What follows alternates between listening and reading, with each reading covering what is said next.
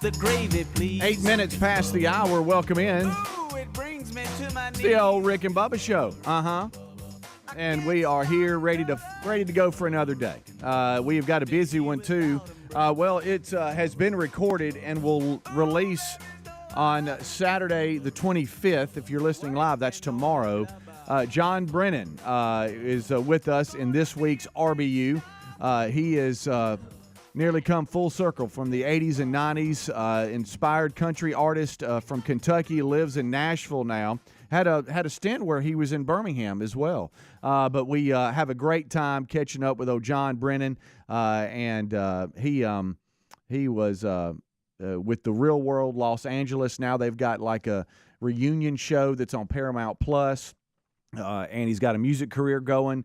John, spelled Jon, John Brennan, Brennan, johnbrennan.com, his website. You can go there for more information. But from actually Owensboro, Kentucky. And we have a great conversation with him. That is RBU this week. We have Greg Burgess. He's at in Hoover, Alabama, at Hendrick Hoover Auto Mall. That's on Highway 31 for those of you that are in town. And he'll be there with Papa Murphy's Pizza, enjoying and having a great time from 11 till 1 p.m. Central Time today. And then it's off to the Man Church Conference in Oxford, Alabama, where he'll be tonight. Helmsy will be there. Rick, of course, will be there. Welcome all men into the Birmingham market in Oxford, Alabama. That's going to be here for the weekend. A lot of excitement as we approach game day, and that's today. Tonight it starts, and just really looking forward to that. And golden ticket seats. If you're headed this way, drive safely. I know we even have overflow today. It's just going to be a fun day. So let's bring everybody in. Over to my left, it is Greg Burgess, and to my right, it's Michael Helms. What's up, boys? Gentlemen. Hey. How is it going? Good. Oh, fired up. A little quiet. Well, you know. All right. Thought we'd have more energy. I do. Yeah, I do. We're going down the home stretch. We got to finish, Coach. Got to finish, huh? That's right. Come on. But no, we have a lot in the news. We were talking, Helms, before the show. Greg and I were just sitting there around going, there's just not a lot out there today. It's the same old stories that just beat you to death. There's a few out there that kind of that we could sprinkle in a little bit, but we have the whole Buttigieg. He goes finally to East Palestine, Ohio, where he wears dress shoes and totally doesn't fit in, and blames Trump for everything. At what point are they going to stop doing that? So that's there. We have tons of video and audio from The View and others. So that's all kind of just the hard news to try to keep it a little bit lighter. There is one story that because I know you like this, Coach. Greg, I can tell, isn't sure, but Jim Harbaugh, hard for me to say, from Michigan. Yeah, he's quirky, but I like him. Yeah, he has made the news because having khakis on.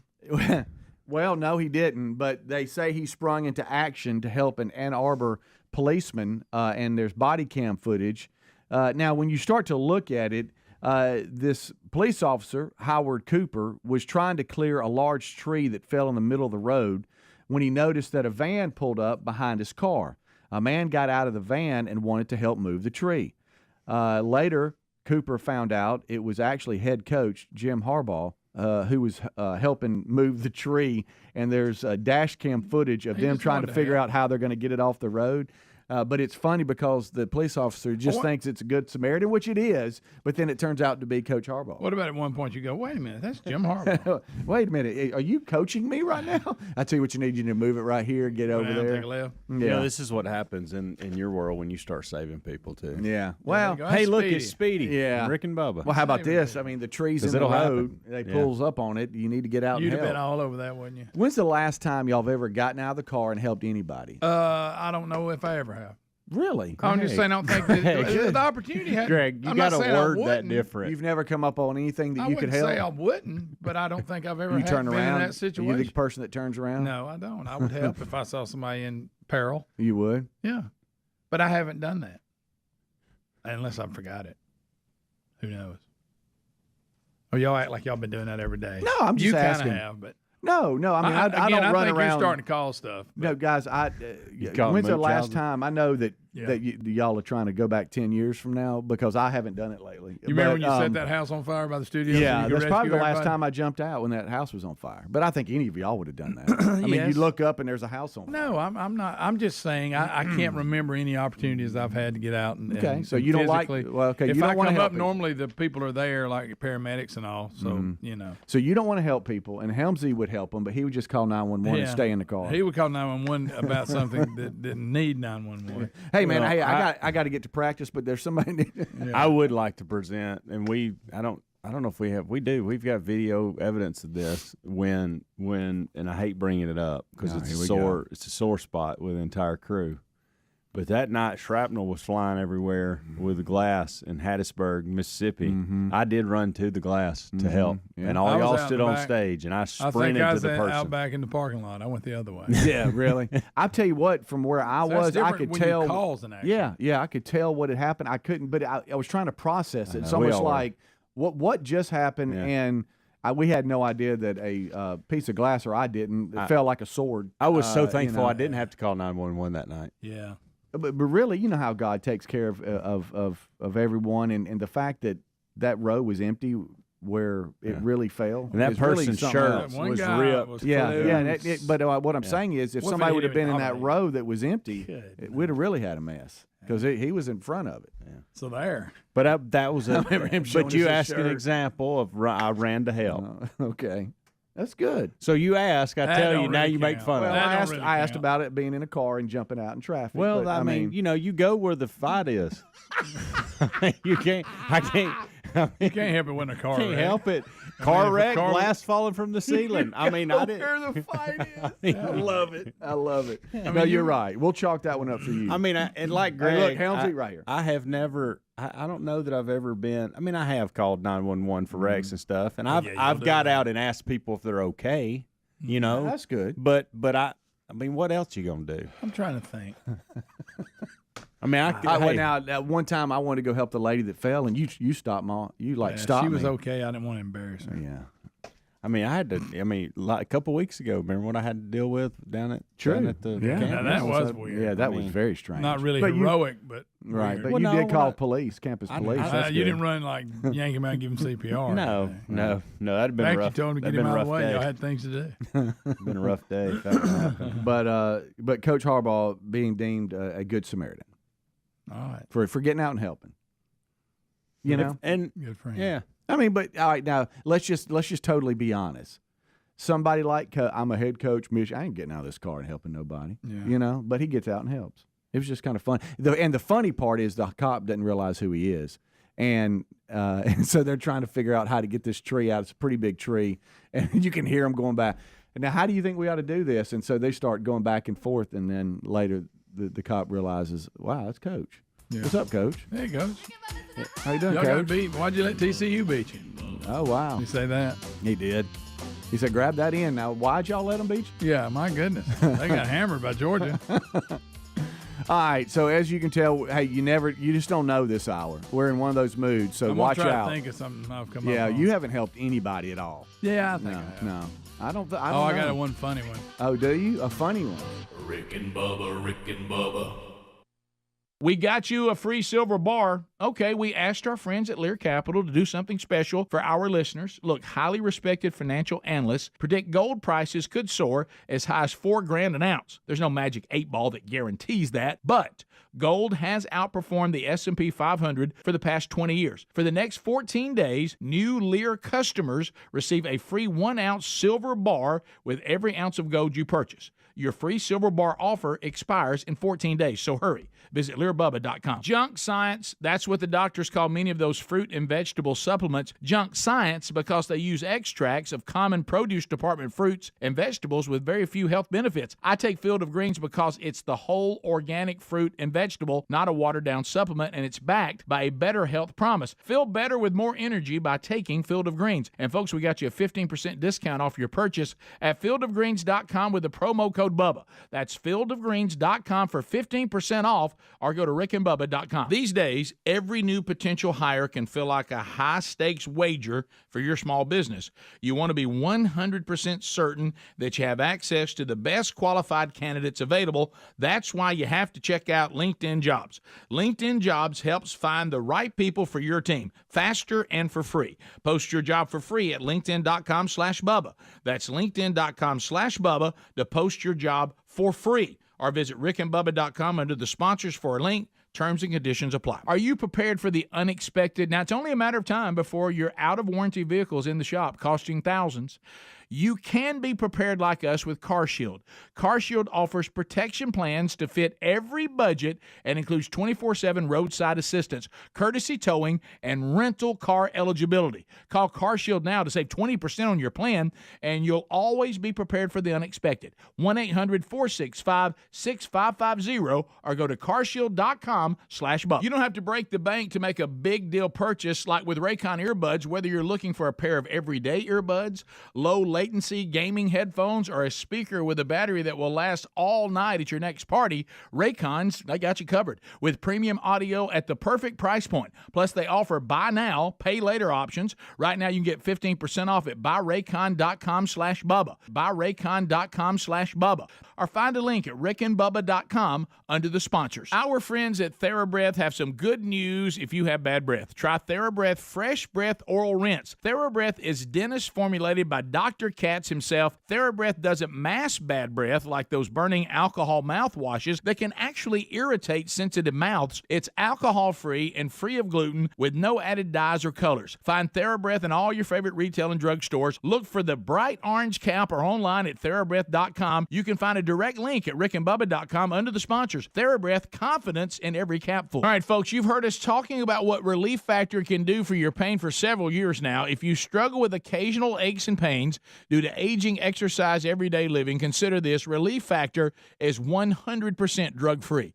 It's made up of ingredients that simply help your own body deal with its natural inflammatory response. And we kid you not, Relief Factor is for real. And the majority of people who order the 3-week quick start for just $19.95 go on to order more. Try it at relieffactor.com or rickandbubba.com under the sponsors. Helix Sleep does it again with an innovative kids mattress made to flip. Why? Well, the firmer side is great for younger kids when they need more spinal support to aid proper development of their growing bodies. You simply flip it over when they're a little older, around 8 to 12 years old, when they want the softer side for sleep. Handcrafted and assembled right here in the USA, Helix is offering 20% off all mattress orders, including the kids mattress. Go to helixsleep.com/Bubba. helixsleep.com/Bubba. Would you do everything it took to protect your family? Of course you would. That's why we recommend Simply Safe Home Security. They make it easy to protect every inch of your home or even your small business with advanced security tech powered by 24/7 professional monitoring. Customize the perfect system for your home at simplysafebubba.com. Claim a free indoor security camera plus 20% off your order with interactive monitoring. That's simplysafebubba.com or visit rickandbubba.com under the sponsors. There's no safe like Simply Safe. Skip extra trips to the grocery store and spend more time doing the things you love with tasty HelloFresh recipes and fresh pre-portioned ingredients delivered right to the door. HelloFresh has 40 weekly recipes and over 70 seasonal and convenience items to choose from for more choices than ever before. Sign up today for 65% off plus free shipping with the code Bubba at HelloFresh.com/Bubba. That's the code Bubba at HelloFresh.com/Bubba.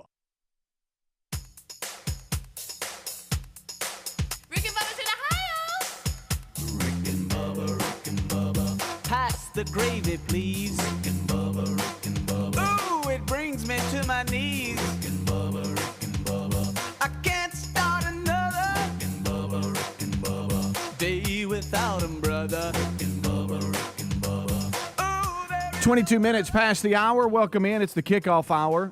We have a lot on tap today. Don't forget, RBU this week is with John Brennan. Great discussion with him. We talked to him about his time with the real world, what's going on with him with his music career. Really a great conversation, so don't miss it. RBU will publish on Saturday morning. That's tomorrow for a lot of you, February 25th. Also, we talked about lunchtime remote with Greg Burgess at Hendrick Hoover Auto Mall. He'll be on the Chevy side there from 11 till 1 p.m. Papa Murphy's will be there. Kevin and the crew serving up some hot pizza, so go by and enjoy that. And then the Man Church Conference in Oxford, Alabama starts tonight and then tomorrow as well. And so a lot of fun. It's game day, and we're excited. Golden ticket seats, a couple of hours away. If you're traveling in, drive safely, and we'll see all of you. Packed house today. Looking forward to it. All right, so Helmsy, you said you had a confession to make. Then that quickly got a reply from us in the break that we probably can't talk about. Sure. But what you well, you know when you say, hey, guys, I got a confession, you know what we're going to say. It's confession/announcement. And really for Greg, I don't think – you may be in this world with us, Speedy. I'm not sure yet. But there's a show that's out, and this is one of those things that I'm not proud I watch and enjoy, but I do. And season 3 of Outer Banks is out. I know it, and that is embarrassing to say. I know. There's nothing Greg. wrong with it. It's almost I don't know what it is. But I enjoy it, I do and too. I've watched the whole thing up until now. Can you remember so, the storyline? I'm going to have to go back or something. Well, I really can't remember where it ended. These things make me mad. They wait so many years between seasons. You don't know what's going on. Two grown men. You know, I think I like it because I like the scenery. Yeah. Married, kids, Without grandkids. Well, and I'll tell you what really hurt last night, okay, is I started episode 1 of season 3, and my 15-year-old daughter, who's about to turn 16, walked in and said, I'm 4 episodes in. See, that's my point. And I that's thought, the audience. And Amanda and I just looked at each other like, wow, That's the okay, audience. so that's where I'm at. Mm-hmm. I've forgot the whole story. I don't even know who. Well, and that's why I brought That's it up sad. too. Evidently, I missed something because the last episode of the previous season, because where they picked up, I was like, what's going on here? Anything. So, but I'll tell you this: you got the same, if not better, scenery. Yeah. And anyway, so I tried. Speaking of that I watched scenery, one episode last night.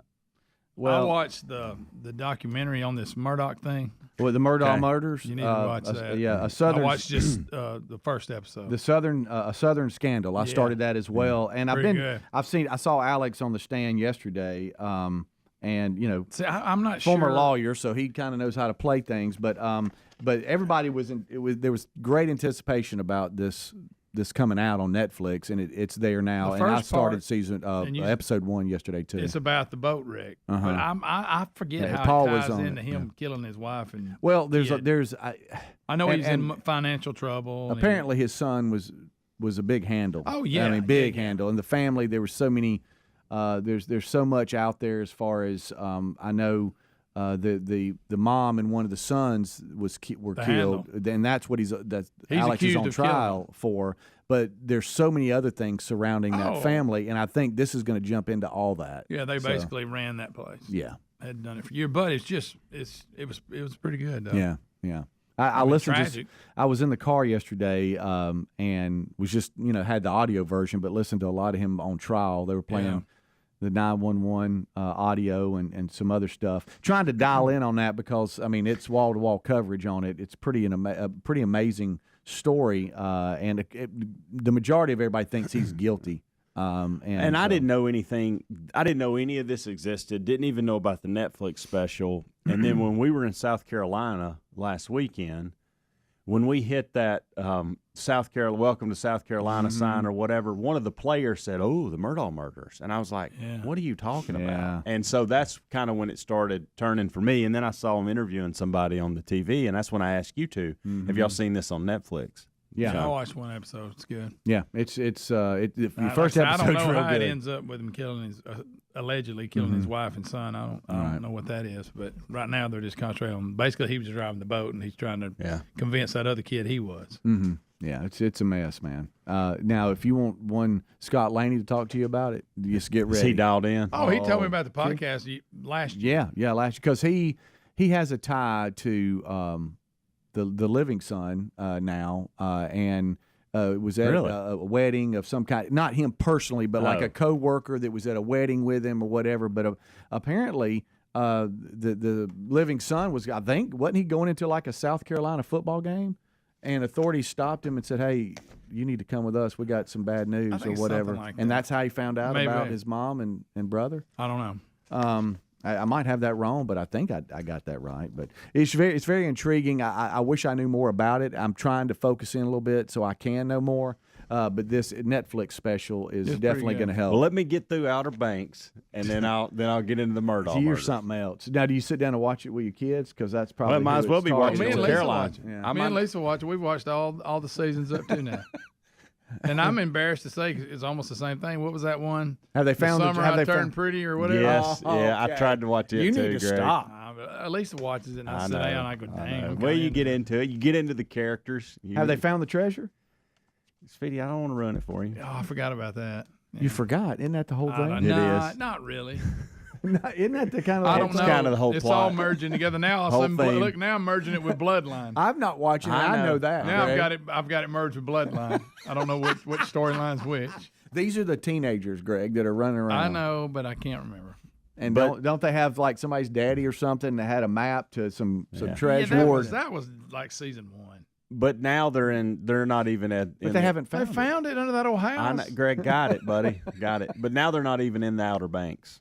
They're somewhere else right now. My God. I wish they would make it back. And I remember when they got out in the boat, the guy and the girl, and everybody thought they was dead, and another boat picked them up. Yeah. Good night. All right, Was so that season you're 2? behind. Was that season 2? Yeah, but you're a little behind. Yeah. That's the way to dial it in, Greg. No, I'm caught up. I'm I gonna just tell you don't what. remember. Here's what for you not to skip is last season recap before it starts. I'll just go back to the last season, watch the last episode, and see if that does anything. I don't know. You gonna pop some popcorn? Or I'll watch that crocodile one.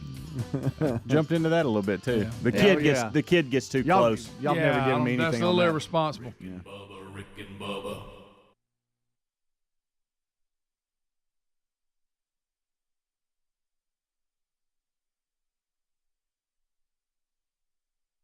When inflation is high, we're all pros at finding creative ways to save, whether it's driving that extra mile for lower gas prices or grocery shopping on sale days. Saving money has never been so important. That's why we got to tell you about our new favorite way to save, Upside.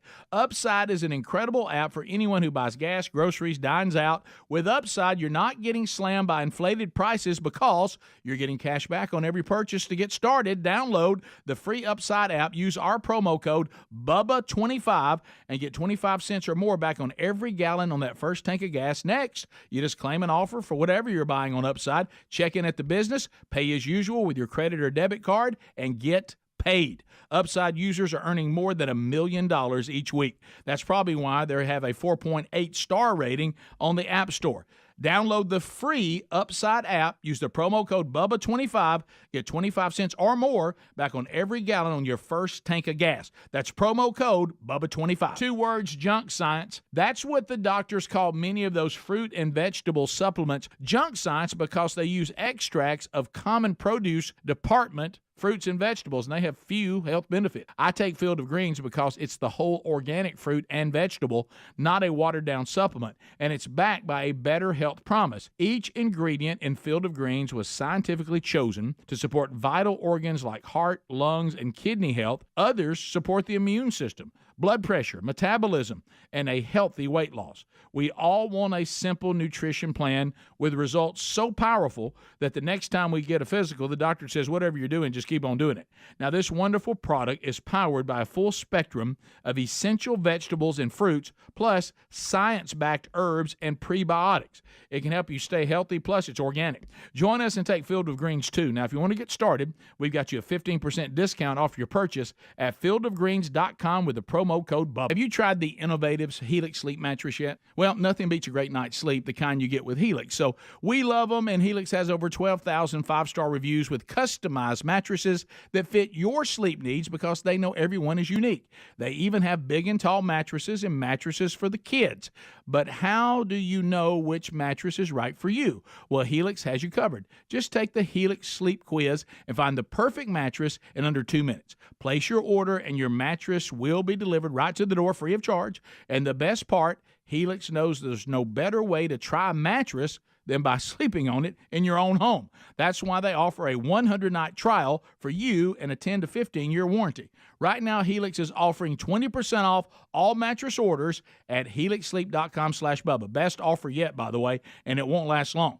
So if you've been waiting to try a Helix mattress, here it is. Now's the time. Head to helixsleep.com/Bubba for 20% off your mattress order. Folks, we've been talking about Relief Factor on our show for quite some time now. Do we guarantee Relief Factor is going to lower or eliminate your occasional aches and pains? No, we never make a claim like that. But what I can tell you is that the majority of folks who ordered the 3-week quick start pack for only $19.95 go on to order more. Now, what we really like about Relief Factor is it's 100% drug-free. It's a supplement that's made up of ingredients that simply help your own body deal with its natural inflammatory response. For a lot of us, that's very important. Getting older, working outside in the warm weather, even exercising can cause frustrating aches and pains, or maybe it's the occasional back, shoulder, or hip pain that's bothering you. Relief Factor has helped us and so many of our friends. So when you think of it this way, is $1 a day too much to see if you can get out of some of that frustrating pain? To order this 3-week quick start pack for $19.95 plus shipping and handling, just go to relieffactor.com. That's relieffactor.com. Let's see if we can get you out of some of that pain. Also, you can go to rickandbubba.com. Look under the sponsors button for a link. These days, every new potential hire can feel like a high-stakes wager for your small business. You want to be 100% certain that you have access to the best qualified candidates available, and that's why you have to check out LinkedIn Jobs. LinkedIn Jobs helps find the right people for your team faster and for free. Add your job to that purple hashtag hiring frame to your LinkedIn profile to spread the word that you're hiring. Simple tools like screening questions make it easy to focus on candidates with just the right skills and experience so you can quickly prioritize who you'd like to interview and then hire. It's why small businesses rate LinkedIn Jobs #1 in delivering quality hires versus leading competitors. LinkedIn Jobs help you find the candidates worth interviewing. Did you know that every week over 50 million job seekers check on LinkedIn? Yeah, post your job for free at linkedin.com/Bubba. That's linkedin.com/Bubba to post your job for free, or rickandbubba.com under the sponsors. Terms and conditions apply.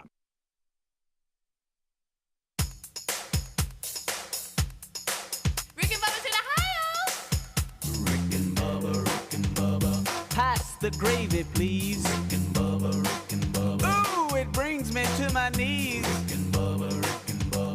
I can't start another day without him, brother. Rick and Bubba. Ooh, there is no other. 25 minutes. 25 minutes until top of the hour. I know you probably are not going to be asked this again today, but let me see how long y'all's tongues are. Can y'all touch your nose or anything? No, I've had just an average tongue. Yeah, have you ever had those friends that could touch bend it up, and touch I'm top of the honest, nose? I really don't want to. Let me see that nose. I mean that tongue. Oh wow, you can't barely touch your top lip. Yeah. That's me. I short can't. I just don't like sticking my tongue out a lot. Okay. All right. I can't roll my tongue. I can't either. I can't. Like Maddie can do it. I can't roll my 10-year-old, and she'll ask me all the time, "Look, can you do this?" And I'm like, "I can't. I have no skill set there." Mm-hmm. Mm-mm. I think I'm gonna be okay in life not being able to do it. But you're right. I can't. Right. Yeah. Why did you ask that? Well, because it brings up that guy I went to school with that had that giant tongue. I always told you about. He couldn't even hardly talk. His tongue was so huge he couldn't even hardly talk. What now? Was it more like Bubba's? Like Bubba's got width. No, this Bubba's tongue this is looked big. like Gene Simmons. Like a lizard, long, real long. Yeah. I mean, you could tell even when he didn't have his tongue just sticking out that this guy's got his tongue's too big. It's almost like how does it fit back in the mouth? Yeah, constantly got a dip in his mouth. Yes. It look like that. Yes. I mean, you could look at him and go, "Oh, that guy, his tongue's huge." Was he proud of it? No. It's kind of a burden on him. Of course, we didn't help it. No. Did you always say, "Let me see it"? Well, he had a nickname, stuff like that. He did. What was it? That's hush. Is it? Can you we give air him the a second. nickname? If you give him a second, he'll actually say it. He will. He will not. Right. Well, it's kind of part of his name. Here we go. So that he would know. Just drop it. Is it a bad nickname? No, it's not bad. He just you'd be calling him out on air. He would. Well, that's never stopped you before. Yeah, that's a good point. Yeah. All right, Speaking of, hold on just a second because we're going to get to why I bring it up. Okay. Wow. So you really hiding that from us? Ski. Speaking of mouths, I bit the crap out of my inside of my lip yesterday. Really? I bite always the inside of my cheek. Uh-huh. Do it all the time. I can't chew gum anymore because of it. Well, that's what I was doing. Really hurts bad. It's like my jaw or something's out of alignment. I bit it so hard. I do it all the time. I don't know what's up. I bit this lip so hard. I hate when that happens. That first of all, it was bleeding, and second of all, I thought I chipped a tooth. It was so rough. It was nasty. Chipped a tooth. I thought it on your lip. Yes, it was. What kind I of bit lip you down. got? You just totally missed the gum. I did completely. Yeah. Don't know, and I was just walking. Walking and chewing gum at the same Well, time. there's a joke some people about do that. it, some people can't. Yeah, I can't. Evidently, I'm moving into the can't category. I This side don't- of my cheek, I do it all the time. Terry, she loves gum, but so she'll if you just watch out, she'll be chewing gum. I've had to trade it in for breath mints. Yeah, I just can't chew the gum. I have never been a gum chewer, Oh, I used to. Hubba but Bubba. here lately, Coach DeSanto always has a pack of gum, and he's always asking me if I want a piece, and I always say yes. Mm. And now I'm starting to chew gum, but evidently I need to stop because I'm I'm, glad he don't dip. I'm biting I my know. lips. Good night. Oh, Imagine so if you drank. that's what I would do. Yep. He keeps offering me a dip, so I had to take it. Well, Coach keeps asking me. Lips still hurt. Yeah. Well, the reason I asked about y'all's tongue, Yeah. and Exactly. that helps That- a little bit because that's your a little tongue, weird. might have gone your way a little bit. But there's an Arizona dog that has been dubbed to have the longest tongue in the Now, how do world. they know Guinness that? World Records. How do they know A that? 3-year-old English setter named Bisbee was awarded the title after his owners in Tucson decided to have his tongue measured by a veterinarian. I bet they had to knock him out. Yeah, really. It says here his tongue is 3.74 inches longer than his snout and Yeah. was awarded So they the just Guinness going with World excess. Record for longest tongue on a living dog. 3.74. Somebody measure that. So that's what's sticking out So is past his his tongue mouth. that That's long? past his mouth. It's actually probably bigger than that. Oh, that guy I went to school with was longer than that. It was. What's his nickname? Huh? I'm just kidding. Greg, you're not, but No, you I just mean, won't tell us his no, name. because it's That's weird how he's sensitive on Well, something. no, That- because that is probably about it's the part size. of the person's name. We get What that, do you buddy. mean? We You understand. would know. Like, like me, Helmsy, Yeah, something like or Calvin Speedy Wilburn. You saying it? Y'all the middle nick? Kinda. Okay. the nickname flows with his real Yeah. name. Mm-hmm. And you scared to say it. I ain't scared. I don't want I was Well, I about thi- I to give think he y'all a knows really he has bad a- example, by the way. I think that he would've knows he has a probably got large it. tongue. You know. to. Yeah, I bet he does. I just don't So- think so- he probably wants to be reminded of it. Right. He may have won an award. I don't Especially know. since the nickname y'all gave him is making fun of him. Well, it really wasn't. It was. Greg. Okay, you obviously have a speech impediment if you have that big of a tongue, so it kind of played into that. So that's not making fun of him. No, it is. Goodness gracious. So back to this couple that got this dog. They actually adopted the puppy at a charity auction and noticed his unusually long tongue. I wouldn't have got him just for that. He just looked really disproportionate. Why don't you go get an ugly dog? Oh my gracious! Jay and Erica Johnson are the ones that adopted Bisbee, and they said the tongue is a little unusual. Guinness World Records said record requires the canine's tongue to be measured from the tip of the snout, and the dog's tongue was measured at a record-breaking 3.74 inches. How about that? As if they've measured, probably the only dog they've ever measured. I doubt people are lining up for that Guinness record. Yeah, for a living dog. Yeah. Living dog. Okay. Yeah. Well, How about that? I always used to have. What about when you get a? Betty is busy. Do what now? How dogs are. What about when you could get the stem of like a Why is cherry he or so whatever, happy? and then tied with your tongue in your mouth? Could you do He that? never leaves the house. Okay. He barely has to turn his head. Yeah. You know? Good night. Huh? All right. Anyway, we're gonna move on. Yeah. This one here, Better, I would say the most disturbing story of the day. I don't want no part of this. Viral post about bug in food I don't like bugging food stories. leads to discovery of nearly 20 dead roaches at popular Florida chicken joint. See, here's what happens when I do these stories. The next time I'm eating something like that, I go, ooh, and I get to thinking about it, and I can't eat. A video posted on social media I'm turning the headphones. showed a cockroach cooked into her food at a, do I say it? Because, oh my goodness, my sister lives here. I wonder if she's eaten. Call her. Really? No, it's too early. But Slim Chickens, located on 9 Mile Road in Pensacola.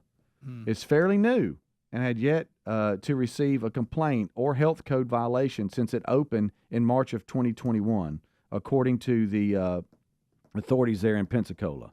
That changed after Haley Kirkland found a cockroach in her food. Quit reading. I'm sorry. At first, I thought it was a burnt spot. It keeps getting worse, y'all. And then when I picked it, oh, no. Then when I picked it up, it was a bug. It was a whole bug. Oh, there's the picture. Would you look stop? At the, look at the picture. Would you look. stop? Will not look at it. Stop it. Won't look at it. Won't look at it. Have you ever found anything in your food? Nope. No, but I I had not, a food. and I purposely don't look. Really? Do you just go ahead and I eat? just soon not know. I feel you on that. I just soon not know about it. I had a food experience yesterday. A guy kind of talked down to me. I didn't like really? it either. Yeah. So on campus at UAB, they have right behind one of the dorms, close to the tennis courts, they have a Moe's, Southwest Grill. We're gonna move. And I'll go in there, and they have like, it's not like a full blown deal. They have like 3 options. Okay. And one of them's a bowl where you can just ask to, for everything. It's almost like the Chipotle format where you just tell them whatever you want in it. And so I got a bowl, and I got chicken, and I got rice, and queso, and peppers and onions, sounds good. and jalapeno peppers and lettuce. All right. And as I'm going through telling him, this particular gentleman, what I want, I'm pointing as I'm saying, like lettuce and this. And I said cilantro. Okay. And because there was a bunch of red sitting there, and I thought, well, I want some of that. We don't have cilantro, sir. Oh. That's not cilantro. Oh. And I said, well, I want whatever that is. Yeah, sorry, I used the wrong name. He goes, well, there's cilantro in it, but that's not cilantro. Oh. Well, who cares? And Just give it that to was me. my thought. You don't have to break down. I was what- like, hey, really don't care what's in it. I want the red stuff. I used the wrong I want term. the I'm red sorry. I just put the red stuff in my bowl. Give me the red. But he kind of talked down to me. Yeah. And I thought, well, He so said, this "What an was idiot." this made his day. He deals with a lot of people. And He didn't thinks like that's Helmsy. cilantro. Yeah. Yeah. I just, whatever, dude. I want the red stuff. Right. I want it. That's Right. what I want. Well, I know you brought that up to ignore this story, but this sounds like a sabotage. Well, I wanted me. to get away from talking about this, Not Speedy. if they found This remnants of them. This sounds like, well, I mean, I'm sitting Sorry, here looking Greg, at I tried. I'm sitting here looking at the picture. There's no way you make this chicken with knowing that's I mean, it's like planted on there. Oh, You know what I mean? Just quit talking about it. See, this is Was a blind person making the chicken? Or just somebody halfway doing their job, not looking. Well, they're really not looking. They're closing their eyes. Well, It just seems like this, I don't know. Something's up here. it happens, y'all. We don't want to Something's admit up it. It here. happens. But I will be calling. My sister gets up pretty early to go do a little bit better. And I need to reach out to her and see if she goes to this place. Because she's like you, Greg. What if they She loves quoted- chicken. What if they quoted her in the article? And she was one of the people that saw it. Lynn McCraney. Was shocked to find. Right. She was on her way back from Mardi Gras. Oh, man. Yeah, that's right. I'm sorry about that story, but it's I right wish there. you hadn't done that. It's one of the top stories today. I tried to change That's the top directions. story. Well, in my world, yeah, it's right there. Right there on where I go to look for stories. I'm sorry you can't order right, Helmsy. Guy talked down to me. Get that dialed in before you go back in there. That's not cilantro, sir. Bubba, Rick and Bubba. I'll second guest dinners with friends because they can be interrupted by diarrhea, gas, bloating, stomach pain, or oily stools. It turns out I have EPI, or exocrine pancreatic insufficiency, which means I'm missing the enzymes needed to digest food. My doctor prescribed Creon, pancrelipase, an oral prescription medication that replaces pancreatic digestive enzymes. Creon treats EPI due to cystic fibrosis, chronic pancreatitis, pancreatectomy, or other conditions. Creon may increase your chance of fibrosing colonopathy, a rare bowel disorder. Tell your doctor if you have a history of intestinal blockage or scarring or thickening of your bowel wall, if you're allergic to pork, or if you have gout, kidney problems, or worsening of painful swollen joints. Call your doctor if you have any unusual or severe gastrointestinal symptoms or allergic reactions. Take Creon as directed by your doctor and always with food. Do not chew capsules, as this may cause mouth irritation. Other side effects may include blood sugar changes, gas, dizziness, sore throat, and cough. These are not all the side effects of Creon. Creon is the #1 prescribed EPI treatment. Ask your doctor about Creon for EPI and visit creoninfo.com or call 800-633-9110 to learn more. That's CREONinfo.com. It's time to think about your tax refund. And Jackson Hewitt wants you to think biggest. As in, we guarantee you'll get your biggest refund or your money back plus $100. Who offers that? Come to think of it, nobody. It's one of the biggest guarantees out there and why you can't just file with anybody. For your guaranteed biggest refund, go to Jackson Hewitt today. Your wallet will thank you. When every dollar matters, it matters who does your taxes. When you're an innovative business, every blinking cursor, every blank page is an opportunity. What will you do with it? Will you make something better or create something new? Our Dell Technologies advisors provide you with tools and expertise to do incredible things. Because we believe there's an innovator in all of us.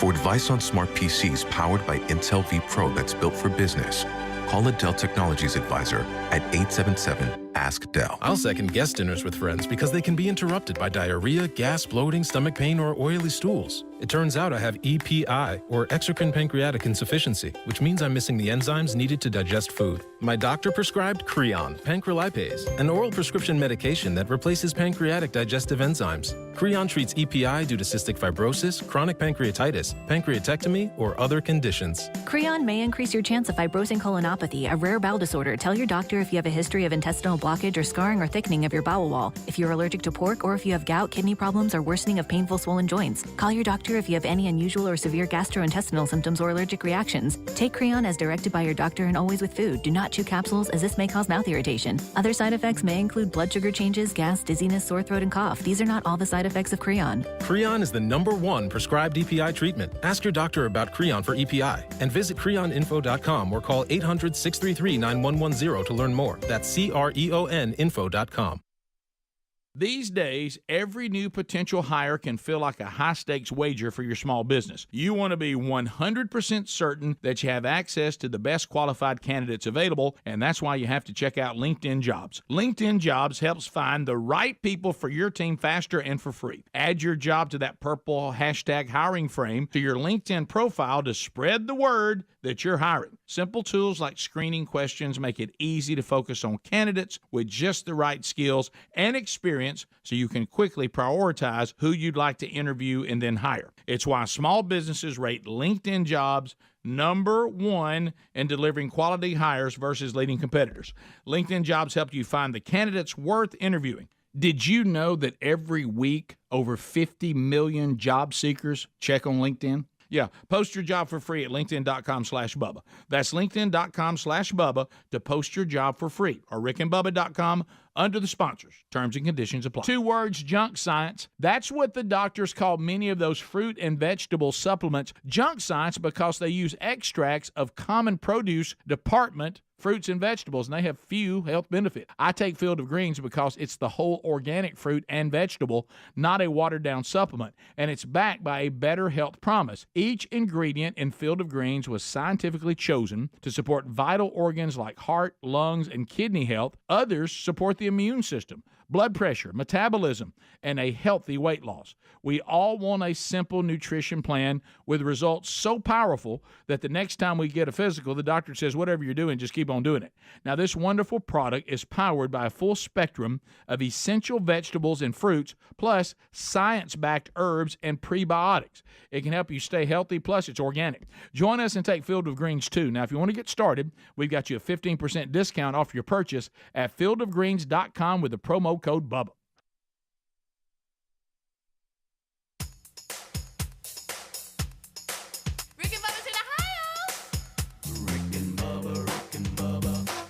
The gravy, please. Rick and Bubba. Ooh, it brings me to my knees. Rick and Bubba.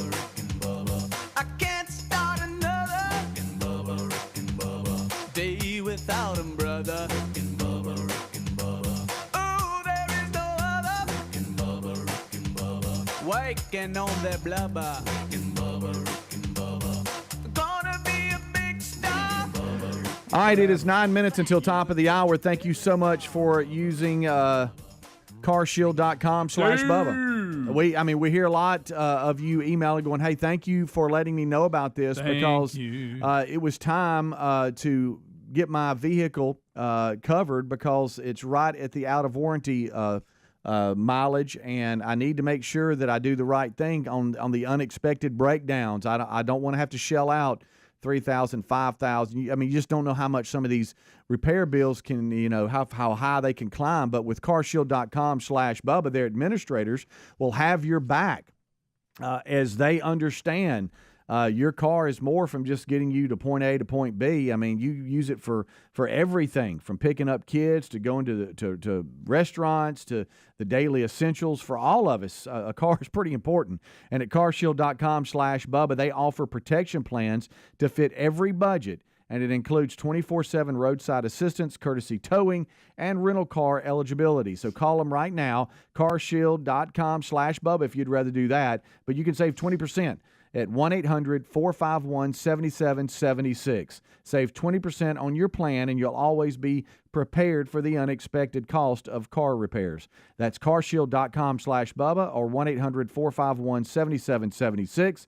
You can also find a link at rickandbubba.com under the sponsors button. All right, Helmsy, you got a would you rather, and then I've got a story I'd like to bring to the table on just, you know, I mean, we're all trying to do better when it comes to our daily budgets around the house, groceries, items, and I got a question for y'all about that. But go ahead. It's not a would you rather. It's a QFTA question from the audience. Oh, okay. And this is a weird. Y'all may shut this down the minute I ask. Some of them are weird. Okay, but this was sent last week and I never got to it. When was the last time you saw a hickey in the wild? You saw somebody with a hickey. Let me think. Now, if y'all remember, that picture a couple of weeks ago. That I met when I was out with the family. What did he say? What is your problem? What did he say? Goodness. I mean, I just said in the commercial break. Did you really? That yes. I didn't hear it. Talk about you got on Greg this morning. I'm saying that we met as a family. It has nothing to do with you. Yeah, well, now you're changing it to help me, which is fantastic. Right, but you're talking about it. Gosh, nobody would have even known. Yeah, they would. Helm's got a hickey? No, Greg. Amanda missed him. Somebody. What? South Carolina trip was a little longer than I wanted it to be. There ain't no telling. Well, never mind. No spring break trips and conference tournament shows up. Wow, look out. Mm-hmm. I saw one about 2 weeks ago, and I couldn't believe it because that's the first one I've seen to this guy's point in a long time. Yeah. And it was more so I couldn't believe who had it than anything. Oh, really? Yeah. But no, Speedy just tried to tell everybody. But do we know? Buddy, you were saying more than me. Oh, I do know. Okay, I had it covered. Well, then stop there. I do know. I had it covered. Stop there. Hey. Yeah, Stop there. I remember now. I had it covered. Speedy, we're on TV. Let me tell they you. Can't see. Look how we're far away they are. We're on watch TV, this. buddy. Look. See? You ever been in like Walmart? You do that well. You ever been in like Walmart and you turn around and there's a woman standing there with her flip flops on, a big old hickey on her neck. She's like 8 months pregnant. Ain't nothing more white trash than that. Thank you for that, Greg. You're like, good. It was when the timing on this question was interesting to me simply because I had run into somebody that I knew and hang around a good bit. I haven't even thought about hickey in 20 years. Well, that was me, and I was was shocked when oh goodness gracious, I forgot about those. One of those, and then uncomfortably brought it up. I know who it was, and that's even more uncomfortable. Greg, stop there. But so y'all are like me. It's been a while since y'all have seen one. Yeah, I don't know. I forgot they even existed. Yeah, never really understood the hickey. I don't either because it's like you didn't feel that. Yeah, I know. So you just let them. Remember all the cures for them? Toothpaste. None of them worked. Yeah, turtleneck. Fake whiplash in a car accident, having them neck collars on. Hey, Helmsy, it's June. Why do you have that turtleneck on? Well, it's just cold in here. It's cold, a little airish. Need to wear one for a few days. Then they go through the stage where they turn yellow. Oh, yeah. Purple, yellow. Yeah. That's the healing process. Yeah. Then you get your mama's makeup out. Yeah. Oh, wow. All right. But no, I can't remember the last time. Well, and I haven't. They must not be as popular as they once were. Well, they must not be. Or I'm not hanging around the right crowd. Well, I'll pay more attention next time I'm in Walmart. Oh, my goodness. You'll come across one there. Sure. Yeah. All right. So is that it? Yeah. I just want to know if y'all had seen one in the wild lately. Okay. No, I have not. To answer your question. I can't say I have, but I will be looking from this point forward. I need to give Terry one. I'm doing a little study. Yeah, I bet she would love to go to work with that. That'd be awesome. That'd be great. Snake up behind her. Oh, boy. Know. Stop it. You'd probably get punched. All right. So it's a few minutes here before top of the hour, and I have this story here. We're all about saving money, right? Yeah. But there's certain areas that I go, no, we're getting the best. And toilet paper is one of those. Oh, yeah. I don't skimp on that. No. There's a eco-warrior mom, Eco-warrior. has revealed she has ditched all toilet paper and instead relies on reusable family cloth because it saves money and it's softer on the Did y'all hear bum. the word there? You know what that means? You got to go in there and wash it off. Think about, sometimes are worse than others. Yeah, this hour's been kind of gross. I've just realized it really that. has. But that's ridiculous. My point is she's saving enough of the earth or whatever she's trying to save? Yeah. Come on. And plus, she got a red A. The butt's raw. I saw yesterday. I'd never seen this before. Off of it. I sent you a picture of it, Speedy. I don't know if you noticed it or not. Oh yeah, the toilet. Couldn't touch it with did a you powder see why I saw a green handle. That's on what that was. That's why I was sending it because I guess the Was water your dog they're in going green. Oh, they're probably reusing that water. It wasn't somehow, brown water they whatever. were reusing. Was it? Well, I mean, Imagine that spraying up on you. Yeah. Oh, wow. But I'd never seen a green We're handle. like really gross this hour. Yeah, I'd never seen a green handle. Y'all seen a green handle letting you know that hey, we're green? Oh, whatever. Handle of what? On the toilet. Really? Yeah, the pull down. The pull down was a green Now handle. I've seen the number 1 and number 2 different buttons. Like one you use it as not as much. I thought at first. Well, that's very good. Observant of you. I thought at first, wow, so we're really getting out of hand with the green and gold around here for Blazer Country, but but it was more so. Well, what's there was, green about? What are they doing this green? Well, it was eco-friendly. Greg. How's it? How? Something about the water. As opposed to not. I don't know, Greg. Come on. That's something you'd have to ask them. Those are gonna make you mad. I didn't either. Hey, stop. If my mom had come to me and said, hey, we're ditching toilet paper. Oh, my And here's a reusable family cloth. Use that instead. I'd say, Mom, I don't. If you have got to to wash it after every. Listen, use the cloth every day or have a hickey every day. Which Hickey. one? Hickey. Just suck away. You can call me Hickey Greg. Yeah. You just said suck away. On my neck, because you're talking about hickeys. Yeah. And I'm talking to my wife, not you. Rick and Bubba.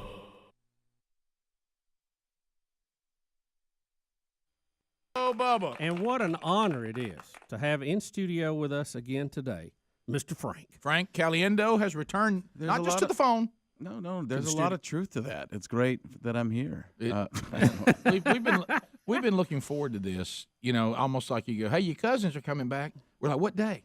We're happy, but we were concerned because a lot of times when people come through here on their way up, right. We never see them again. Right. And then when they circle back around, that means, maybe things are not We going haven't as seen well. Zach Brown Band in years. This is just a huge mistake. I actually talked to Speedy, and I scheduled most of the southeastern part of this tour was based on being able to come in here because I don't come to the southeast that much. I don't know why. You're loved here. These are your people, Frank. Yes, that's what I was thinking and trying to get people to be on board with as well. So I talked to Speedy, and it was originally I was going to be here on the Thursday, I think, of this week, but then a corporate show popped up, and I had to rearrange everything. That's why I go to Washington, D.C. Yeah, that's odd. Yeah. So originally it was supposed to be a little bit more in the, what is the Atlantic East? What do they call that up there? The Baltimoric. I don't think they call I'm not it that. good at The geometry. Eastern Seaboard. Geometry throws me off. It's geography, Mr. President. Whatever. So that's the difference between him and Donald Trump. Trying to be like, let's just call it that now. We're going to call it Baltimoric. All right? It's going to be that. If you don't like it, go jump in a lake, which is not going to be hard today because there are lakes forming everywhere. Right, they really are. Yeah, because you remember, did you watch Sesame Street growing up at all? Yeah. Do you remember the one of these things is not like the other? Yeah. One of these things does not belong. When I saw Washington, Nashville, Birmingham, Huntsville, Charlotte, Washington, D.C., it just doesn't. Are you doing something with Trump? You just can't tell us. But he's Is that actually coming it? to your show tonight, right? I don't think. Could you imagine that? We're going to shut down everything. I'm going to pop into Zanies. It's going to be a tremendous show. You're not going to believe how magical it's going to be. It's going to be Harry Potterific. So I did that Potterific. It's incredible. I'm doing that with all kinds of words these days.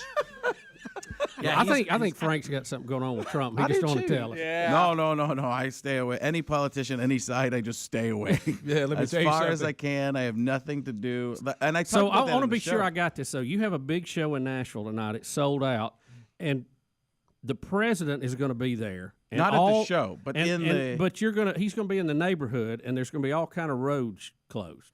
Well, I can get through because I can just be like, listen, let him through. It's going to be fine. It's Caliendo. I mean, he says your name. I mean, that's when he'd dive right in.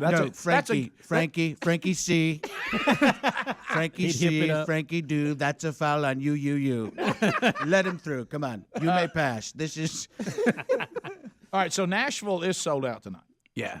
But you're going to pick up another Nashville show later on July 10th. Yeah, because I'm in Chattanooga on the 11th. Okay. So that's only a couple hours away. I'm learning my southeastern geography. You really are. I was really pretty bad at geography because people always ask me where I started doing the impressions.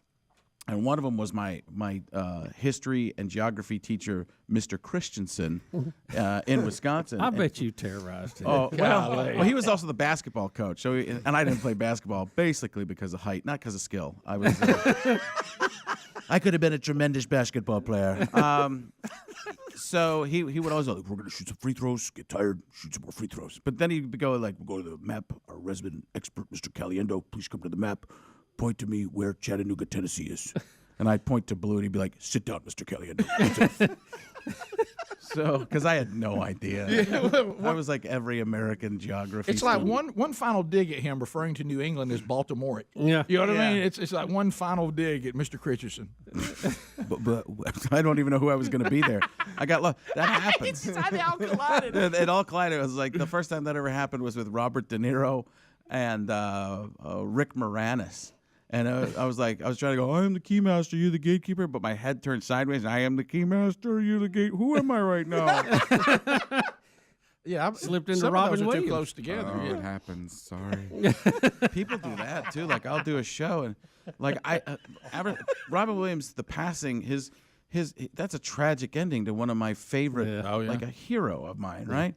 And then I don't do that in the show anymore, but people yell it out. Yeah. And it's so odd because guys are like, do some Robin Williams. Like, oh, no. And then the women are like, that's so sad. Oh, right. See, that's one. So that's what it is. So it's like, I grew do the bearded one where you win an Academy Award, you know? Have fun. Just learn something. Goodwill Hunting. I can watch you all day. You can. I mean, when his face becomes that person. When you add the face, it really becomes bizarre. it used to be weird because you wouldn't want to have facial hair as the person who did any impressions. Right. And now everybody has facial hair. Right, it's like, back. It's cool. It's the caveman look. Yeah, we got it. Thanks, Duck Dynasty. Thanks, Doug. This took me like 15 minutes. That's how Italian I am. Speaking, well, maybe we should come back because we must talk about Morgan Freeman. Oh, absolutely. Because you were talking about when you're doing impressions and you don't know what's going to happen. People pass away. Well, people get in controversy. It's tough too. Are we waiting for it to come back, or is that a tease, or should we go into it? Slight tease. Because I'm just working on my radio skill again. No, just. It is 6 minutes past the hour, the Rick and Bubba Show. Thanks for being with us, and we're so thankful you're here. We got a lot to unpack today, as is the norm. This hour, we get this baby started with the national anthem.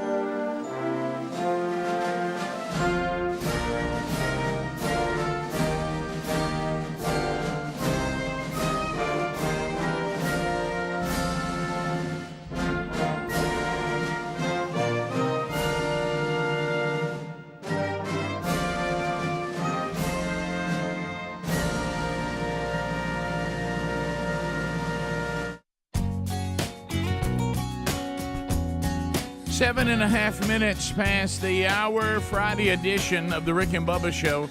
Unpacking the stories of the day, your phone calls, stories from within the show, around the country, and even touching parts of the world and everything in between.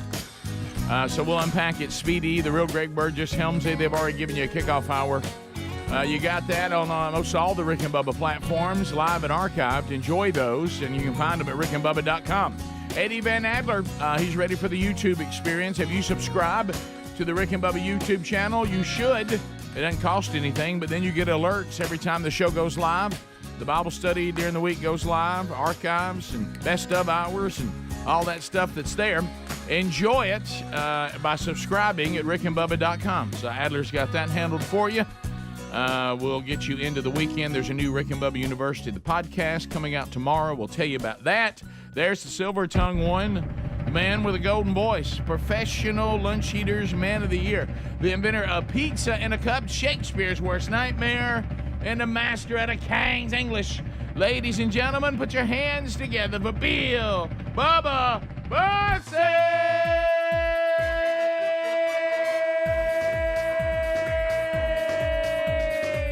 Howdy, Bubba. How about it, Rick Burgess? Friends, neighbors, and associates.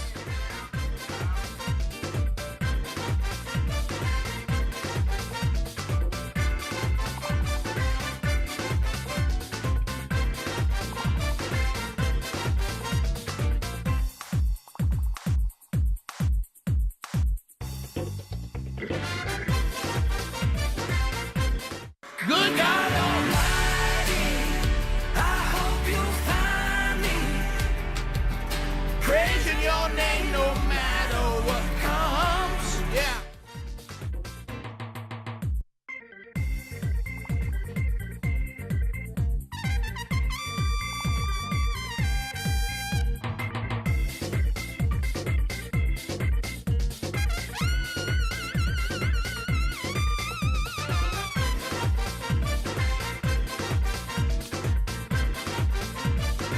Yeah, he is. Yeah, he is. So, Bubba, you ready to go, buddy? Yes, sir. You fired up? Yes, sir. Last time I saw you, you were holding court. Yeah. You were too, across the way. I saw you just a minute ago. It wasn't too long ago. To make something socially awkward more awkward, Bubba and I did end up at the same restaurant last night in two different groups. Funny. It was, I was over in Bubba's turf. This is an area. He's got a restaurant. He's snuggling pretty tight over there, and so the Man Church Conference starts today, guys. And say that again. Starts today. Love you, love all of you. I do. I love you so much, and I'm so thankful that you're coming from everywhere. But if you're sending last minute emails right now, needing the team to help you with something. I just called the venue. The team's tied up. Ship's done sailed. Hey, team pretty busy today. Got a lot to do. I've seen a lot of packed trucks and a lot of stuff.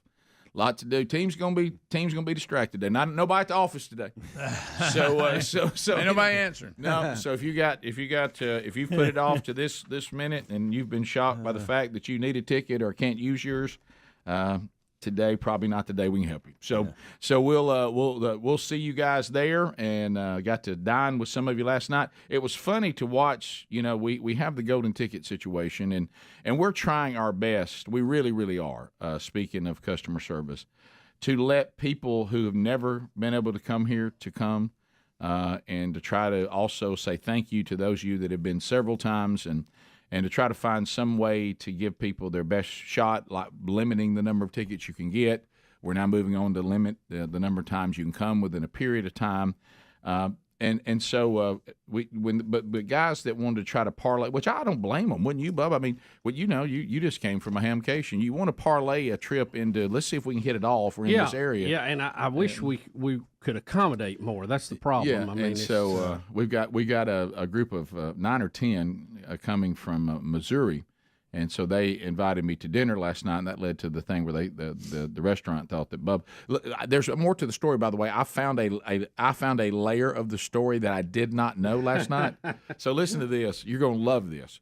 So just what I just said, we limit golden ticket seats to 4. You can only get 4. Right. And Of course, they have more than 4, but they know the show so well. As they argued at the table last night, the guy said, "Well, all you can get is 4, so I got 4, and the 4 of us that put this trip together are going. The rest of y'all we'll pick you up and we'll go to the conference." So it was funny to watch that. But anyway, so when he called to get the reservation to the restaurant you snuggle, he was told by Travis, rightfully so. He said, "I looked online; it said limit 6. That's all you can do." Okay. He said, "Well, I had 10." So he said, "So you gave me another restaurant, some others, and I noticed that theirs said if you have more than 6, call us." Right. He said, "So when I dialed, I thought I was dialing that restaurant, and I dialed Travis again." And he said, "And this is how you and Bubba got drug into it." He said he answered the phone, and he said, "I'm sorry, we can't accommodate more than 6." And he said, "Well, your website says you're going to love this since you know Travis better than me." Oh gosh. He says, "Well, no, your website says if there's more than 6, just call you." He goes, "I don't think my website says that." He goes, "I'm telling you, I'm looking at it right now." Well, he was looking at the wrong restaurant. Right. So finally he says, "Does it matter that I'm bringing Rick Burgess with me?" Look, and then he said, all of a sudden, Travis said, "Well, look, Rick's coming." And I guess that's when he thought you were coming too. Right. So then he actually made special arrangements for them because this guy thought he was talking to a different restaurant. So anyway, and so that Jordan told me sounds that was like a sitcom. Oh, it really was a sitcom. So anyway, the meal, as always, was they loved it. Yeah, so outstanding suggestion, and it was good to see you, Betty, and Hunter, and David Shaw and his wife Nancy. And so it actually became kind of a little Rick and Bubba reunion last night. So we had a good it time. was good. But back to the other problem is sometimes there's only so much we can do, and we're excited about all that's going on this weekend, and we do our best. How about that? We do our best to accommodate as best as we can. And of course, like I said, I told all of them just to come on. Come on. Helmsley's not listening. He's acting like I'm responding to emails. People want tickets. Did you hear what I said? No, I didn't. So I just told all 10 of them just to come on. Rick, we'll make room. Sure. Rick, we'll make room for you. We're to a point today they probably could just come on. No, don't say that. Don't say that. Yeah. Come on. We're packed to the walls, and I told them that. So and they're kidding around. They understand. But you know how guys are. If you're the guys who got left out on the golden ticket parts, you have to harass the other guys. Mm-hmm. And then what I enjoyed is when you come to a new place, because they've all never been here. Well, the guy I told y'all what to do last night. Yeah, so there was a guy that was in charge of booking a hotel in Birmingham for the 4 that want to come here. Right. And then they're going on to Oxford. Well, of course, all the Oxford hotels were sold out. And so even when he booked them, okay, because they went fast. Because it's not like a big metropolis. Right. Have they checked Muno Court? But Greg, so what I did last night, being the guy who's local, anything they would bring up, I'd say, "Now, where are y'all at tonight?" And he'd say, and I said, "Oh, boy." Look, in the whole table, like, what? Yeah. Rick, look, and I said, "No, good night. Where are you going in Oxford?" He said, "We couldn't get to Oxford." He said, "We got near Oxford." I said, "Where'd you go?" Greg, and he sent it to me, and I said, have y'all discussed carjackings? I said, like if y'all get carjacked, what do y'all do? And the other guy said, "Well, are you being serious?" And I said, "I just tell you better have your plan together. You better be ready to react." No, really, the guy made 2 pretty decent choices considering the situation he was in. Okay. Yeah, he's not far from the studio, so he's all right on that one. And I'm just going to tell you about the one he's staying in for the conference. His address features the word Speedway Boulevard. I'm trying to think where that would be. Oh my goodness. Lincoln. Yeah. I'm trying to. Which end of Speedway Boulevard? Bubba, Rick and Bubba. You don't have to bring this like these because people are thinking as soon as you popped on the air, everybody was thinking, "Is he going to talk about Morgan Freeman?" So that's okay. Stop! Don't even say it. Don't say a word. So I was going to finish the thought George about Bush the geography. He's going to ask me questions and tell me not to answer them right now. But is the geography teacher, is he still living? Yeah, I think so. Yeah, so it's possible. Do you get back to your home and high school much? I've been back a few. It's been a while now. No, I'm trying to forget a lot of the high school years. Well, I wanted to, like, are these put people, a statue of you up? Are these people seeing what you're doing for a living and no one's surprised? I think it's probably 50-50. I was really quiet until about 9th grade or so.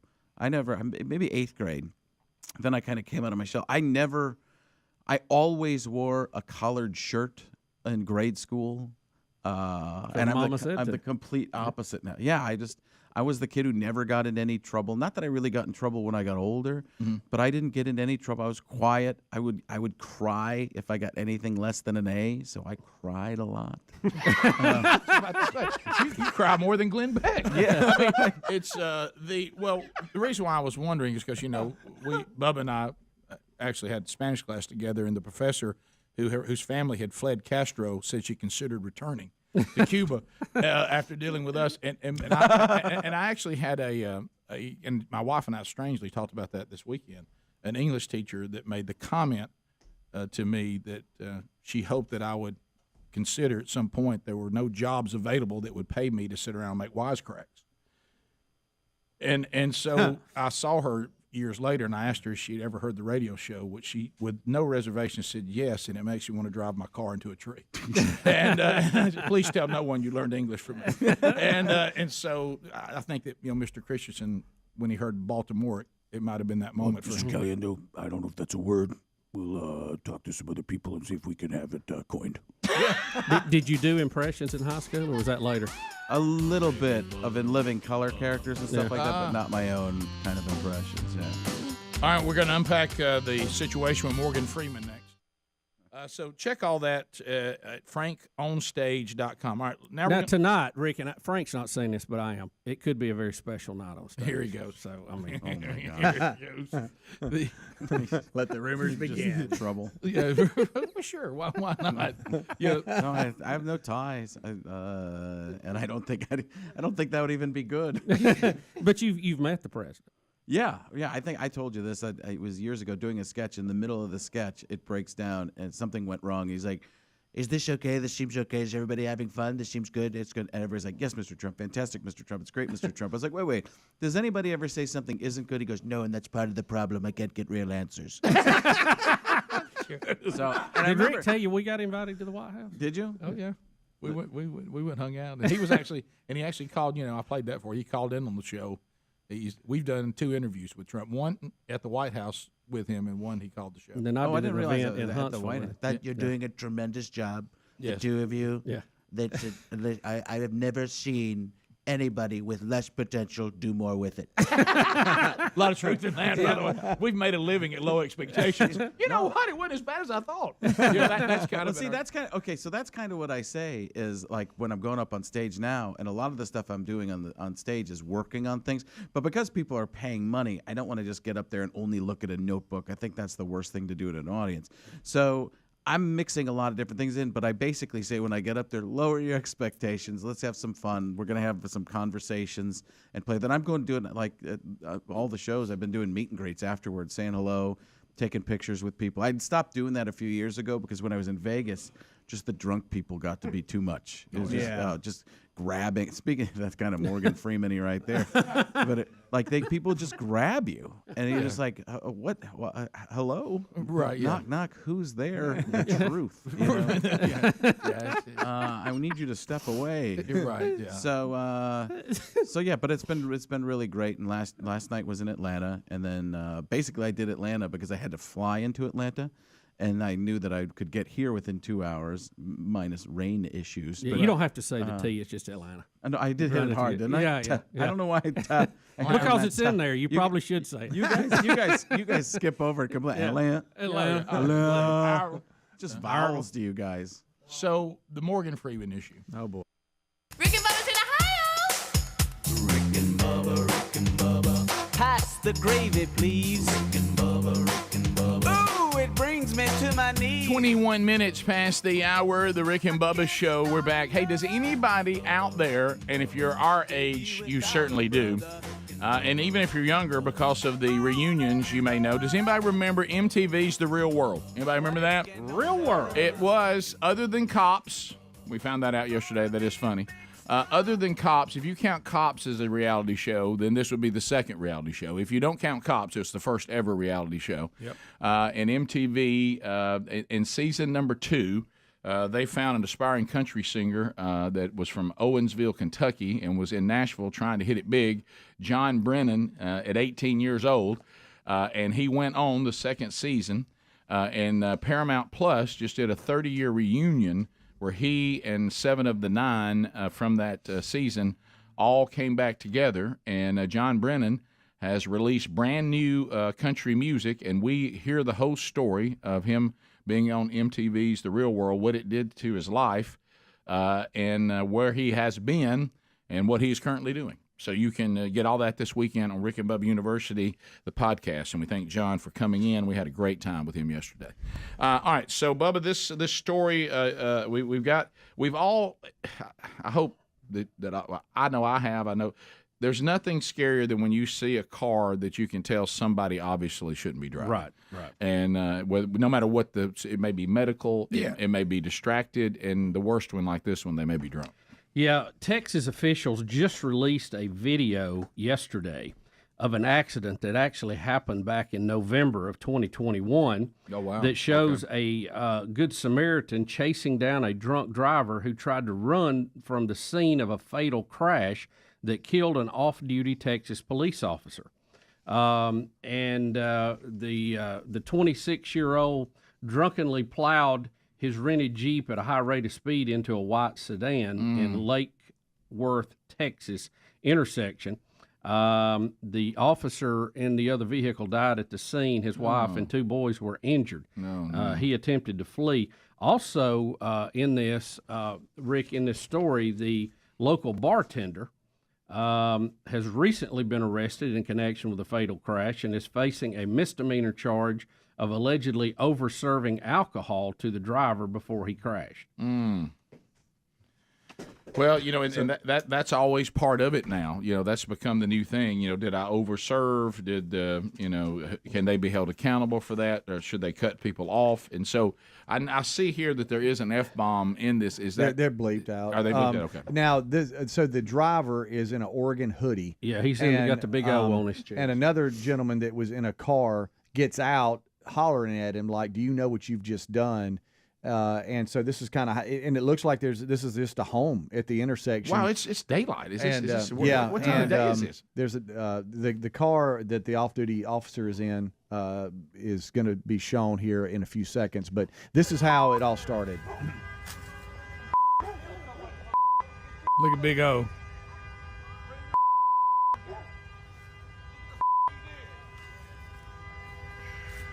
You're running.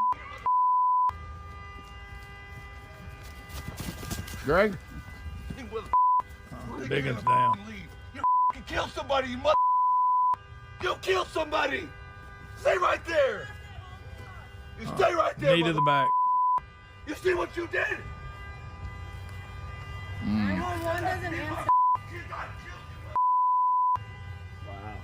And so that that's his Jeep there, and then as it comes around, the sedan is the off-duty officer that was killed.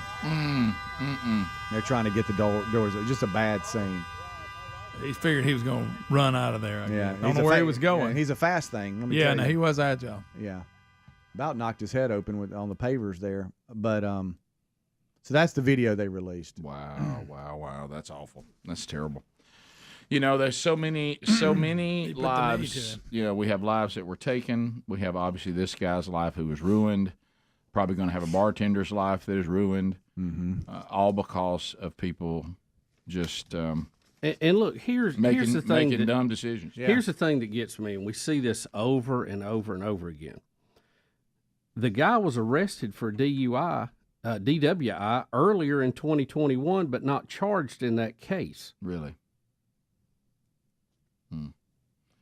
There's things that happen that are tragic in this fallen world that really can't be avoided. There's nothing you really could have done to avoid it. Right. But what really upsets you and you struggle are those that were so avoidable. Yep. I mean, all people had to do was make wise choices. Act like an adult. Yeah. And so there you go.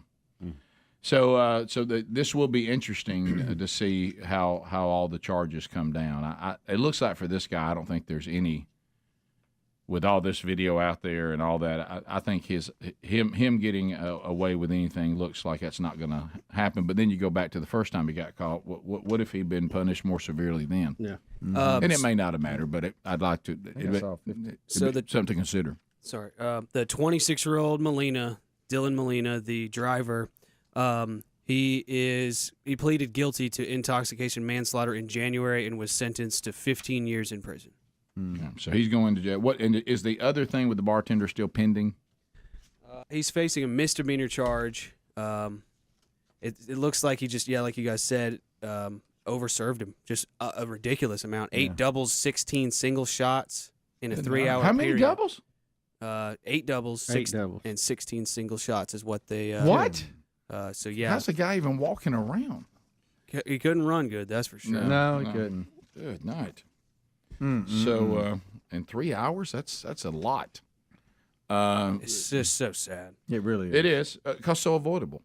That's the thing, so avoidable. So Uber is a thing, you guys. Yeah, I mean, sure. There's just so many. Or don't drink. Yeah. Yeah. It's almost like when you look through Scripture and you see what God forbids, you're thinking maybe He's just trying to keep us from destroying ourselves. Yeah. Maybe He's not a killjoy. Yeah.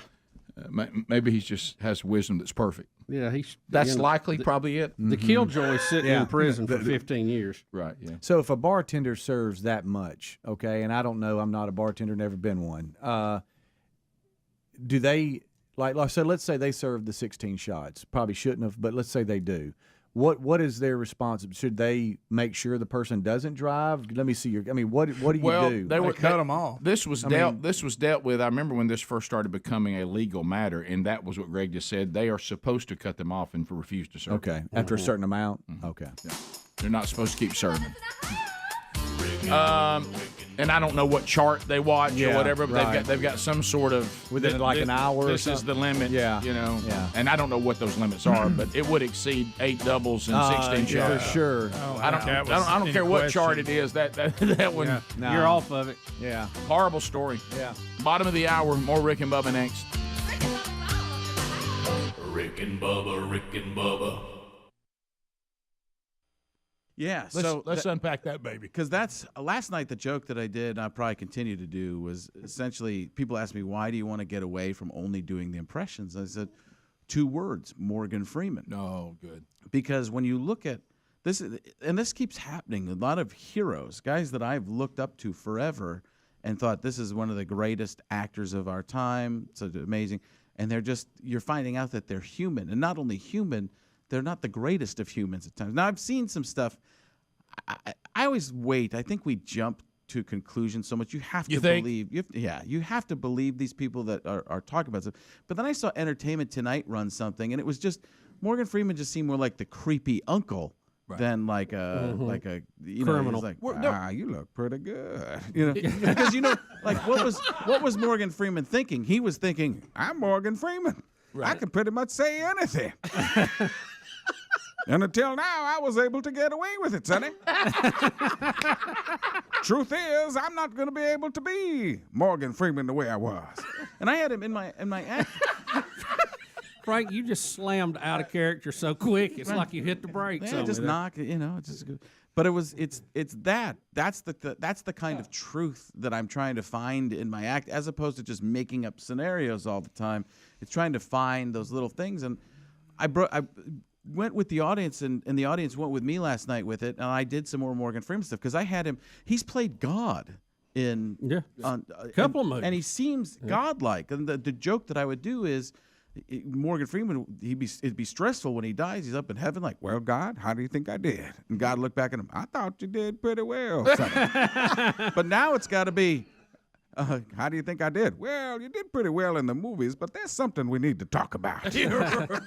So there's that. Those realities are what I'm trying to find the fun in that, the funny in that truth. And there's a lot more, because that's coming from me as opposed to just making up some little scenario out of nowhere. Like, here's Al Pacino as a grasshopper. I'm hopping mad. So which would be a pretty good one, right? How did Al Pacino's a grasshopper? I just think it'd be good. Come on, we gotta get this group, and we gotta make our way through this field. Gosh, this is so worth it. It's amazing. I know. Who just came up with that? But I want to make the point.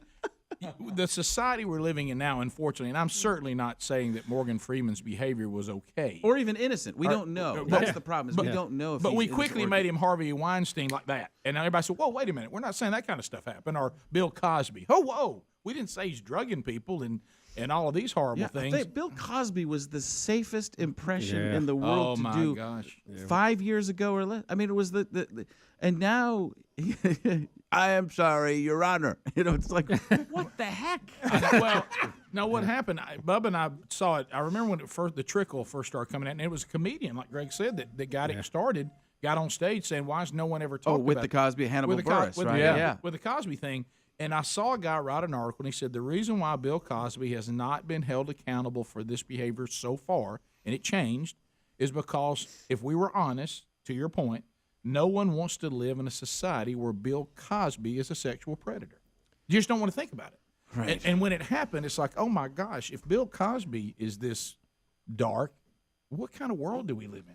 But there's definitely, and I know he was acting, but still, it was just something. Right, but there's a reality to. I mean, Hollywood is all fake when you think about how True. fake everything is. That's what they do.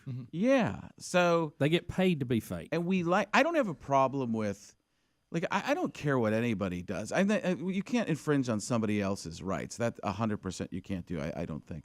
But whatever somebody does in their own world, that's fine. But I just don't market yourself. That's the problem. That's why Tiger Woods came down so quickly. Is Tiger Woods was marketed as the clean-cut, super good guy, and turns out he's not that. So if you're marketing yourself as that, that's the hypocrisy that it's hypocrisy that I have the problem with. It's somebody that tells me I'm better than you because I care about the environment. Look, I have a recycle bin on my private jet. Yeah, right. Like, no, the private jet cancels out all the recycling bin. you can do. So I don't care. But if you're going to preach that, like a Leonardo DiCaprio flying all over the world, well, I don't want to be bothered. I'm special. Well, that's the point is, well, you don't get to call yourself special. You've got to live like everybody Are else. you actually telling people to have integrity? No. I would never do that. Like, don't say one thing and live another? This rain has got me down. We'll be back. More Rick and Bubba coming up right after this. Rick and Bubba, Rick and Bubba.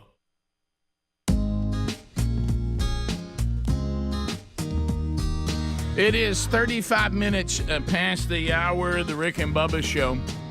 866 We Be Big is the number.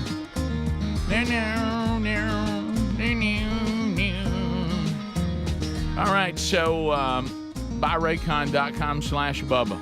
Available to you right now. If you don't have Raycons and you're part of the Rick and Bubba audience, let's just be honest. You feel a little left out. The fear of missing out. FOMO. So why don't you make the move now? And at the price, see, the beauty is when you compare the other premium audio brands to the price of Raycons. Buyraycon.com/Bubba. Go there. You can get these earbuds for about half the price of the other premium audio brands. And then we're using our URL, buyraycon.com/Bubba. We're getting you an additional 15% off your order. So you're sitting pretty. And they fit so much more comfortable than the other brands. They don't look weird.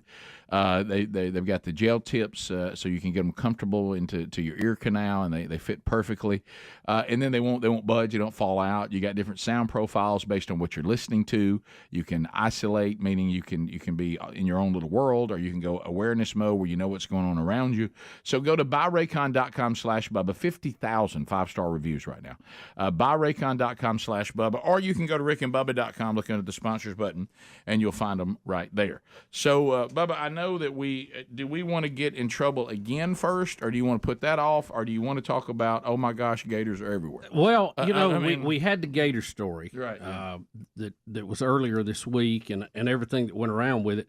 Got a lot of emails about alligators and pictures of alligators and pictures of dead alligators. A lot of them a lot further north in Florida. I was amazed at how many emails we got about it. I did. Yeah, well, I'm not fully I need some clarification, and really this is my area to know this, so I do apologize for letting everyone down. Where are we right now on our current view of alligators? Are they still protected? I know I know we have seasons. Yeah, but they issue so many tags. I guess they right. Is that all we're doing? I mean, can I just take one out, or is that a Bobo no? And what do they bring? I know, what do they bring to the table as an environmental standpoint? Well, is there something there that they certainly are part of the whole? Some animals eat other animals, and if we eradicated them from this earth, what would be the problem with that? What would be overrun? What would be the consequences? Too many fish? We would be overrun Too with many turtles? Yeah, let's see. They eat anything on the bank. Sadly, we saw that. Sure. In the water, I don't know what all they eat in the water. I assume fish, to Bubba's point. Now, here's where Bubba may be in a dilemma. They will eat big snakes. Will they? Oh, yeah. You ever seen the footage of him fighting, trying to kill one? Well, I'm just letting you know that. I think anything don't we have to tell the whole story? You do. That's what I'm asking. That's what I want. Anything that has that ability to kill a human, that we don't have to deal with tigers and lions. Okay, we don't have them here in the States normally. Well, unless somebody keeps one in a chain link fence. So anything that can kill a human, like a sweet old lady walking her dog, I think we need to get rid of. I'm out with it. So in Florida, I don't know what SNAP is, but SNAP uses contracted nuisance alligator trappers throughout the state to remove alligators from locations where they're unwanted. You have to meet a qualified criteria, and then they come and they grab them. And they do say you do need a permit. There's the statewide alligator harvest period that you have to have a permit, I guess, just like any other kind of hunting. 2 alligator hide validations sites per tag, I guess, that's issued to the hunters. But you have to have a trapping license if you would rather trap them. So I guess there's a method to it as far as who to call and all that kind of stuff. But during the statewide harvest period, you can alligator hunt 24 hours a day in most areas during that period of time. All right, here we go, Helmsy. Here's what we'd be facing. Okay, that's what I needed. Juvenile alligators. Let's start there. All right, these are the rowdy kids. The rowdy kids do eat a lot of insects. They do eat a lot of amphibians, small fish, and then the adult alligators eat big fish. Snakes is on the list. Turtles, small mammals, as we saw.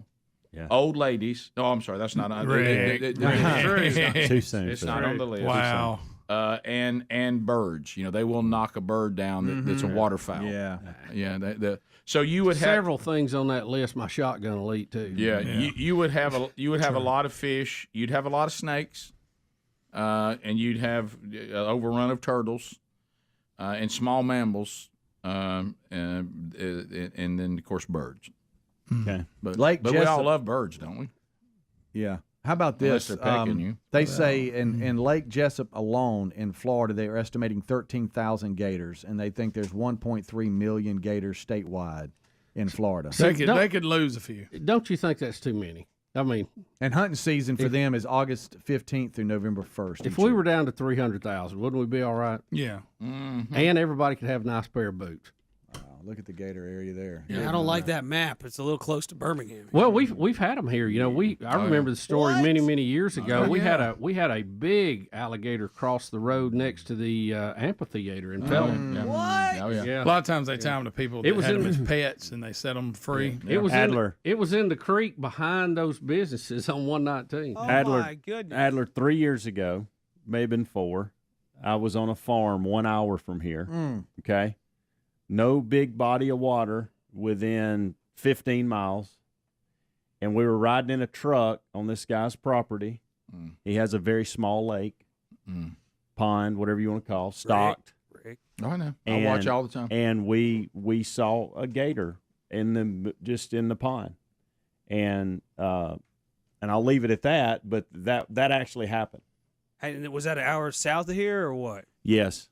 I'm staying north. We had a hunter during the hunting season. It was bow hunting that videoed an alligator that went under his ladder stand in Shelby County. What the? What the? Yeah. These are. I mean, if I would have been riding around and he told me that story, I wouldn't have believed him. But I was riding around and we saw it. All right, so let's say you're skiing. I saw in one your favorite lake. All of a sudden, you look over to your Oh, Speedy. I saw one. Okay, hear me out. Go, go, go, go, go. I saw one, and he was drinking a pina colada at Trader Vic's. Yes. And his hair was perfect. It was absolutely perfect. Okay. Oh, man. Alligators of London. Down south, I guess it's Lake Eufaula. They deal with this. Yeah, I mean, just like Coosa River, Lake Martin, they deal with it. They actually deal with this down there. Wow. So when you're skiing and on sea-doos and going to the lake for the weekend, that's there. Oh yeah. Oh, if you're in one of our big lakes. Yeah. No, I want any part of it. So I don't think we have to eradicate them from the planet, but we got to get their numbers down. Yeah, I think so. I think mean, they're way too their far. numbers have got to come down. Yeah. And this thing where we pile them up all over the place and lay around in them, I don't know why we do that. No, it's looks like a James Bond movie. I mean, do we need? I mean, like when here's always my feeling: these alligator places you go. If I would have seen 4, I'd have been fine. Right.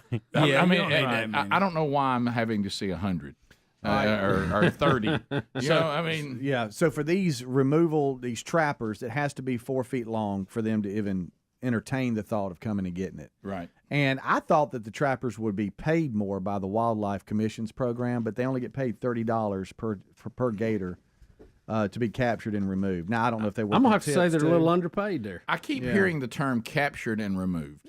Yeah. Why am I not hearing the term arrived on the scene and turned into boots? I arrived on the scene. I placed the kill shot to the back of the head, and we took its body off somewhere and made some boots. Well, to your point, and then we sent the tail to all the places that do alligator bites for an appetizer. Right. Yes. They do say, Rick, that the larger gators are euthanized because relocating them, they always try to return to where they were captured. Of course they do. Oh, So wow. I'm going back. Wouldn't you go back to where dinner was served? Yeah.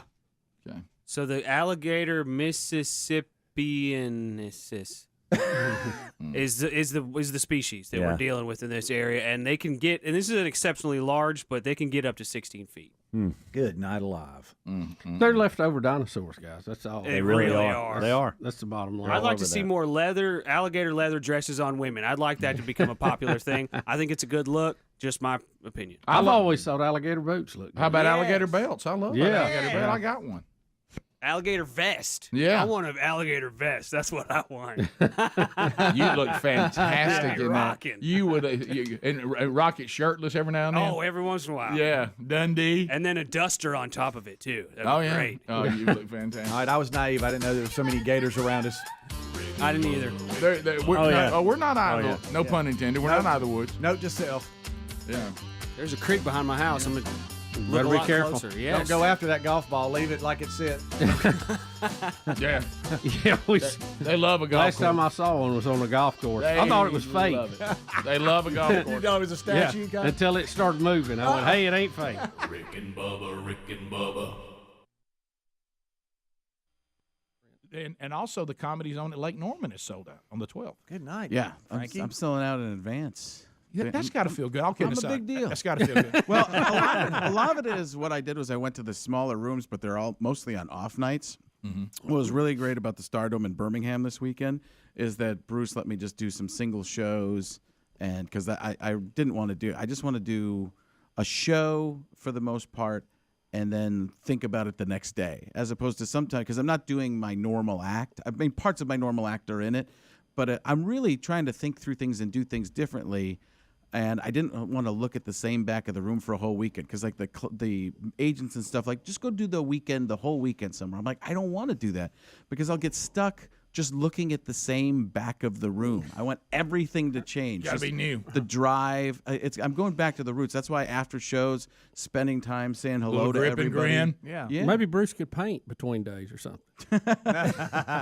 That's good. So there's where tickets are available and where they're not available anymore. Yeah. So I would move on this. The more we grind, I think so, and that's why I appreciate it.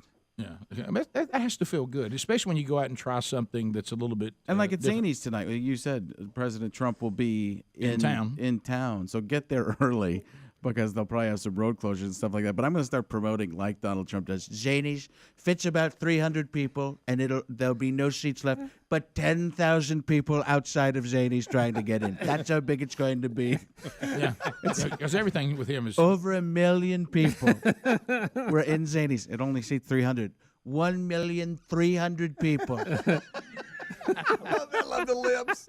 Yeah, I've got to pull up our Donald Trump drop and just, I mean, you're so close.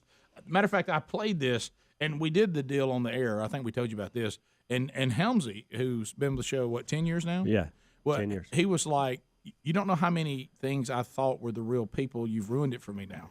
To tell me that was actually Frank. Because we did it, is it Frank or is it real? Oh, did you? And people would call in and you wouldn't. Helmsy missed how many?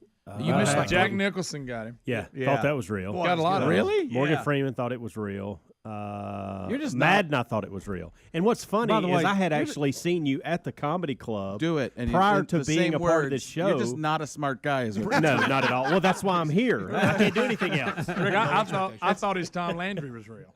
Oh, Greg. Okay, Greg. Oh, can you hear? We're going to play. Listen, we're going to play this for you. Y'all stop. I mean, you know how sometimes somebody's a legend, so you just let things go because they're a legend. Right. Well, You don't correct a legend. So Tom Landry, God rest his soul. By the way, let's all remember he's dead. Yes. Tom Landry was on the show. The legendary coach We were of the stoked. Dallas Cowboys. So we get all, just like you told everybody, how we are the only show you've ever done. We do the liners on the air because it just saves time.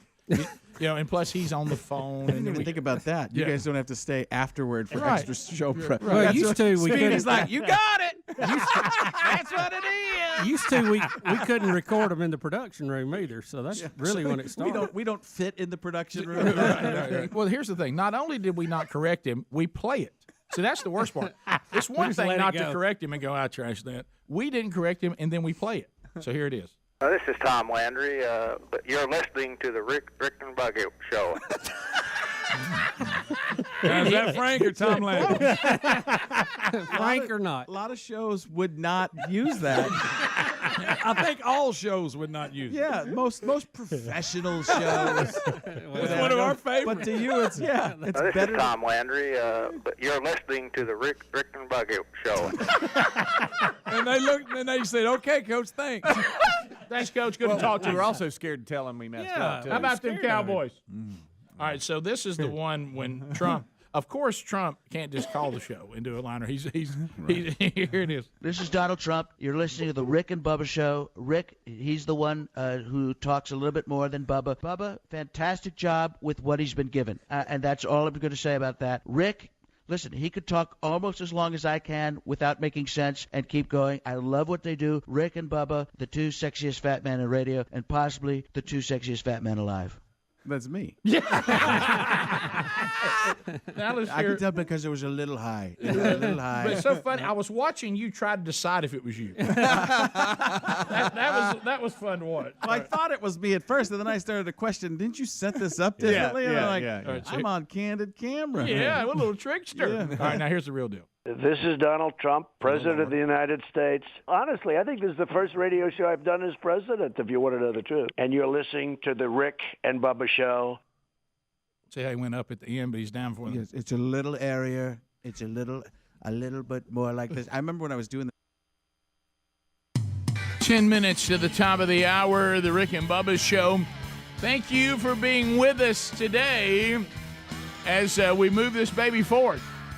The gang's all here, and we're thankful you are as well. Rick and Bubba University, the podcast, John Brennan, our guest. Enjoy a Where Are They Now coming up this weekend, wherever you get podcasts. So here we go. Anytime I see that we have videos from The View on the video list today, I mean, there's a side of me that goes, how many more times do I look at this mouth ulcer of a TV show? Mm-hmm. And but I mean, there's a certain entertainment to it all in a sick way. But here we go. The train derailment in East Palestine, Ohio. There's got to be some way, somehow, to find who is to blame.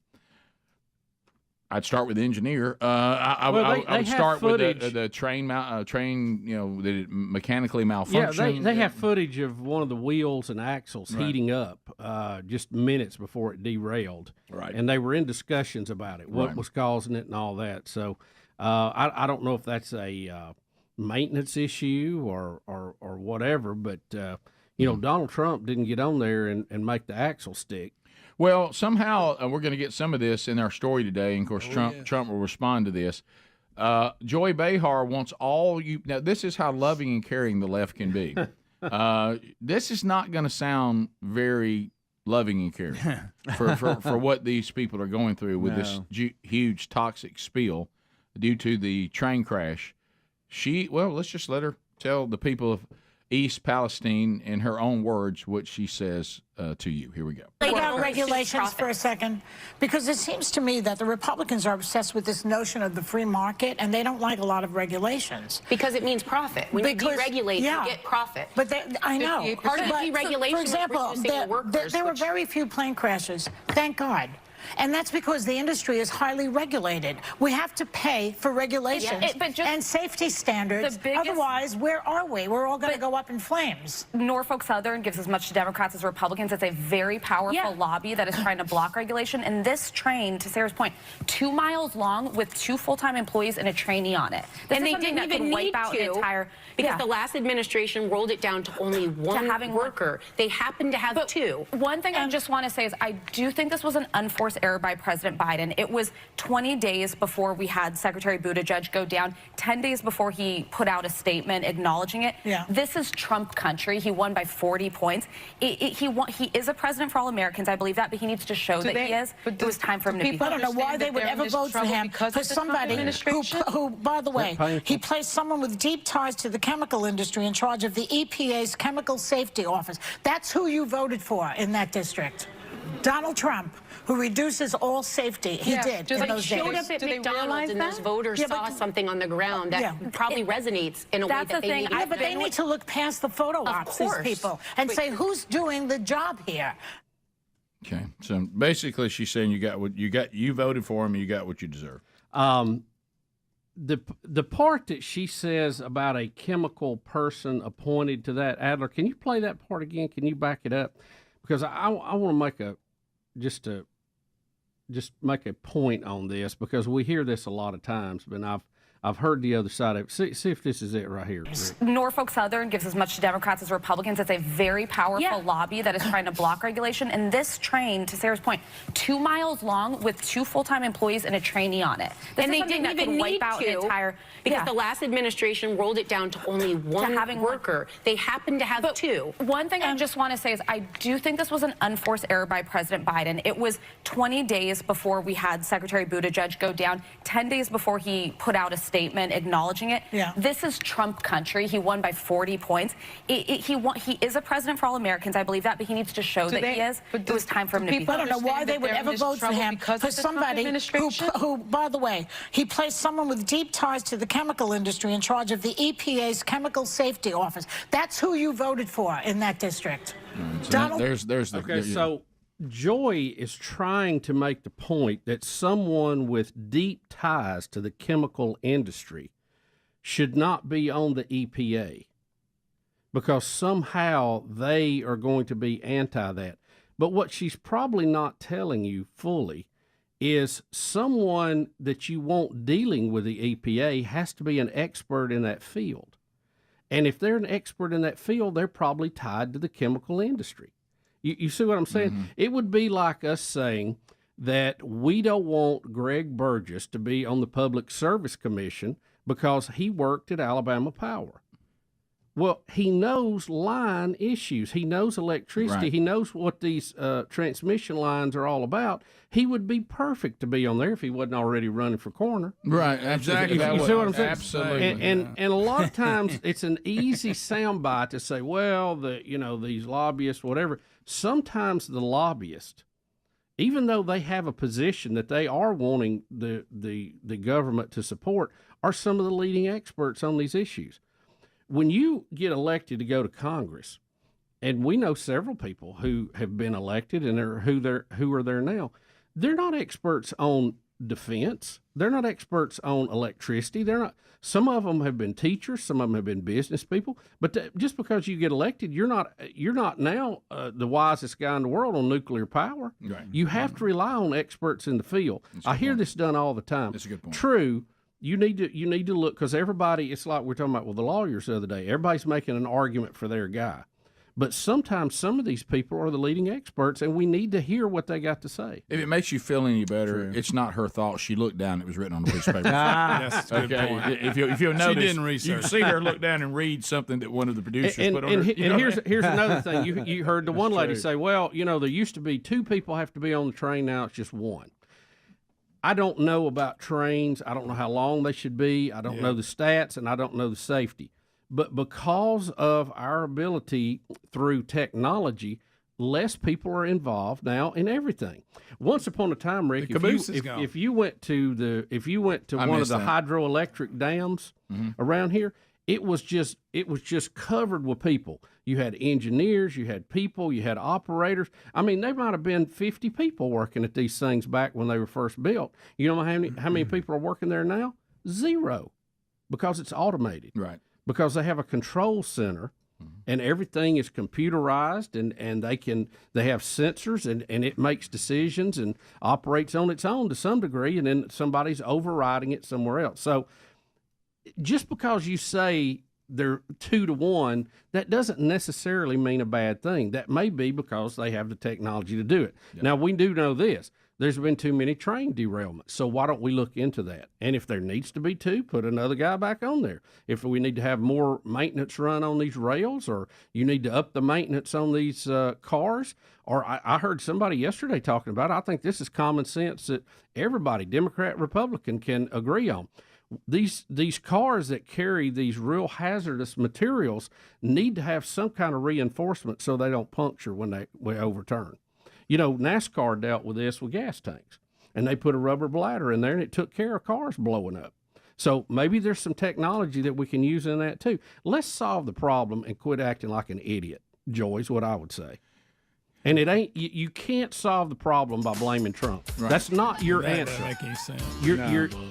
You're just a demagogue, and you're not even wanting to find the answer to these things. And remember, let's find the answer. And remember, she said that, Republicans are obsessed with the free market.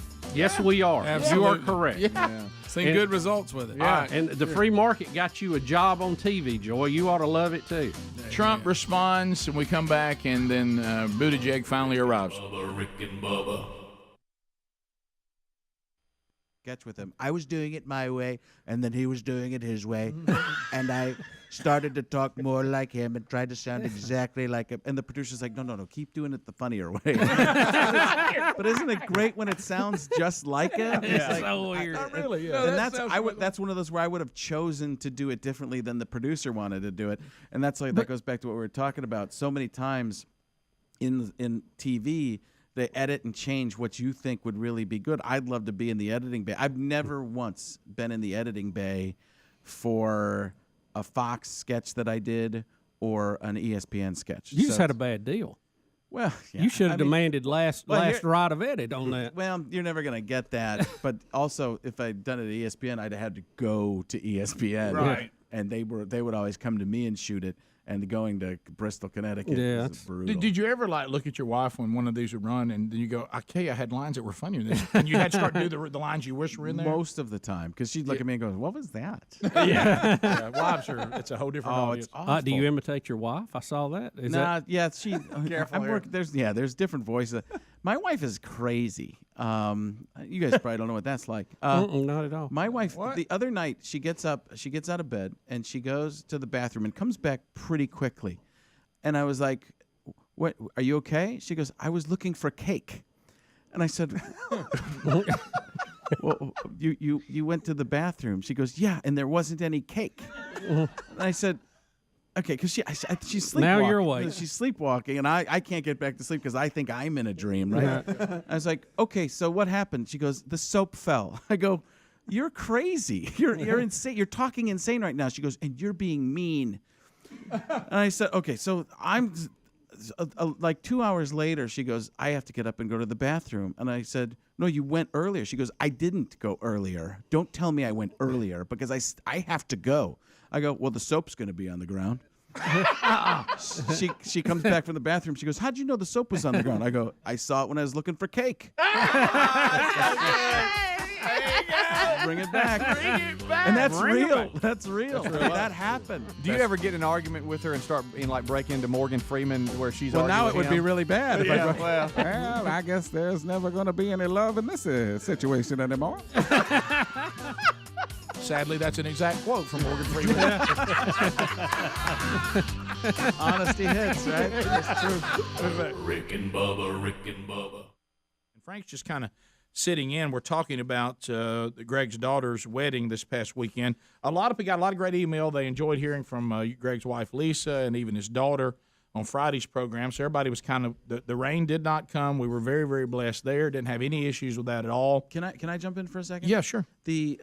This is something that this tells me how much of an outsider I am because I heard all the beautiful stuff and then you threw in the word barn. It was rainbow over the barn. Correct. Everybody kept going like that was completely normal. I was like, did you say barn? Oh, wedding barns. Wedding barn is the place to get married. Now look, you don't picture cows and horses and hay. Put it up there. No, because why would I picture that around a barn?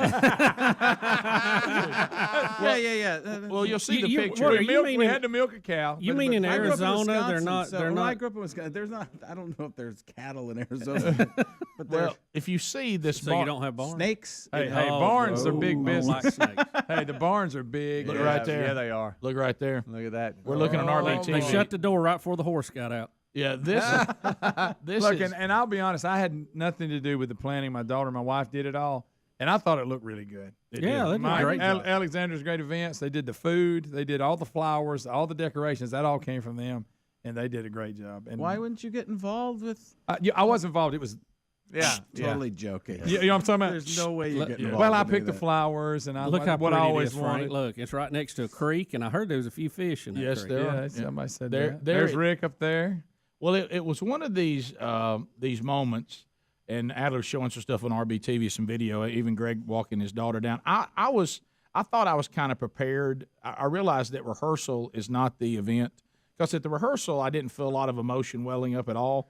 But when I was standing there and Greg walked out with his daughter, who I've known since she was a baby, and then I'm standing where I was standing, I could see your daughter. Your daughter's crying because of she had just had some very emotional things happen that were very cool involving mom, and there's mom and dad. And also another thing that happened that was real special to all of our family is that she was crying. And the emotion hit her, and then I saw you.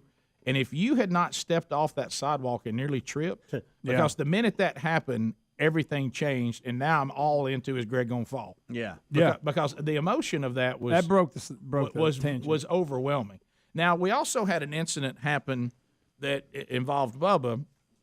That at one time I got this horrible news. Yeah, I mean that Bubba had been carted out of there. The quote was he had been carted out. I looked up and I could see a cart taking him by himself, not with his family, by himself to his car. And everybody said then Hunter, his son, comes up, and Betty, we got to go.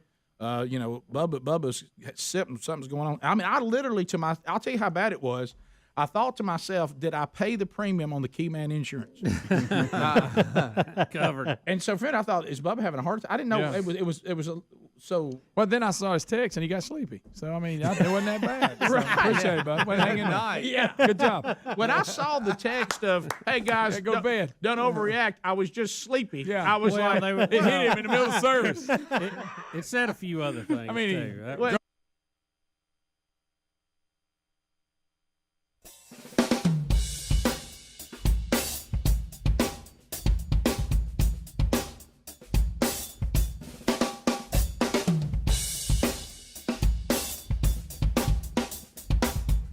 6 minutes past the hour. From the No Name Studio out here on the bleeding edge of technology, from Sweet Home Alabama to the world. Speaking of our home state of Sweet Home Alabama, where the show originates, welcome to men that are coming from all over the country to the Man Church Conference this weekend. Looking forward to seeing all of you. Greg and I will be there in our hometown, Oxford, Alabama, acting as host and welcoming you as everybody rolls into their hotels today and locally just traveling to the venue tonight. Also, our thanks to First Baptist Church, Oxford, Alabama, right across from the venue. They have volunteered long ago to feed the entire crew this afternoon, early evening. So thank you guys so much. What an honor, and look forward to seeing all of you. And thanks to the whole staff that they are up and rolling toward Oxford, Alabama today to get everything just like we like it. And the staff there at the Oxford Performing Arts Center, you've been gracious hosts and reassuring us that all is handled. So we look forward to that coming up this weekend. Starts tonight. So Bubba, let's get to Trump. Trump now is responding to the Joy Behars and the Biden administration. You know, they're all blaming Trump because of the derailment. You know, Buttigieg. Is that how you say it? Is it Buttigieg? It's close enough. It's a mess. Buttigieg. You know, can I tell you, Pete? I missed the little P intro to Trump, though. I'll be honest with you. When we had Trump updates. Man, yeah. You talking about vote Trump? Oh yeah. Yeah. I just miss hearing it. Yeah. So you want that? Yeah, baby, vote for Trump. I got that all day for you. So that Little P, ladies and gentlemen. Little P. But anyway, so I believe Joe Biden would even move his head to that one. Mm-hmm. Y'all said it earlier. Donald Trump, and Greg, you've seen this. You've got this. We all on this team have it to a degree. I probably have it to the largest degree. That if I know something aggravates somebody, I'm going to do it all the time. Oh, yeah. I love to aggravate people, especially if I can get a rise out of it. Oh, if it don't bother you, then I'm right. done with it. And Trump loves this. He's just like that.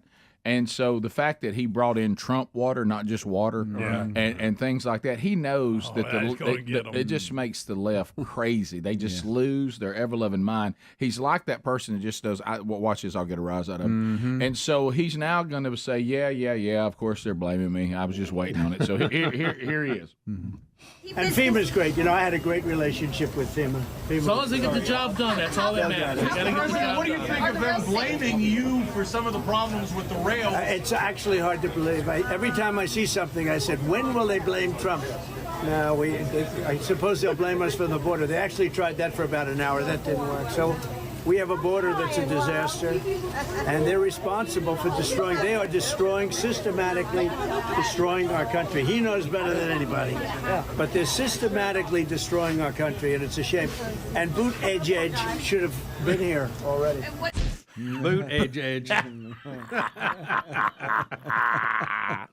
That's how you say it, but he said it so funny. He said it so funny. Well, now everybody's been asking Buttigieg, Pete, where are you? You've taken your time getting here, and so he's going to comment on the flack that he's been taking. So here's Buttigieg. Was it a mistake not to come here sooner? You know, what I tried to do was balance two things: my desire to be involved and engaged and on the ground, which is how I am generally wired to act. And my desire to follow the norm of transportation secretaries, allowing NTSB to really lead the initial stages of the public-facing work. Yeah, okay. Okay, buddy. What was it? Greg, Senator Tuberville called him Pothole Pete. Pothole Pete. You know what he really should have said, and I would have really respected it. I would have really respected it.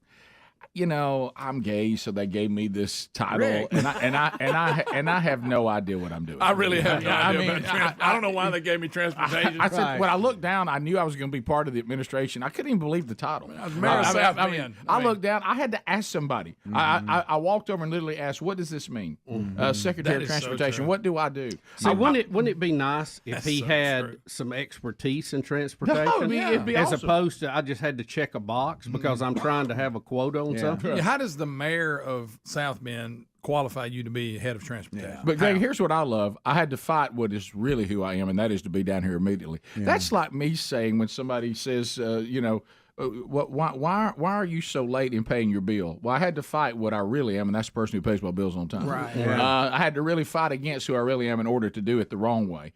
But what a ridiculous answer. Now he is right. NTSB has to. They're the lead on investigating these things. Sure. But because of the hazardous material, EPA right has to be involved too. So you got all kind of overlapping agencies here. Yeah, a lot of and I think it just would have been good for him to take a more proactive approach in it instead of acting like it didn't exist. Yeah, well, he didn't even have to go there. I understand the points you're Just talking act like about. you give a crap. He just couldn't even address it. I mean, it's like wouldn't talk about it. Yeah, if you notice, the media hadn't covered it a bunch, except for some of the conservative ones. But now that they're trying to blame Trump for the deregulation that contributed to the crash, now they're all covering that. Interesting. Well, you know, at least blaming Trump got him talking about it. So Here's Pete clarifying what he was doing on the ground. We were there to work. We were there to get things done. And I'm really glad I had the opportunity to be. Well, he said he was there to work, but now everybody's laughing that he showed up with designer boots on, dress boots. Yeah. Nobody wearing the boots he has on is there to work. No. He picked out the wrong costume at Party City for sure. Yeah, I guess he tried to get him some boots. That's the closest thing he had to it's work. really I guess so. It's dress shoe version of boots, and I'm here to work. Again, this guy was given a title. So we got another quote today from the press secretary who's going to remind us of how diverse the cabinet is. She's making our point. Yeah. And all she's going to do is talk about how diverse they are. Now, she you don't doesn't hear say anything about excellence. No, how well they do the job. Competent. You don't hear those terms. Buttigieg has no idea what he's doing, nor would I. If I was put in charge, if I was a secretary of transportation, I'd be like, "What is this? What do you do?" Rick, I would trust you. Transportation is such a broad term. I would trust you better than I trust him. Well, now that is true, and I'd have the right boots on. I'll tell you that. Well, yeah. But again, when you put some, Red Wings. But how about this? He's a gay man. He's going to be dressed well. Y'all have to understand that, especially in footwear. Yeah, if you put gay men in charge of things, when they show up, they're going to have nice shoes on. And he's going to look not quite right in a hard hat. Right. Yes, yeah. Very awkward. The only person more awkward in something like this would have been Dukakis. Yeah. And we remember that horrible picture when he tried to show us how what a war hawk he was. Yeah. How that head poking out. Terrible. People say that picture was the ruined end. him. Yeah, It did. Yeah, but so that's how Pete looks on the scene of this crash. It looks like Dukakis trying to act like that he's pro-military in a war hawk. Right. You're right. He does not look good in that helmet. It's like a prop. Everybody in America, when they saw Dukakis, said, Commander-in-Chief, I don't think so. Yeah, I'm not going to do that. He just disappeared. He looked like Walter Matthau. Yeah, right. You know, he didn't exactly make you think of Patton, did he? No, he didn't. So anyway, Buttigieg says, I'm doing the right thing. I've got my dress boots on. I'm here to work. Of course, I know what I'm doing. And Trump's saying, of course, they're going to blame me. And then The View tells everybody in East Palestine, this is what you voted for, so enjoy it. So that's kind of our update on the crash today. That's it in a nutshell. We'll come back. 866-WE-BE-BIG is our number. More of the Rick and Bubba Show coming up. We have more to cover today, obviously. Our Elite Eight, the Grade 8, now today will be 12, 14, 12. Oh, boy. 11-ish. 11-ish. Make it 18. Yeah, 11-ish today. 23. 25. My final offer. We'll be back 15 minutes past the hour. Rick and Bubba, Rick and Bubba. Healy. All that way, I do. I'm tired. I'm going back. Yeah, maybe you send that out beforehand. Yeah. Timing is everything. Maybe. Well, I looked down and it said allergies and lack of sleep, and I thought, wait a minute, Bubba left because his nose was running and he was sleeping. And I wonder why he had to work all night. When did he have to work all night the night before? I didn't know. Did we not work this day? So what happened? It was mostly allergies and lack of sleep on the previous night. So it was. So because of the allergies. Yeah. I've been struggling with it for about 2 weeks. Right. I've been snorting and sneezing, and but when you finally got the best. I mean, nobody wants to be around a group of people when your eyes are watering and everything. Sounds kind of weak to me. I'm glad my dad didn't find out about that. I actually told my dad you had a heart attack and crawled to the car. Which is well, he's excused. Your dad had to think like, I guess that's okay. Yeah. Well, did he? Did anybody have to help him? No, well, that's all right with me. He got off the field. It was a beautiful service. Yeah, enjoyed it wonderful. And after we went back and had a bite to eat, my allergies got stirred up, and I was like, I'm just going to get out of here. I don't want to be standing here. But you did get to eat? I did have a bite before I left. I didn't realize, Bubba, in Southwind Plantations where we had it, it's a beautiful place. It really is. Bobby and Ginger Watkins, and I didn't realize y'all had such a past. Yeah, Bobby's one of those guys I've known a long time and used to used to visit with him every morning. When he ran the convenience store, I saw him every morning on the way to work. And did business with the show when y'all were engaged. Yeah. We did a lot of events. Bobby goes way back in the early years, and we good to get to see him again. Beautiful place, beautiful wedding, everything was great. But see, if I had known that, that was left out. The reason why I thought you were dying is I thought you skipped the reception. I thought he hadn't eaten. If somebody had told me you had eaten, I would have immediately dialed back my concern. Well, the reports got a little out of hand, and see, I didn't want the reports to be about me. It was about the wedding. So Adler was actually in front of me. Oh, he was the first one out. I saw him, and that was a good move. That was early. Yeah. And when I looked up, and he was, I was behind him. I thought I'm losing my touch. Right. Yeah. Well, Betty, who's always just so fun-loving and laughing and stuff, she came up to me with this serious look. Yeah. Hey, we got to go. Bubba's not feeling well. Yeah. I was like, okay. Yeah, and what got me is when I looked up when she said that and saw that he was being carted off without them. And Bobby was putting a wet rag on his head. Yeah, I thought that's what hit me. I was like, wait a minute, this is bad. He's like saying, I got to go right now. I got to get to the car. I was afraid I was going to see the ambulance pull up. Well, I thought maybe a stomach issue. Well, when you have allergies, that usually follows. Yeah, I didn't know what was going on, but we're glad we had the old triple header going there. Well, it was funny because we were so hectic with all the pictures and all the stuff and staying there to the end till the couple left. And then so I'm getting in the car on the way home, and because, Frank, my phone went off at a friend's wedding, sadly, a few weeks before, Sherry took my phone from me, turned it off, and put it in her purse.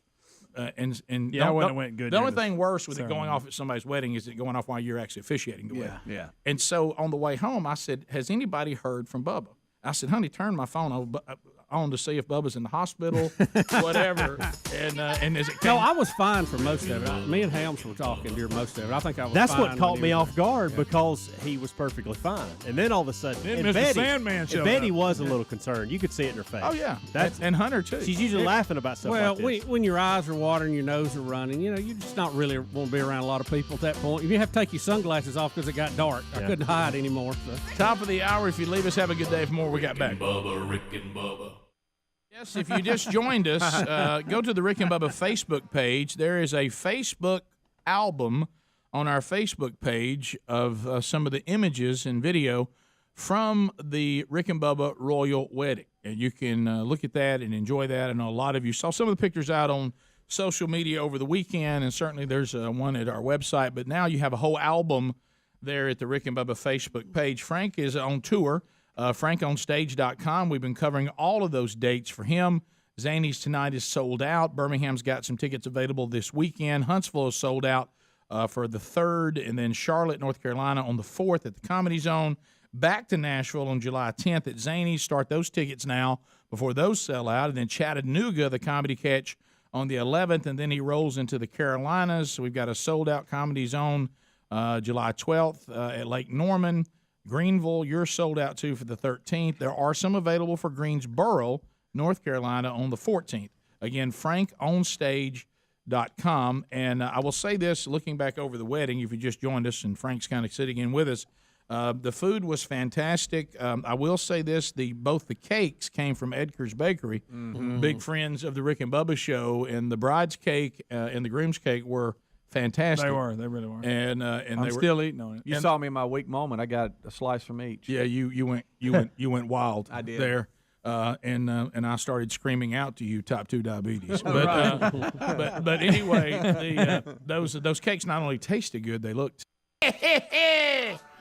Greg's taking phone calls right now. Don't take time to visit 866-WE-BE-BIG. Phone troll means you got an opportunity to fire in here and let it happen. You're making comments, you're asking questions, you're bringing information to the table. The buzzer is our guide, and so let's get in there. Let's make our comment, no matter what the topic. There'll be no meaningless shout-outs. There'll be no shameless plugs. Don't attempt a baby prediction during this. No, this is about I got this to say, I got this question to ask, etc. So make your move now. Speaking of the real Greg Burgess, if you are either coming through our home city, or you hang here in our home city of Birmingham, Alabama, the real Greg Burgess today has got lunch for you at Hendrick Hoover Auto Mall. 11 to 1, go by and see Greg before he heads over to Oxford for the conference tonight. And this weekend, you can spend some time with him. And if you're here for the conference and rolling your way through, stop by and see Greg on your way. So that's today, 11 to 1 in Birmingham, Alabama, where you hear us on 104.7 WZZK. Angie is standing by. Angie, we can't say we never try. So, Angie, you got 30 seconds. Go ahead. Good morning, guys. Hey, I just wanted to say, by Joy Behar's logic, that the chemical spill, there shouldn't be an expert. Didn't we put Fauci in charge of COVID because he was a supposedly expert and he profited from that? It's a great point. He got that gig because they thought he was knowledgeable on it, right? Yeah, I mean that. Right. I think you need expertise in these positions. Right. Sure. Now, kind of hard for him to garner the phrase "I was wrong." He doesn't seem to be able to do that. Or y'all come on out. They got us. Julie in Georgia. Julie, welcome to Rick and Bubba. Go ahead. Yes. Yeah, good morning. I had a friend whose father was a trapper for the state of Georgia in the 80s for gators. Uh-huh. And you're right, they didn't make much money from the state, but what he was allowed to do was sell the hides. Mm-hmm. And he'd have big sales several times a year, and folks would come all over from the southeast and buy the hides, and that's where he made his money back. So how much does a hide go for? Oh, I had no idea. I'd come to the sale, but I wasn't a... I was just wondering. Yeah. My daddy was a trapper. He'd go get those gators. Trapper. I don't know. I remember one time if you had, gator skin boots, you had it going on. That was a deal. Let's go to John in Alabama. John, 30 seconds. Go ahead. Hey, I got a question for you guys. Give you a little bit of backstory. I'm 6'3", 400 pounds, and I shot 15 ring, 15 boots. I'm not a small guy. Okay. Yeah, we can't really understand you. And See, we had two calls that sounded good. Yeah. Now this one. Yeah, I don't know if your phone is trapped up in all that. I mean, we can't really understand. Try it again. Okay, I am 6'3", 400 pounds. 6'3", 400 pounds. I'm not a small guy. I got that. That's all I got though. Sorry. Just can't get a timeout. You don't have to brag. Was you just calling to brag? We're not impressed. We had two calls that were so clear. That's what I was motioning. I said that's a good sounding phone. I saw you do that. I didn't want to participate because look what happened. Okay, gotcha. Well, it's not. Y'all thought we could have something. We're not causing jinx. We're just rating them as they come in. Yeah. Shane in Georgia, 30 seconds, go. Rick and Bubba, good morning, guys. Hey, Shane. Good morning. Hey, buddy. Hey, proud truck driver, wearing gloves, no nail polish, Rick. That's funny. Hey, just want to talk about the commercial. You guys were talking about the college football the other day and how it can make it shorter. And some guy called in about, the commercials are too long and you guys cut them off. Listen, commercials are way too long. And if you guys are not on the air, if you're just watching your own TV, do you not hate the commercials? No, I don't. I love them. I love commercials. Well, I will say the reason why, Shane, what I want to say with that is, and here comes a bizarre concept, and I want you to hang on because it's going to be bizarre. I kind of like to not be a hypocrite and try to live with integrity. And now there's times, that you go, oh, gosh, I was hypocritical. I don't always pull that off. I think when people in our business demonize commercials, it is not genuine. It's not sincere. We're not telling you the truth. We tell the truth here. We make a living. My house was built on commercials. The truck I drive for free is a commercial. The farm that I love was purchased through commercials. That's how I make a living. I don't apologize for that because that's how we make a living. So if I get on here and demonize commercials, while that's the very way that I have fed my family and provided all the things that I had to purchase through the salary I make off commercials, that's not telling you the truth. I lack integrity. It's like Bernie Sanders being critical of capitalism. Right, like he does, and then lives. Yeah. We don't really want to be Bernie Sanders. Now, if they bother you, I get that. That's fine. But I'm just saying you have the right to say that because that's not how you make a living. I honestly don't have the right to do that because then it's hypocritical. Well, so what I try to do, and Bubba said this for years, and we screamed at our industry about this. Just let people know that these clients that they hear, without them, what the show they enjoy would not exist. Just be sincere about that, and maybe they're like, oh, gosh, I guess I need to support these people or pay attention or do the commercials in a way that they're entertaining. Right. And that's part of our job is to make them entertaining. And they're effective. If you want to say people need to do better commercials, I'll join you. Yeah. But I'm not going to demonize commercials in and of themselves and then make a living off of it. Because that makes me some sort of politician. The other option is you get into your car in the morning or you turn your TV on and you run your credit card through there. Right. Yeah, it's one or two nobody ways. wants that either. It's one or two ways. You saw this when the streaming started. Are those streaming apps? There's two ways you can do it. You can pay a monthly price, or you can sit and watch a few commercials. There is no free lunch. Yep. And so that's a lost concept. Right. I think that we're not teaching in this country Right. to our kids. There is no free lunch. It's either or. If y'all want us to drop commercials, then y'all gonna have to pay for the show. I mean, I don't know other way Or to do tell without you. it, 'cause we won't be doing it. Or do without it. Yeah. So I just think it's hypocritical for me to not be honest about that. And Rick, I like the fact that it gives businesses an opportunity to tell people what they do. Well, I will tell you this. That's the other end of the spectrum. I get emails every week, I know y'all do too, of products they found out about through advertising that have changed their life, it's the best thing they've ever had. I sure am glad I heard about that. You weren't going to hear about it any other way. Game changer, Yeah. So I just don't apologize for commercials. Can you do it better? Can you do it more effectively? Do you have to have the right balance between running people off and keeping them in? Of course. That's the reason why you see that changing and all. That part I don't mind. But are you going to apologize? I'm not. Well, if I do, I'm a hypocrite. You understand what I'm saying? Rick, you gonna walk that back. Right. Yeah. So and if you're listening to a show that doesn't have a lot of commercials, Right. don't get too attached to it because it's not going to be around long. No. Because that means they're not making Yeah. money. Yeah. And anybody that demonizes commercials, they're just a hypocrite. That's in our field. Well, and I think we have programmed people to some degree to agree. not like commercials when we ought to be educating them to the positives of it, like what we just did. Yeah. So, and what'll happen, Shane, and this is how it works. If football fans think the commercial breaks are too long, then they'll stop watching the game, and then they'll say our commercial breaks are too long. They'll do fewer commercials and charge more for them. Yep. Okay, but you hold that in your hand. But as long as we keep watching, and as long as we keep packing stadiums, there's no motivation for them to change the length of the commercials. So that's how it works, and we've always been that is the free market. We've been real honest on how it works. Yeah. And when you hear some radio station acting like commercials make them sick to their stomachs, that's hypocritical, and it's not genuine. It's disingenuous. It's just not true. All they do is just pack them later in the hour. I mean, you got to know how all this works. I mean. All right, we didn't get very many calls in. No, we didn't. We'll take more when we come back. We'll come back. Are you going to apologize when we come back? I won't. Walk it back. Here's Rick. commercials Walk right it now. back. I'm glad we got them. Yeah. Fantastic. You hated to cut them. Mm-hmm. So a couple of things we were going to recap from the wedding. Helmsy, you experienced something involving Coach. Oh, boy. Yeah, and, Greg and and Amanda our was dad. involved, my wife. Yeah. First of all, when we first got there, undoubtedly, and I didn't know this, your wife, Sherry, had asked Amanda, hey, look, when the ceremony's over, can you come up front and take a picture of our family with my Correct. phone? I did not know that. Correct. So after, I didn't find that out till later. I strategically, anytime we're at a wedding, I always go and sit by Bubba.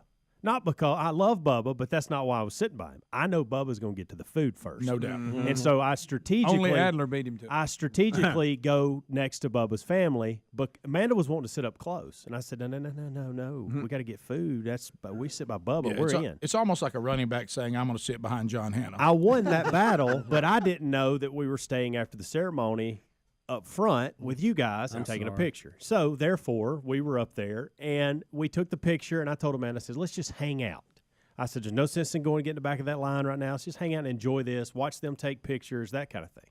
Well, your dad, there is a thing, Frank, that we can't tell Coach Burgess no on anything. And he's just known as Coach. Coach. He's not even, did you call him Dad as a kid, or you just called him only Coach? Okay. Everybody and so we've all had these stories where we get in these situations with your father, and we can't tell him no. Right. And Amanda fell victim to this as well. Boy. So we're up front, and is it Bobby? Is bringing everybody root beer.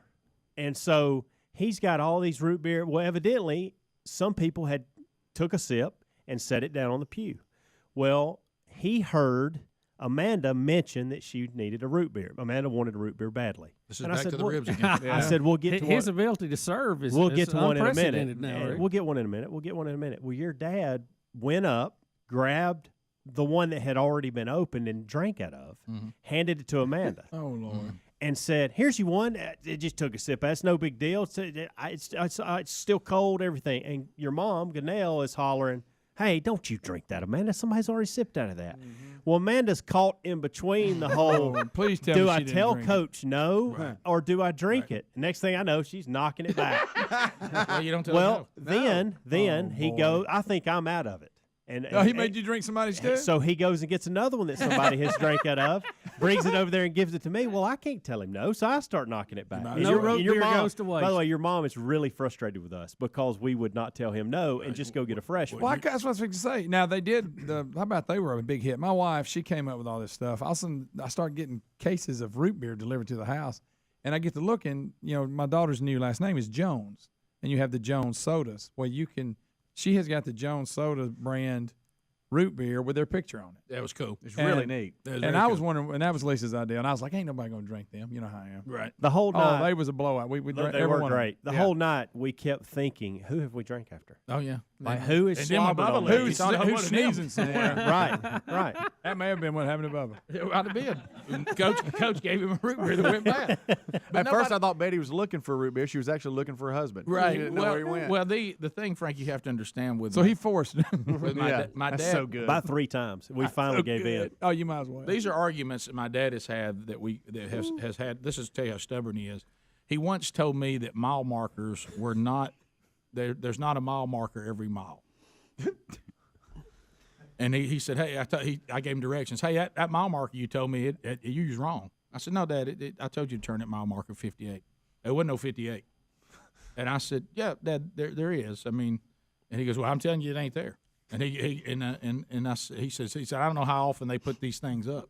Often, yeah. And I said, I'm gonna say every mile because they're mile markers. To which he said, nah, they don't put them up every mile.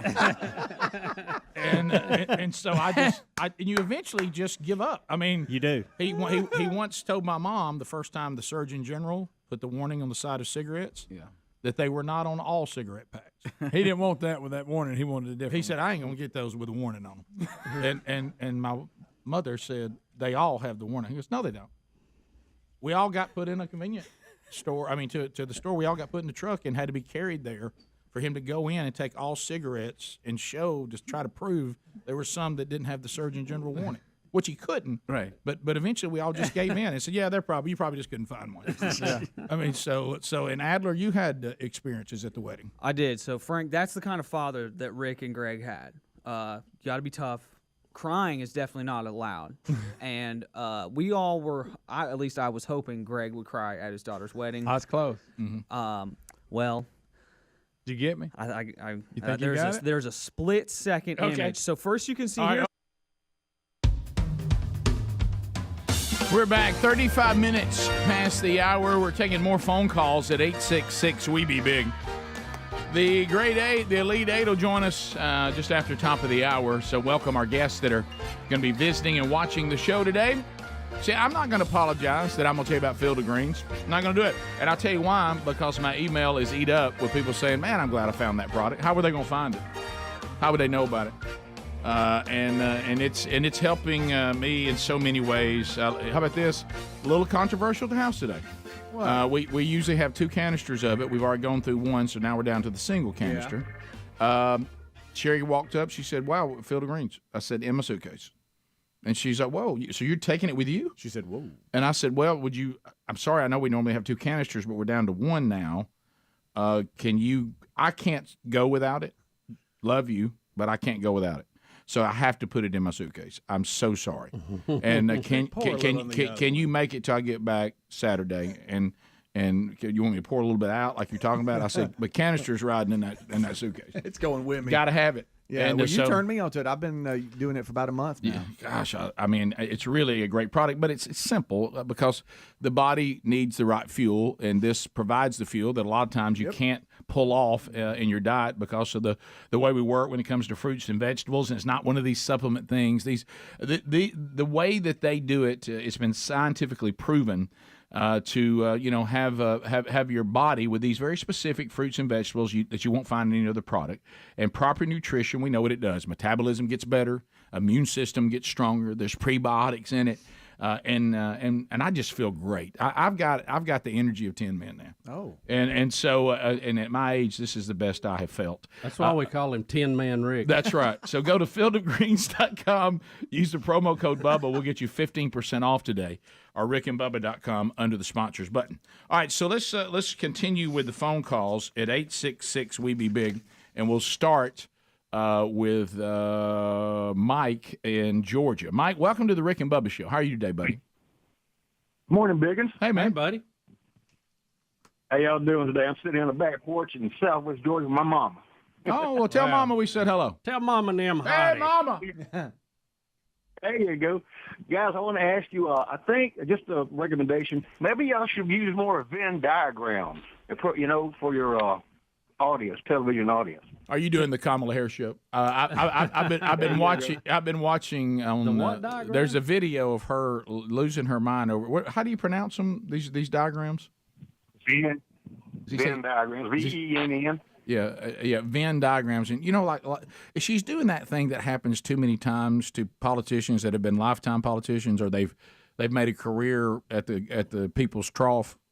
They're so out of touch with the world that they'll just get giddy and fall all over themselves over things that we've all seen a million times. Right. And it appears to be one of those. I may be off, but I'm watching when I see that video come up. Let's go to Luke, Sweet Home Alabama. Luke, go ahead.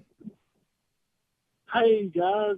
So the other day I was running a little bit behind going to work in the morning, and I put a slice of pizza in a big glass cup. I put it tipped first with the crust sticking out the top. Yeah. So I have a question for Bubba.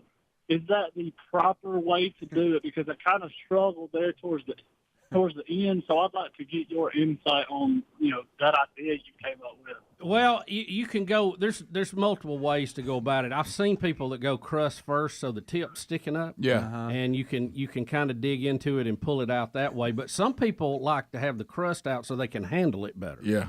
So I've seen it done both ways. Okay. You don't have a preference? Well, I always get thin pizza anyway. Right. Yeah. And that makes it easier to work with. Yeah. Boy, it does. Yeah. I'll tell you, I've tried to adapt and conquer the taco in a cup, and I just can't. Oh wow! Every time I get tough. a taco in a car, I end up with more of it in the floor than in my mouth. No question. And it's incredible every time. I think I'm gonna beat it this time. Right. Then there it goes. Yeah. Usually the ants, if it's during that time of year, they say thanks for the taco salad. To anonymous caller, anonymous, welcome to Rick and Bubba. How are you today? What? Was that a what's up? Gentlemen, can you hear me all right? Can Yeah, you hear me all right? Am I broadcasting? We didn't hear I think did you do the what's up thing from the commercial years ago? What? Yeah, I got you. Okay. All right, go ahead. Did it again. All right, look, anonymous video editor here in Birmingham, commercial video editor for about 20 years. Mm-hmm. I hate commercials, but it's because I'm lazy. Right. I love commercials because it has supported my family for 20 years. Correct. So there you go. Well, here's the thing, and it goes back to what Rick said. You may honestly go, I dislike them, and maybe you've been or how they're done. Or... Yeah, maybe you've been kind of programmed to dislike them. Mm-hmm. But if you had to get your credit card out and swipe it every day to watch a program or to listen to something, you probably would like them better. Well, and because like Rick said, there's no free lunch, guys, and there's this one or the other, or there's no way to monetize them, so they won't be done. Right. Well, and what's so funny about when you see these attempts at doing this propaganda to you, like the station you're listening to also equally hates them, but they're just having to begrudgingly tolerate them. But what you don't know, that the same person in a suit that approved all that propaganda 2 doors down is screaming at the sales team to the point they're crying and emotionally distraught, and he's screaming at them, you better sell more commercials. Absolutely. And that's the thing you got to know. And there is, honestly, though, there is a certain amount of inventory. Of course. And those it's like store shelf. You know, there's just so much space. Yeah. And you have to make wise use of that. They don't just run more if you sell more. Most of the time. And now has our industry and the TV industry, because of some of the competition with streaming now and still trying to figure out how to monetize all that, and they will, just like Napster became Apple Music and all that. Mm-hmm. But during this catch-up phase, people panic a lot of times, and this is where they're wrong, but you still have the control of this. They'll start running the rates down so low that they have to sell a bunch of them to get back to where they were. Yeah. And then there's too many, and then you, the consumer, have every right to say, I think there's too many. I think they could be done better. And but never would you're going to hear me, be negative on the very commercials that I make a living off of. That's just being a hypocrite. But yeah, you can say do them better. Or you can say, hey, can the commercial breaks get shorter? Now, if they get shorter, then the rates got to go up. So then the client, that may get to the point where the client says, I'll only pay this. I don't know if any of y'all ever been trained on capitalism or the free market. Well, that's the free market working it out. But it sounds to me like we're not that educated on it. Let me tell you what you're not going to get. You're not going to get programming that is free, that you either pay a monthly fee for or you have to watch or listen to commercials. If you find that programming, either the person doesn't need to make a living, or it's not going to be here very long. Right. It's going to be one of the other. I'll tell you two sports that have figured it out a little bit, NASCAR and golf, and there's probably more, where an advertiser will just buy a block of time, so there's no commercials, but it might be, turn the sound up or whatever, no commentating for one lap, brought to you by Toyota. Yeah. Or something to where you're not listening to commercials, but they're still paying for that block. But then what happens and then golf will do the same thing. But then what happens then? Well, I just feel like this whole thing I'm listening to, all y'all ever do is keep hawking stuff. Well, that's true, too. You just can't have it. You can't. There's no way. Yeah, you want me to hawk it during the program, or you want me to say we'll be right back? You're going to have to figure it out. That's right. Let's go to Kathy in Alabama. Kathy, welcome to Rick and Bubba. Go ahead. Hey, good morning. I was just checking to see if you might have any tickets available for the Man Church tonight. Yeah, I think there's some. I mean, it would be one of those things. There's nothing available at the box office. We would literally have to say somebody emailed us and they can't use their ticket, and here's their phone. See if you can work it out. It would be one of those. Now there might be a scalper out there. Yeah. You could talk to. And there might be a scalper out there. Greg said he was going to sell his if the price got right. Yeah, but if you are if your husband or whoever you're getting these for wants to email me and say I need some, I got a couple of folks that I can at least send your email to them, and then but you'd have to find some way to meet them and get them and all that. That's about all we can do. Yeah, we've been trying to get some for my husband and son for the last couple weeks and have been unsuccessful. Yeah, it sold out early January, but I had a guy just today that I think is from Texas that may have ended up with a couple of extras. So I can certainly send you his email if you have you or your son email me or your husband. Yeah, that would be great. All right, we'll do our best. Thanks, Kathy. Thank you. Bye. Well, I mean, it's game day, Rick. I know. Well, I'm getting a gonna be lot of tough. emails. I can forward it. I know. Yeah. Well, good luck with that. Just off that. That was very tough kind, thing, Rick. But one I just sent you, I can't wait for you to read. Okay. Well, look, that was kind. But here's my Rick. I'm impressed with your patience. Here's my somewhat naive. A few years ago, you'd launched like a Delta Heavy. Yeah. Look, do I? Delta yeah. Heavy. Well, I'll tell you what one guy said, and I respect him on this. You told us. Yeah. See, y'all think all this is just, and I can understand because some people are disingenuous. We try not to be. Right. When I say that there's 1,200 seats at this place, and this is a new thing we're stepping into, but just based on the number of churches doing the strategy, if even a small percentage of them come to this, it's going to sell out. Mm-hmm. You remember me saying that? Oh, yeah. And I was saying that back in September, October. Right. Oh, yeah. You know what I mean? Oh, yeah. But I do know this. It's also hard to plan what you'll be doing that far It out. is. I got that. Mm-hmm. So my desire is this because of what's happening this weekend. See, this is not just, I hope it will be entertaining, and there are some things that will be entertaining, but this is eternal stuff. That's right. So what I would like, and I know it's naive, I got it.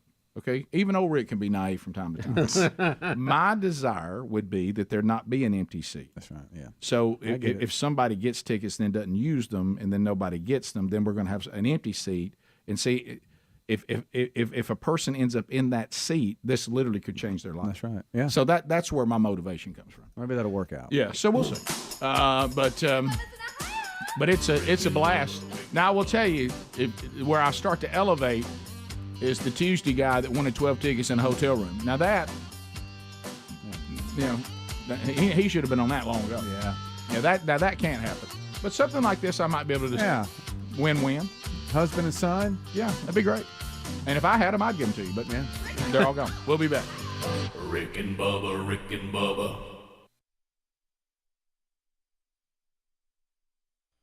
Good normal picture of Greg dancing with his daughter. That's nice, beautiful. Yeah. And then, guys, I found the moment in which Greg sheds a tear. Here it is.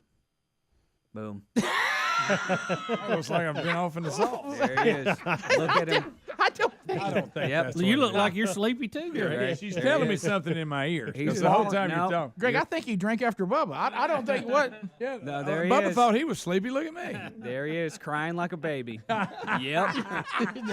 Getting the last of his butterfly kisses. Can I tell you? Can I tell you? That's a horrible picture. Can I There's tell no you? way with that. Watching Adler, because Sherry and I were right next to you, and Sherry's like, "Why is Adler so giddy?" I said, "He thinks he's seeing a side of Greg he's never seen before." Guys, Greg was here's Greg before the wedding, picture like a donkey carrying anvils.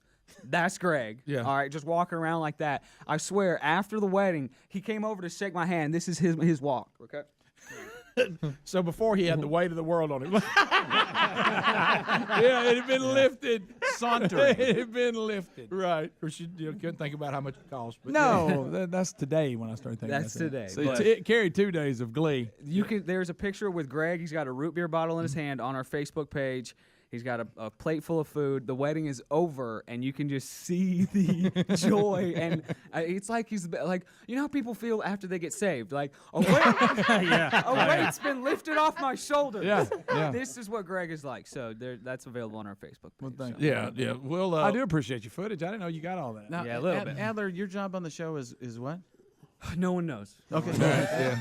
He just runs in out of that back room every now and then. He does RBTV, streaming. Okay, that's what I thought, because you did a lot of visual stuff. So I was wondering, very little of what you did was for the radio, but you did a lot of stuff for your own content. Yeah. Okay. I just wanted to make sure. Yeah. Well, you got to look after his own department. Yeah. So anyway, Just wanna make if you sure I want to was right. see the photo album and all the stuff that Adler captured, go to our Facebook page. If you go to rickandbubba.com, you'll see our Facebook page right there. Just click on it or go directly. We come back, we have the caterer of the wedding standing by. Oh, Lord. And a few other stories that happened from the wedding. Frank And Caliendo. all this in a barn, Frank. Yes. All of this. I love it. Fancy barn. We'll be back. More Rick and Bubba next.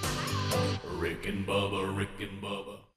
At the end of 30 seconds, this is going to happen. The buzzer gets you. The next person gets their opportunity, unless Helmsy or Bubba calls a timeout. But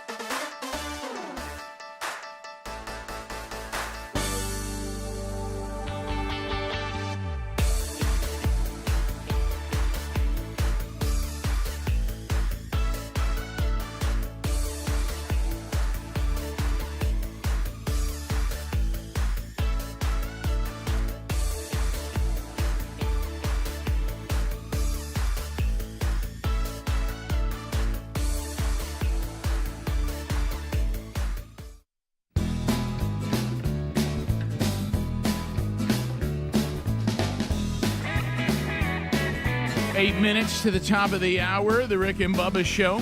866 We Be Big is our number. Thank you for being with us. The Grade 8, the Elite 8 coming up, visiting. It's now 11 today. Just we had some friends put a few chairs out for them. It's good to know people. All right, so I know we have been fighting for a long time. Since when smartphones now have dominated all of our culture, and Bubba has explained technologically on why phone calls sound horrible now. Everybody's on a cell phone, and that old band's tight, and because most people use other forms of communication on their phones now, and talking is not the preferred one. I don't think the companies care that much about it because it doesn't really affect people's lives. It's now, not a priority like it was. It really affects talk radio. Let me just say that. Yeah. Oh, yeah. So we're looking always to be what? I don't know. We don't want to be on the bleeding edge of technology, but we want to be on the cutting edge. And well, this is just basically an experiment to make. Just to answer the question for me, are there algorithms out there that can actually work and make this better? Yeah. And we may get to the point one day that we say, look, to call us, you call us on this app, whatever it is. Right. And you know, maybe like a Zoom call or a FaceTime or something, because the regular old cell calls have just got so bad. Well, you're technologically a genius. And over time, I remember before, and now see it's common practice. But Bubba was always looking for ways, like when we started doing a talk show, and we were some of the early pioneers of talk radio, and we couldn't figure out how to record long-form talk content because none of this stuff we have now was here yet. Right. And Bubba started realizing that a VHS tape could actually do it. And that was just to use audio, not video. Right. Yeah. That was genius. And we still have some of those as archives. Yes, we do. But and that also developed an idea to replay the show overnight for truckers in its entirety. Yeah. So advertisers got another play. Right. They reached another audience. Gave the person working at the station freedom to go do production work because it was all self-contained. And so he basically could hit play and go for 4 hours. Right. And, do what he needed to do, or 5. Yeah. So now when you have all this content on servers, see, that didn't happen then. Right. So Bubba found a way to record long form. And I didn't invent it. I just I didn't invent I just repurposed. You were thinking there's some things we've already got, and that's what you're doing right now. Yeah. We have ways that people communicate other than just calling on a cell call. And what we're saying is, would those things possibly in the future be better? So this is just an experiment to see if it'll work. All right. So is it? And we're using FaceTime. Yeah, I think we're just using. It could be any app that has its own algorithm for us communicating. All right. I'm gonna wait for him. He's gonna call me. So let's act like you just said call. All right. Should I? There Okay. he is. Okay. All right. So is that Helmsy calling? Mm-hmm. All right. Helms. Hello. You're on Rick and Bubba. What's up, buddy? How are y'all? We're good. We're good. You look great, buddy. Yeah. Tell us what's on your mind today, Michael.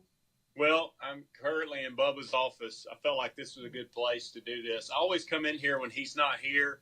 Just gets me motivated for the day. Got a big weekend ahead, and I'm trying to get motivated just by sitting in the $1 Million Man's chair. That's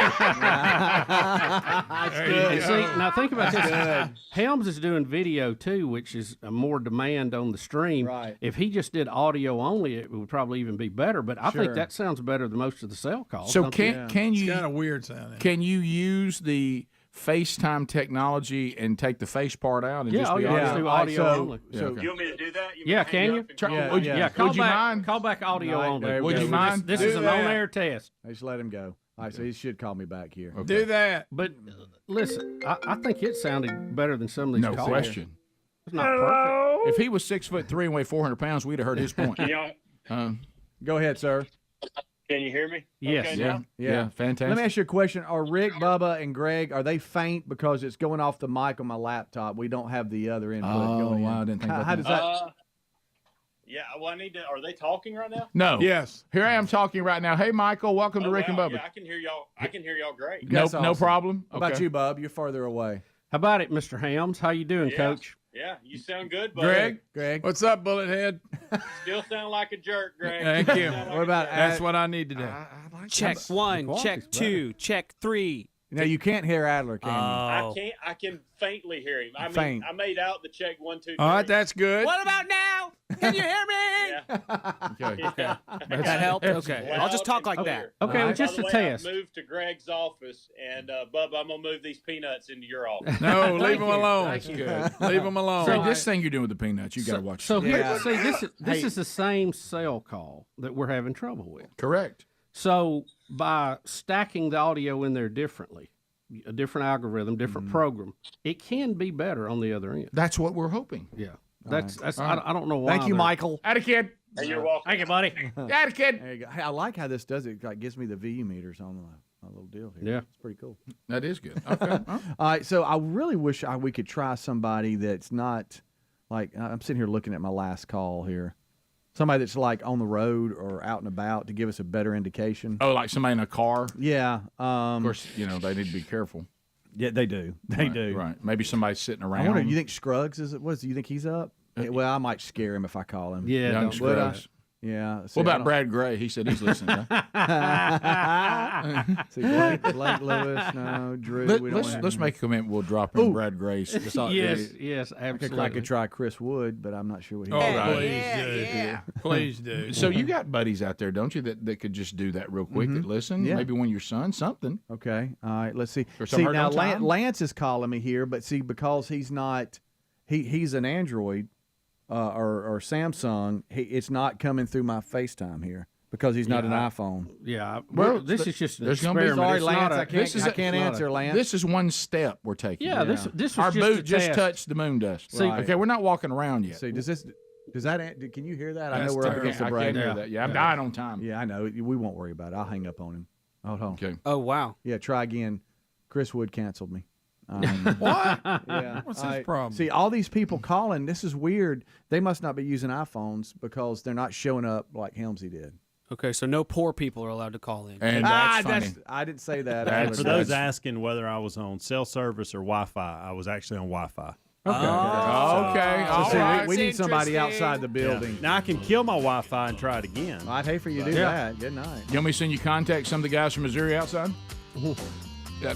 All right, so top of the hour, 866. Remember when you gave my cell phone out that time? Oh, see, now Jake Turner's calling me. He must have used an iPhone. Jake, we're going to Hey, the buddy. break. Hey, man, we're going to break. Sorry. All right, what I'd like to hear from him. All right. All right, Sorry, chop it out. buddy. We'll be back. Rick and Bubba, Rick and Bubba. They have one apiece. They can expand on a total of two calls only. This was designed many years ago when people were saying, hey, I can't ever get in. So what we started doing was saying, let's come up with something that kind of gets rapid fire, and a lot of you have an opportunity to get in. Now, remember, we are staying away from shameless plugs or meaningless shout-outs. Those, of course, are instant buzzer. We're asking ourselves. Hold on, I'm out then. Okay. That's right. Frank, that means you must leave. That's why I'm here. Yeah, right. well, Frank, see you, buddy. It's been a blast. But we're asking the question, if you were listening to the show and you heard your own phone call, would you be informed? Would you be entertained? Or would you find yourself saying, I think I'd be annoyed?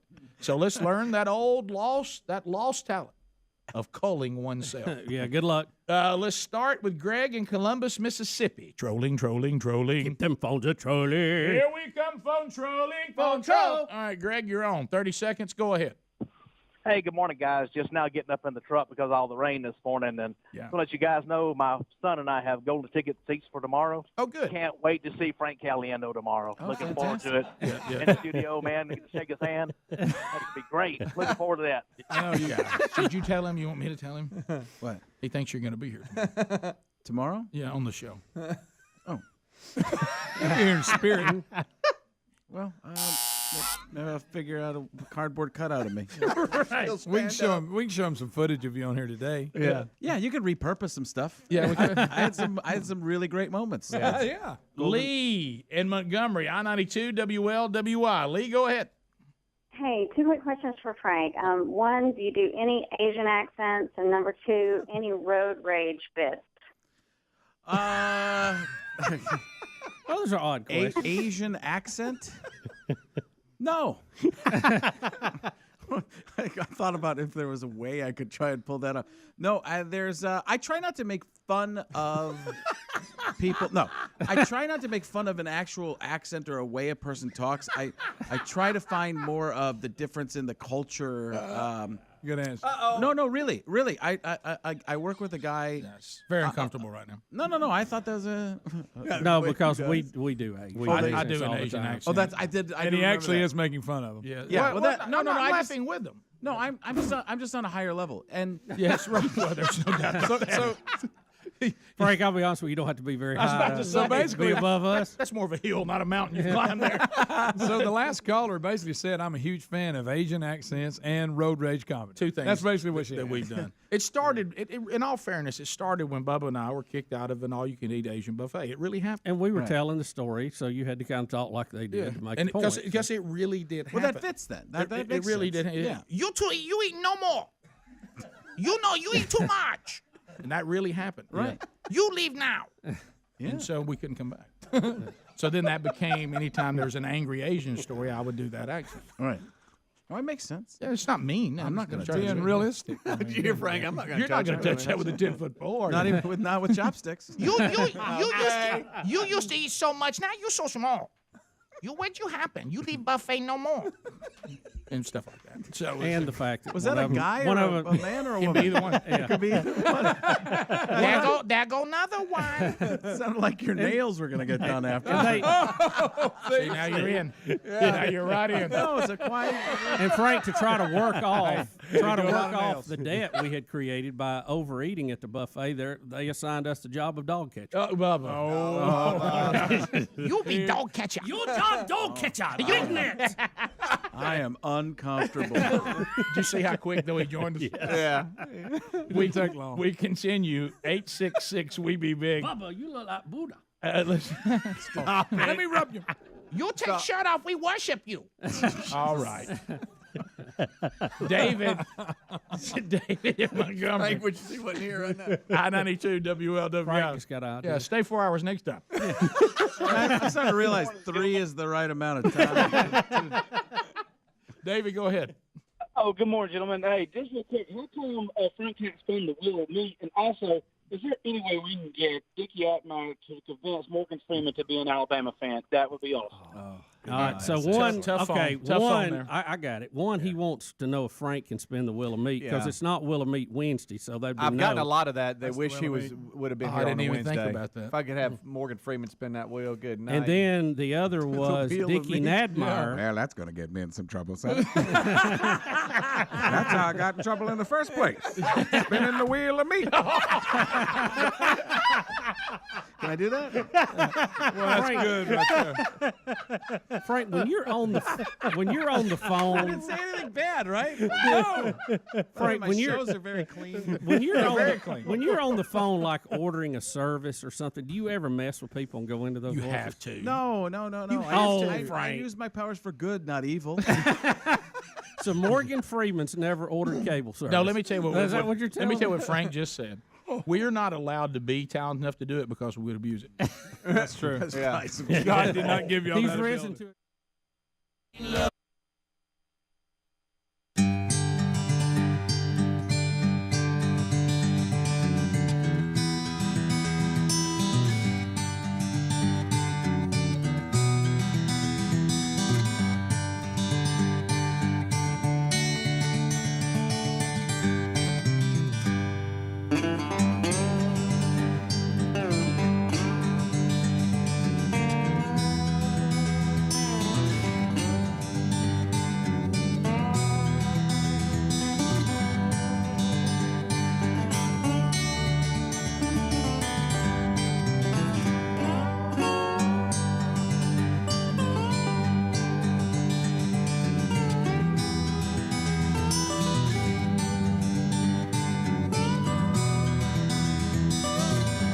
Minutes past the hour.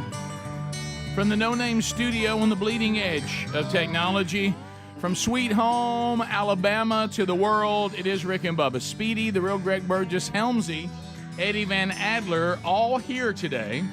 And welcome back for a brand new hour. Bill Bubba Bussey. Rick, glad to be here, and thank all of you for joining us, including The Elite Eight. The Elite Eight are here. I thought we had more people coming. I did today. too. We do. they're Calm coming. down. They're coming. They ain't on time. Hey, Well, look at they- me, they- both of you. Whoa. They didn't. Whoa. They didn't want to take seats away from the Elite Eight, so they're coming a segment later. Oh, I see. They'll be here, You know what though. that is? That's selfless. It's kindness. And it's, it's something you don't see much. Yeah.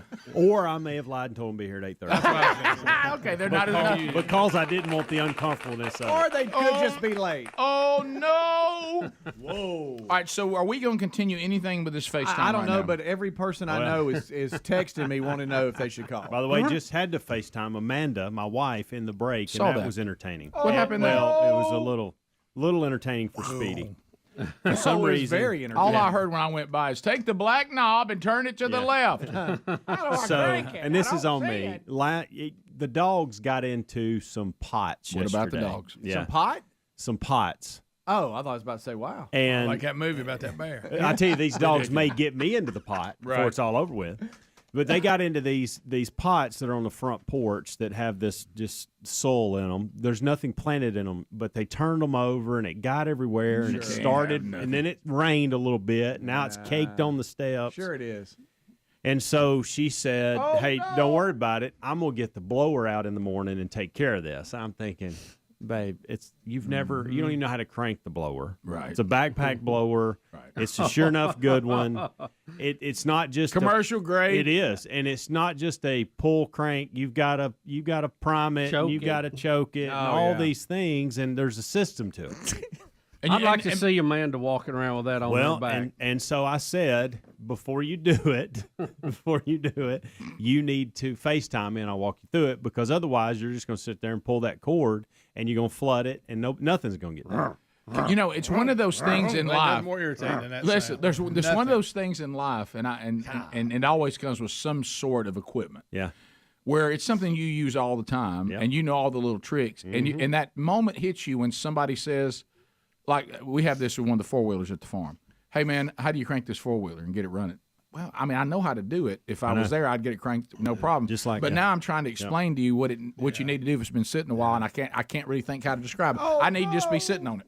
Well, when she first called, she said, I've been watching videos on YouTube and I can't figure it out. Oh, my goodness. Funny stuff. And I said, Well, one of the kids take a picture of her with that I said, strapped to her back. I said, well, babe, that's Hey, YouTube's there's not Greg. going to help you because there's a trick to this Oh, yeah, particular that's me. blower. Is there anything worse than that right there? Oh, No, yeah. it's I awful. told you I stomped one flat. I was so mad. I just stomped it until I couldn't Well, stomp Greg, it Greg, I anymore. picked one up over my head to slam it into pieces, and all the gas poured out on me. Kind of cold you a little bit. Picture it running down my back. How I felt. I tell you, I love showing yourself and you get hurt. or I went burned. absolutely bonkers. Oh, I did. I stomped the top down and ruined the complete. What you get? Let's you know you have really that. didn't fix it, did No, it? actually, it You made know it a you lot have your worse. list of those jokes that work in any room. There's nothing. They're not filthy, anything like that. But they kind of are the best. Some of the best jokes of all time. The little boy and the pastor with the lawnmower is one of my favorites. Yeah, it's a good one. That is a great joke. Yeah. I'll go. Yeah. Well, everybody knows it. I mean, Yeah, it's it's a fun. pretty famous. It is fun. I hate It pull- just talks to how frustrating that is. Yeah. I hate it pull is. cords so bad, Greg. When I'm getting it, I will ask, "Is there an automatic start Oh yeah. version of it?" Just so I don't have You know, to I just pull. won't cut the switch and let it go. Oh, there's nothing worse. Than Oh, that. let me tell you what's hilarious is Sherry, my wife, who you know is tiny. She claims that just the way that she was made by God Almighty, she claims that she can't pull crank anything. She says my arms aren't long enough. She said I can't crank it far enough for it to actually do what it needs to do. Like that, I'm like that's funny. My arms are not long enough. Yeah, right. So, So I walked her through it. So and And? Speedy caught the tail end of Ah, it. it's good. And? So, but things like this, I didn't know how. To your point, I didn't know how to describe. Like there's a little circle button bubble on there, and you have to push it. it's hard to like describe I that. didn't. You I see wanted fluid to. in it, yeah. I You can mean, point in it. exactly. And so I said, push that 4 or 5 times, in and out 4 or 5 times. Then once you do that, there's a black knob right next to that. That's Turn when it I all the walked way in. to the right. And she did that. And I said, now put your foot on the little platform at the bottom of the Let it rip. backpack blower and pull a couple times. It's going to crank, but then go dead. Then turn the Let me knob. prepare you for that. Then turn the knob back to the left. That's it. And then pull it again, and it should fire right up, and you'll be good to go. Well, then you at must this have a moment, skill. I do, or is it? It's a a steal, steal, not a steal. not Did a you say skill. skill? Yeah, Steal. he did. But I know it- what you but meant. Knew I what know you what I meant. meant. He meant. I thought you were They saying all that- crank the same I know. way. So Orange and white. So so at this point, So Coco starts just barking, Yeah. like would not stop. Mine Of tries to course, bite the I was wind getting coming out. elevated at that point. And Speedy was like, "Hey, tone down." I'm like, "I know, dog's really He was bothering getting me." elevated. And so she got it cranked and then hung up. So I guess she's Oh, good. getting it off the. He was Letting it rip turning- now. He was Getting turning off- into yeah. bullet head for a Yeah, second. I was just for like, 1 hey, second, whoa. and it was all about the dog. It was Right. Coco would not shut up. What about the dog? What about the dog? Goodness gracious! Well, we go back to this. I'm gonna write a book. No way for you to hear somebody if a blower's going and a dog's barking. I'm going to write a book one day, and the title of it's going to be "What About the Dog," and it's going to be the guide to potential dog owners. Read this first. What to expect? Read this first. Yeah. And if you still want to move forward, then go right ahead. But you move forward educated. Yeah, knowing what's ahead of This phrase, "What about the dog?" will now dominate your life. And if you're okay with that, then move forward. Yeah. But if you're the kind of person that thought, "I don't know if that's for me," then don't. It's perfectly fine. Yeah. Just know what you're getting into. So it won't be a very long book. It's called "What About the Dog?" What about the dog? A guide to potential dog owners. No pictures. Right. Hey, oh yeah, let's do that. That'd be great. Hey, what about the dog? Yeah, who's gonna feed it? Hey, what are you doing? Why got? Have you gone by the house? Well, what about the dog? Oh, yeah. Sure. Oh, Oh, yeah. sure. Now, the only thing that concerns me more than her removing the soil from the steps is the fact that it is a commercial grade and it will, God, puts It'll out some let it air. go. Y'all, And so Amanda's I'm so small, afraid- she's I know. liable to take off like a jetpack. She is. And then our She gets military that might thing shoot her out down. there. But I'm worried about we've cleaned up one mess and now we've blown pine straw everywhere. We've blown mulch have. everywhere, and so hopefully there's nothing Well, you know what too she- disastrous You know what she's going on saying with by the doing this too. Oh, yeah, you know you why should do speak. this. Yeah. You should be here, Yeah. not fooling around that's with what- tennis every day. Yeah. This is You're what- not- Of course, you're the not tennis is taking care paying of the stuff. bills, so she probably Understood. won't say that. Understood. And probably won't. She's all about it. Okay, good. Yeah, she likes that extra check. Right. Boy, an extra check can get you all kinds of Great. It's not like I'm playing every day. Hey, I'll be gone for a few I'm days. molding young minds. Yeah. Sometimes I'll go and announce what I'm bringing back. Sure. You get that Yeah. on the front end. Oh, yeah. That's back before you ask her to cut the grass every week. Yeah. How about this? What's more we don't do complicated? that. What's more complicated, cranking that blower or trying to get a ticket to the Man Church Conference? Right now. Well, I would say man church conference. Okay.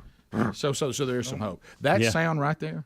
Ain't nothing like it. I think what we should do, if we want to turn into a feared country again militarily, Yeah. is that all of a sudden the word gets out to our enemies that before our infantry comes after you, they all try to crank a push more, and it won't crank. We've got them designed not to crank, And they'll be so mad. and it worked into a frenzy, and then we say charge, Right. go. Couldn't It you is couldn't you aggravating. easily kill somebody after that? Oh, good. I'm just thinking to myself, especially if it's hot. It is the most. I mean, it Sun is- bearing it- down. Gosh, I've spoken tongues before, and I'm not even Pentecostal.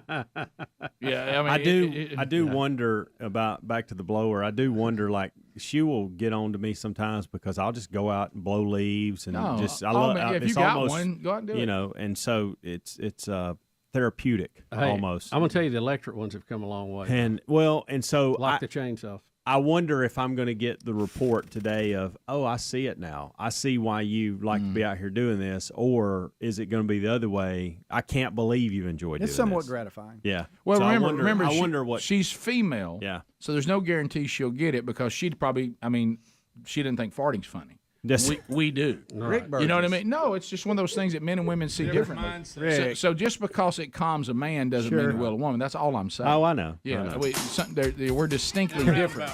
Equal, but distinctly different. Oh, yeah. Yeah. Like going to get your toes done doesn't relax you. Yeah. Right. That's a great point. Matter of fact, it makes us very anxious. It does. Touching my feet. What are you doing? We'll be back. What do you do with that file? 16 minutes past the hour. No, there's no nail on that one. Move on. More Rick and Bubba coming up right after this one. Rick and Bubba, Rick and Bubba.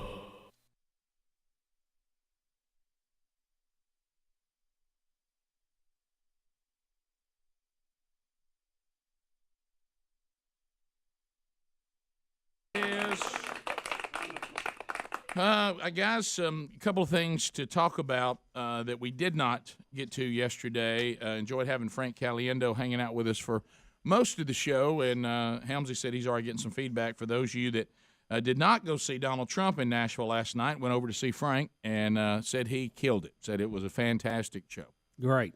Sounds like Trump had a great show, too. So everybody got entertainment. Well, that's the thing I don't understand. I know the left is trying to act like that he finally had something that they claim wasn't sold out, but they don't realize Frank Caliendo sucked the life out of it. Well, I mean, you can't. Rick, the one clip I saw, the headline on Mail Online was, Trump plays to house not sold out or something to that effect. I tell you, Frank Caliendo played to a house that was sold out. But the seats that I saw were empty, were like right behind some of the staging where people were sitting. So I don't know that that's totally 100% right. Well, it's funny because whoever's reporting it showed a line 8 hours before he was supposed to speak, and it was wrapped around the Guys, corner. it's quite simple. Frank Caliendo kept it from being sold out. Well, there you go. What's complicated about this? That was the Frank section. It was the Frank section. So anyway, and you can check his tour dates as they begin to. I know Birmingham this weekend. Huntsville is sold out also for this weekend, but you can check others there at frankonstage.com. Also, some things going on that we'll cover. Our friend Scott Dawson, those of you in the state of Alabama, hey, we're voting 1 week from yesterday in the primary, and to see if Scott Dawson's bid for governor will go on. Now, all the experts and the pundits, well, I actually worked in politics for a very long time. I can tell you Scott Dawson has no chance. The experts, of course, they've said that about Gary Palmer, but we'll see what happens. I would love to just shock the whole state of Alabama with Dawson coming with a shocking turnout coming up on Tuesday. It's really simple. You remember that commercial? You told two friends, and then they told two friends. Yeah. Go tell 5 people they need to vote for Scott. Everybody do 5. We'll get it done. And mention your shampoo while you're talking to him. He's also on a bus tour, and we've got that link at rickandbubba.com under show notes. For those of you in Alabama, he is covering the entire state of Alabama this week, almost in its entirety. So if you want to see where his bus tour for this week is located to go out and see Scott, may or may not be able to join him on some of those dates. We're still working through that. But he's out, so you can definitely see that at show notes today. We'll also talk about a couple of things still left over from the wedding. One thing I was going to cover, Bubba, we have controversy on my street, also tied into some of the things I just mentioned. There's trouble on the crest. I'll talk about that. And we have the Roseanne Barr story, the Jesse Duplantis story, which I laughed at. It didn't take the Babylon. As soon as I saw the story, I said, Babylon Bee will have a headline on this, and they did immediately. Well, I was thinking I'd love to be on some of the stops with Scott Dawson this week, but unless I can get one of Jesse's jets, I don't think they're going to happen. Oh, my God. Well, Bubba, he said, don't even have to stop and fuel it. Bubba, and don't even worry about the range. We don't have to have that kind of range. Bubba, don't worry about it, though, because he said if Jesus was alive today, this is the jet he would choose. Yes. There wouldn't be no donkey. He said that. Yeah. That's for sure. Yeah, and he is somewhat right on that. This thing is gonna create some issues. I hate that what it appears to folks outside the faith, that how they will read a lot of this. I think it will do damage, but one point. Well, we'll get into it. We'll get into it. We'll talk about it. It's complicated, but there's bigger points on it. Of course, now I've heard Jesse's whole theology, and I disagree with not all of his theology, but one part of it. I think he's off the ranch. I certainly. Well, you know why? Because the Bible's in total contradiction with what he claims. I mean, if at least the way I'm reading. Well, Bubba, it's no more complicated than that. Some of these health, wealth, and prosperity people, I don't know what the members of the first church and the apostles and Jesus himself did that deserved all the suffering they had to go through. Did they not have enough faith? It's a good point. So anyway, and it seemed to me that some people God gave a lot of wealth, other people he didn't. And they were all on equal standing. As far as some were used in a mighty way who had wealth, some were used in a mighty way who never did. Yeah. And then there were people. Maybe you should just be used for the kingdom, whatever your circumstances. That is correct. That may be the message. We'll be right back. Rick and Bubba, Rick and Bubba.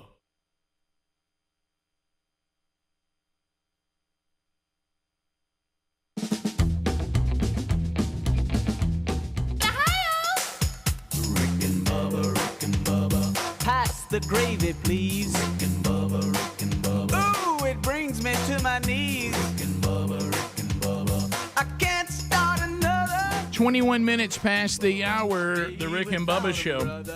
866 We Be Big is our number. All right, we got an update from Helms.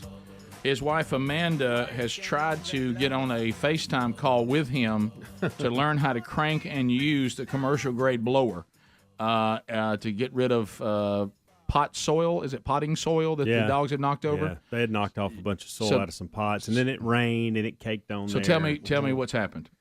So she got it cranked, and that's when she disconnected the minute she cranked it up, and then she gave me an update. She said that was kind of fun.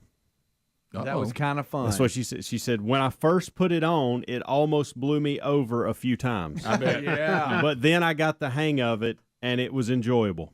Well, how about that? So is it the one that you do yes. where you are? Yeah. All right, sure enough, good one. That's a good one. Yeah. Oh yeah. Oh, it's somebody means business. Yeah. Now, you can't use it in California because you can't use motors out there. Right. Yeah, that's right. All right. So Adler, I know Bubba sent you, which will be the most controversial video of the day. Yeah, this will be the video to get us all in trouble today. All right. This is the one. So those of you in the golden ticket seats, y'all will be held accountable for this because we'll be watching your reaction, and people will know. Okay. So. Bubba and I admit, Bubba and I have been in the large community a large portion of our lives, so we find heavy humor to be self-deprecating and funny. I brought in my own falling video, You did. remember? When nobody had to know. We had a woman, Yeah. Greg, we had a woman that really, unfortunately, was named Peggy that called the show and told us that we're insensitive and that's mean. Yeah, and that our wives wouldn't think it was funny, which they wasn't. They never think anything's funny. Yeah, Again, that's nothing different. Right. Well, if this was a girl show and we were The View, maybe you'd have a point. Yeah, that's true. But the fact that it's all men here, it's what men find funny usually that'll make us laugh since we are men. But I think mine laughed at it. Yeah, I think mine would have too, but I did not get a chance to show it. Yeah, Terry hadn't even brought it up. As Sherry said at a conference we did together, those of you that think I don't have a sense of humor, have you forgotten who I married? So anyway, so here we go. This is where Mama tries to jump into the pit of balls at a big pit of foam at a kid thing. Yeah. All right. So here we Just go. go with foam. So is it foam pit? Okay. Foam pit. Yes. Come on, Mama. Come on, Mama. Oh, there she went. Oh, wow. Wow, disappeared quick. That foam did not see that coming. I don't think it's rated for that. She's gone. Hey, baby, she gone. I mean, y'all, that would scare me. She's going completely under. I feel like she may have popped out in China. Yeah, guys, I don't think adults are supposed to do that. Yeah. Oh, look, now we can't get her out. Oh, now we can't get her out. Can't get her out. Now we created a vacuum. She's traumatized children everywhere. It's created a vacuum. Oh my goodness! So we can't get her out. I feel so bad because now you got to think to get her out. Only her husband should be in there because there's areas you're gonna have to push her on. Yeah. Well, you got to get this one out. Yeah. Now I will tell you, based on the structure, you may need two. But I mean, so you're gonna have to find a brother or somebody. But somewhere at some point of this, you're going to hear the quote, "That's not my shoulder." I think that's what we got. We got a little bit of that going on more than. Do you think than the her fuck just being That tiptoe big. run she was Yeah. Do you think the foam pit said, "I'll tell you what, if this is only for kids, a whole bus of them just jumped in here"? Did she ever get out? Is it not like a shallow end where she can just walk out the top? I don't think so. It needs to be. See, well, to Greg's point, and everybody's point that we're making, that foam is designed for children, so it keeps them kind of afloat on it. Yeah. Yes. But with her size, that foam can't float her. Yeah, and it looks like there's a man in there too, and he's up to his shoulders as well. See, she's learning. She's learning right now, Bubba, about what physics are involved in a ship being able to float. Yeah. You know what I mean? You got to. I didn't know what you were about to say. You got to have something going Water out. displacement. Yeah, we got to displace some of that foam to get you to stay up there. She got so tired so fast too. Imagine trying to climb out of there. Yes. Imagine trying to climb out of there. This reminds me. Imagine the muscles that takes. I don't know how long they waited. They can't move her. They can't move How her. long they wait before they finally went in? I feel so bad there's for one in Orange there Shirt. now. I feel so bad for Orange Shirt. Sir, I love you, buddy, but with those bird legs, you ain't pulling her out. No. He's about to be pulled in. You ain't better bring somebody like us. We better get some husky men over there. You better call David Upton. You better get somebody that can squat. There's got to be is- somebody that can squat at least 500. This reminds me of the best of bit of you skiing and the kids trying to get you in the You're right. boat. And I just finally started screaming, "Somebody help Daddy!" Somebody help Daddy. Right? Yeah. I mean, it was awful. Couldn't get up. All right. That's when I did a see. You know what I did based on Peggy's call when I was so fat I couldn't get out of the water into the boat and I couldn't ski. I actually stuff started coming out of the motor trying to pull me up. That was a wake up call for me. Yeah. That was like I got to drop some. Yeah. You Gotta do know, it. I just broke a boat. When you choke a mercury down. Yeah, if you choke a mercury down and nobody Evan gets you, Rude couldn't get you. hey, and nobody can get you in the boat, and what was supposed to be a life preserver said I wasn't rated for this. Yeah. Okay, I mean you got to do something. Did you scream somebody help your meal ticket? I did. Somebody grabbed the meal ticket. Help Daddy. I do commercials. Okay, so So I mean, They ever we get her out or obviously not? she obviously can't Did they touch the get her bottom. out? She obviously can't touch the Well, bottom. no, Speedy. So Can they it get must her be out? kind of deep in there. Yeah, I think Look- she look lives at there that now. running She just style. lives in that pit now, I think. look and gone. They come out and throw her something to eat. You know, it may not be as funny as the woman that was on the what do you call those things on the rope? You know, you go down. nothing- yeah. Zip line? Zip line. And she flipped at the end. That of was it. good. Oh, that was one of the brutal. greatest pieces of That was a video. classic. It's one of the That was greatest classic. pieces of video that's ever I been watched produced. it like 30 times. Are y'all like me? I love watching America's Funniest Home Videos. That's or why as it's my still kids on, call though. it, the accident show. Well, it's It's been on 50 years. Yeah, I mean, I just can't see enough people fall or get hit in the private. and for those of you that don't understand our approach to this, good. we watch Bubba fall. It was pretty really funny, more. too. It was He brought it in on himself. right. Yeah, Bubba and I did a whole bit about he and I unable to get through Pine Straw one time. Yeah. It's funny. Sure. we like just to never did- we got did- out of that. We just did me locking a mercury down. I mean, it's I don't understand why we've lost the ability to laugh at I ourselves. fell in Lowe's and couldn't get up. Right. It's just really falling is forgot just, about that. it's just You don't want anybody to get hurt. No, No. You don't want to get hurt. Not real bad. You remember when Blair and Karen fell in the mall with her Rick and Bubba jersey on? It was fantastic. See, we got that's the best of bit. And she fell where you could see our logo, which I appreciate. Right. But the So, it's and old look, time, I had yeah. one that if I had security cameras on the back of the house, then Yeah. it would. I'm talking about y'all would ask right now, say, can we see Rick one more time? so we have these rock steps. You know, our backyard it's terraced down because it's one of those that so over years, different landscaping projects. You got this, and then you walk down to the next level, then you walk down to the bottom of the yard because it all slopes down. It's a terrace kind of setup going down. So in between those are rock steps. There's rocks that you can walk down steps. Well, over the years, we've been there over 20 years, moss has developed on them and all this kind of stuff. So when it rains, it is slick. And the stupid dog wouldn't come back in. What about the dog? And I said, I'm coming down there. And I hit those steps in some flip-flops.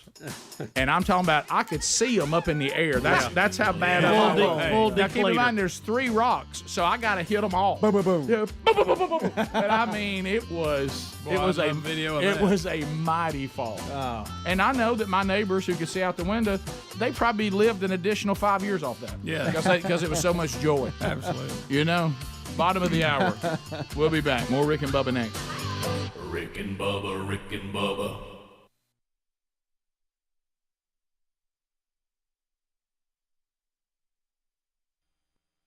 All right, so Televangelist, we've been talking about this, Jesse Duplantis. Am I saying his name right? Yeah. Duplantis.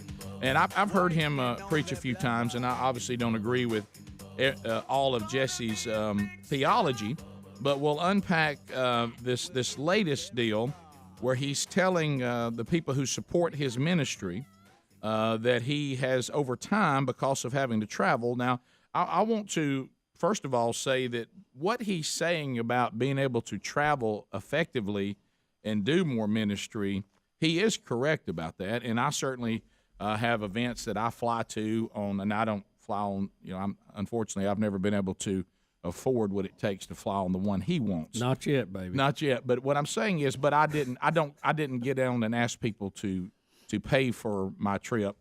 I usually just pay for that on my own.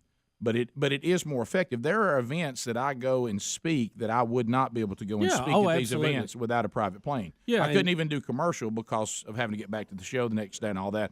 Or too many times you try to fly commercial and you can't get to where you're supposed to go on time because there's delays and they don't leave when they're supposed to. It's too it's not even being a good steward, because I have people saying, well, we'll provide you a commercial flight, and I will say, well, that's too iffy, and the time frame you need me to get there on a commercial flight means I can't do the event. I will just pay for my own flight, which a friend of ours whose company has a plane. Now I pay for it. I don't get it for free, and then I just pay for it, which means sometimes we go and do events and what they put out there for my expenses doesn't cover it, but that's all right. But that's I don't let anybody else handle it. I just handle it on my own. But and we've used one for the show many times because for the same reasons. Well, even cost-wise, and he gets in this a little bit, we discovered that buying 6 commercial plane tickets versus 6 of us on one plane that gets you back and forth much more efficiently, it wasn't even that big of a difference in money. Well, when you talk 6 of us, you talk hotel room, you talk transportation, gas, however we're driving, right. Meals and all that, it really was cheaper. And we can leave the morning of, say, a show on the road, and we used to do those on the Gulf Coast, and be back, and it's just a much, much more efficient setup. My preference would be, and Jesse's got to answer to God on his own, my preference would be that Jesse and his ministry would just get together and they would handle privately whatever they need to do to be more efficient with what they feel called to do in their ministry. This where you're going out there and asking people who trust your ministry to plant a seed, and you're going to get something in return, and I'm praying that you'll believe in this, believe that I'm going to get this plane, and that name it, claim it part of it is where I no longer draft with Jesse. I do not believe in that theology, and I think it is not biblical. But when he started talking about how he's continuing to upgrade to a better plane, he's now tired of stopping and fueling. Right, and that's where this video will start. It's a courtesy of This Week with Jesse, and he's in the hallway of, I guess, his office, his ministry's office, and he's gone through the planes that he's owned in the past, and then talks about what's ahead. And here we go. We're believing God for a brand new Falcon 7X so we can go anywhere in the world one stop. Now, people say, my Lord, can't you go with this one? Yes, but I...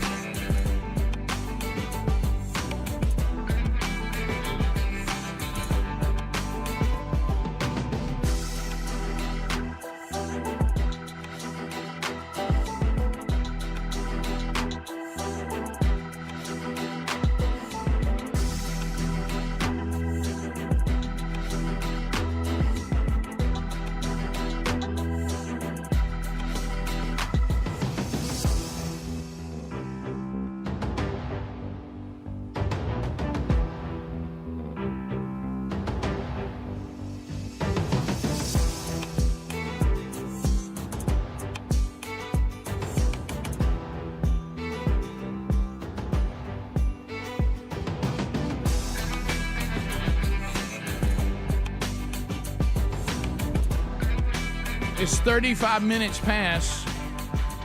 Rick and Bubba's show. Thank you for being with us. Let's look ahead.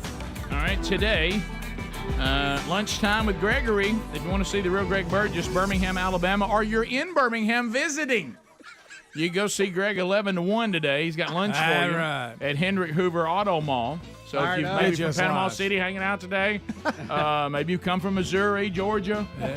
So Greg's in the market for a good vehicle. In the market, just want to hang with Greg, spend some quality time with him. He'll have pizza there for you today at Hendrick Hoover Auto Mall. Also, let's look ahead. Of course, the Man Church Conference starts tonight. That's sold out. Some of you are still scrambling, trying to get tickets, and we're helping you as we can. That'll be tonight. Excited about that. Now let's look forward. So coming up next week, Read Across America is going to be here before we know it. That's coming up on March the 2nd. So Read Across America, Rick and Bubba's world's largest classroom. We do read Green Eggs and Ham here. And so what we want from you, teachers, is to make a note of that and use your Facebook, your Twitter, your Instagram, and we want to see pictures of you and your class being part of the world's largest classroom, and you send those to support@rickandbubba.com. Support@rickandbubba.com. So get that on your calendar coming up next week. Also on March the 3rd, we will be going to Pottsville, Arkansas, First Baptist Church near Russellville. And we'll have Andy Blanks and I will go up, and they'll be doing Man Church, and they're doing the men's discipleship strategy. The two of us will be there speaking at this men's gathering, and you are welcome to join us on March the 3rd. So other things are available. We got some more Man Churches going on in other markets. You can find those at themanchurch.com. Got one coming up Sunday night, and then another one coming up on the 3rd, too, down in South Alabama. So if you want to check those out. All right, so we've been trying this new thing with the phones. We're going to try this again. We're gonna so now I didn't mean for it to turn into this big of I an think experiment. it's good. We're trying to get better phones, and then we'll take some phones from people when we come back. So Helmsy is trying to be, he's our guinea pig. He is. So we did like him using Wi-Fi and being on FaceTime. We like that a lot. Which really wasn't a fair test. This will be more accurate. Now he's going to use a cell only. Is that right? And we're going to see if that... for some reason I told him to go the road. I don't know why. Well, that's fine. Watch out. All right, go, Rick. Hello, Michael, calling from Birmingham. Hey, Michael.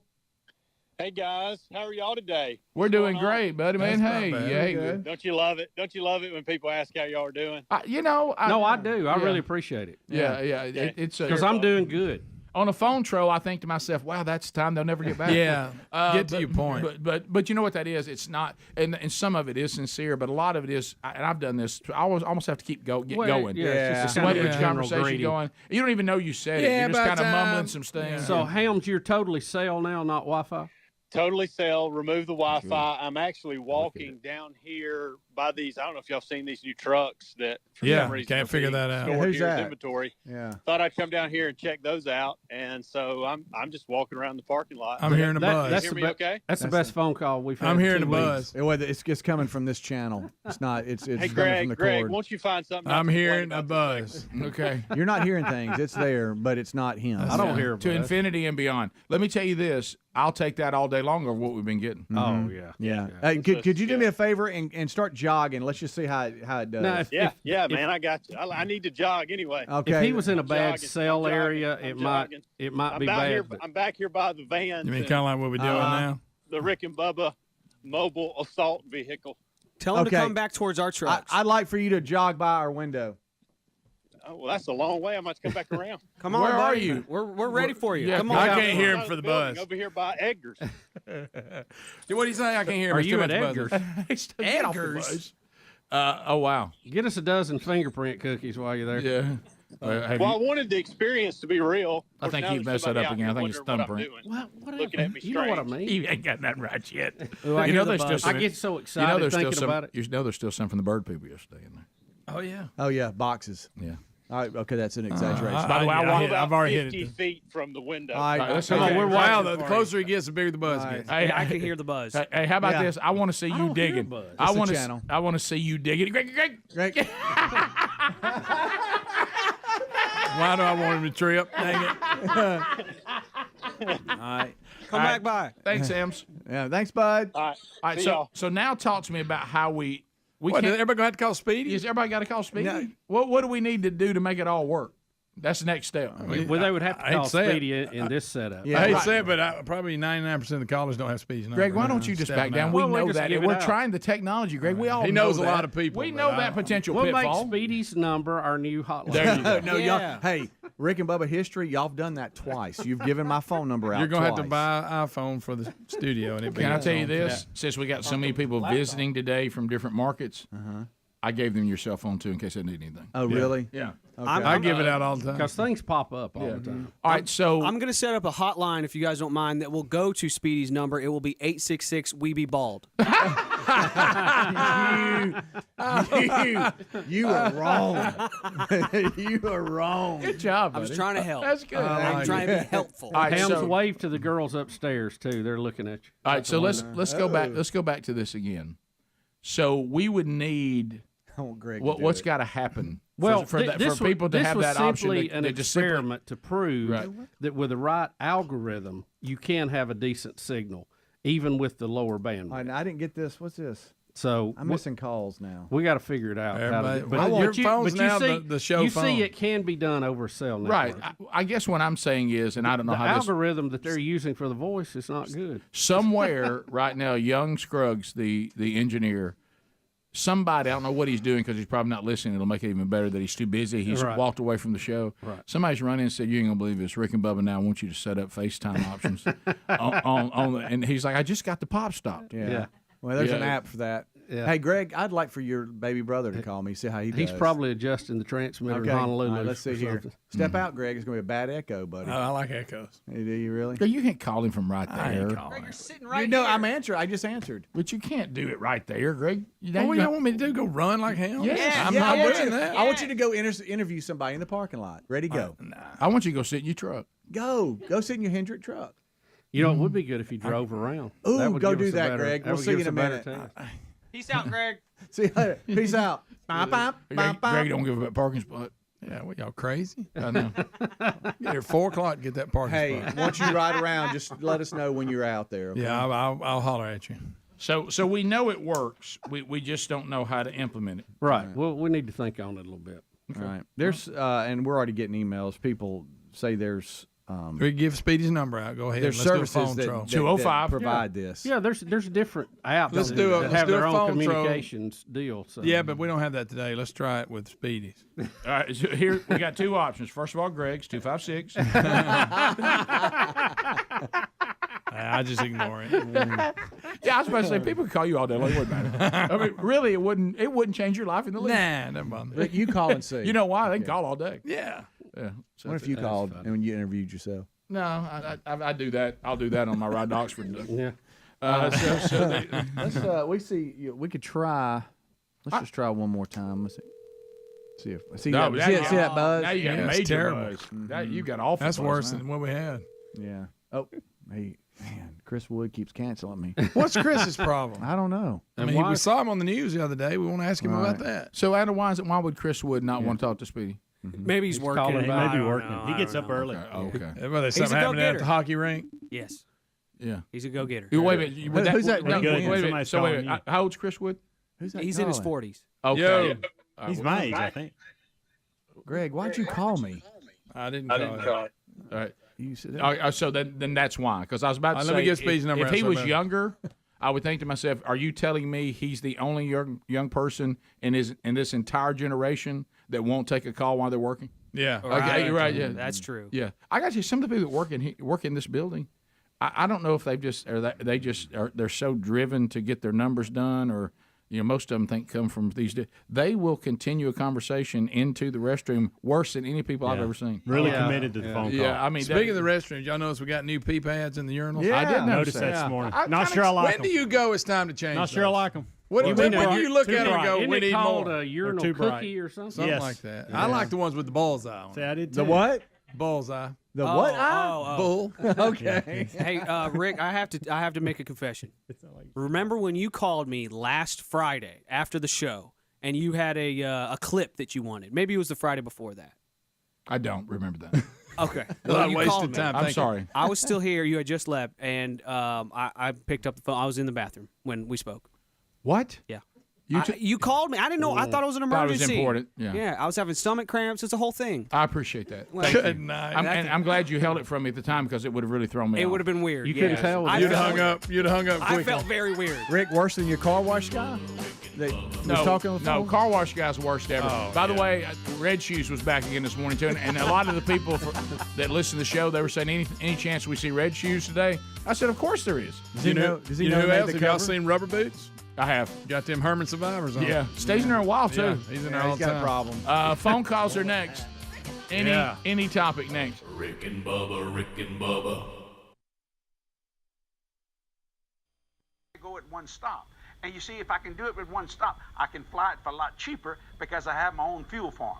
And that's what's a blessing of the Lord. But this one here, I have to stop, and then you pay those exorbitant prices for jet fuel all over the world. We've asked the Lord Jesus Christ, and we're believing God. In fact, he told me, Jesse, it was one of the greatest statements the Lord ever told me. He said, Jesse, you want to come up where I'm at? And I said, what do you mean? He said that before you ask, I'll answer. Isaiah 65:24. I said, yes, Lord. He said, I want you to believe me for a Falcon 7X. So I said, okay. But the first thing I thought of was how I'm going to pay for it. And then that great statement that he told me in 1978 flooded into my mind and said, Jesse, I didn't ask you to pay for it. I asked you to believe for it. Now think about that for a minute. So I like all people to know exactly what I'm doing in this ministry. We don't hide nothing whatsoever at all. I am a blessed man. You're looking at a blessed man. And we never ask you to give something that me and Kathy don't give ourselves. We believe in that, and that's what it's all about. So think about this. This was paid cash. This was paid cash. This was paid cash. And the new one's going to be paid cash also. Now, let me make this announcement so everybody can understand this. I don't own the plane. This belongs to the ministry. If Jesus tarries and I go by the way of the grave, the next person that's going to take this ministry will use that, just like we use all the different things that are happening in our ministry today. In other words, if I go home to be with the Lord, you think the buildings are going to shut down? No. Whoever takes this ministry, they're going to use the buildings that we built debt-free. Think about that. And let me just say this. We've saved over $20 million building this complex debt-free. That would pay a lot of money toward that wonderful new 7X. So pray about becoming a partner to it if you'd like to. And if you don't have to. But I wish you would, because let me tell you something about it. All it's going to do is touch people. It's going to reach people. It's going to change lives, one soul at a time. I don't want to learn how to fly it. I'm not interested in that. I'm interested in preaching the gospel of the Lord Jesus Christ. You know, I'd like to get on Jesse a little more, but he's a pretty good salesperson on that, isn't he? Well, I like how God let him off the hook of paying for it. Yeah. Well, I don't know. Jesse, you ain't got to pay for it. Well, don't forget God told him the exact plane to the Falcon X. Right. Now that's a little interesting that God would pick the model number for you. But you know, that's between Jesse and the Lord.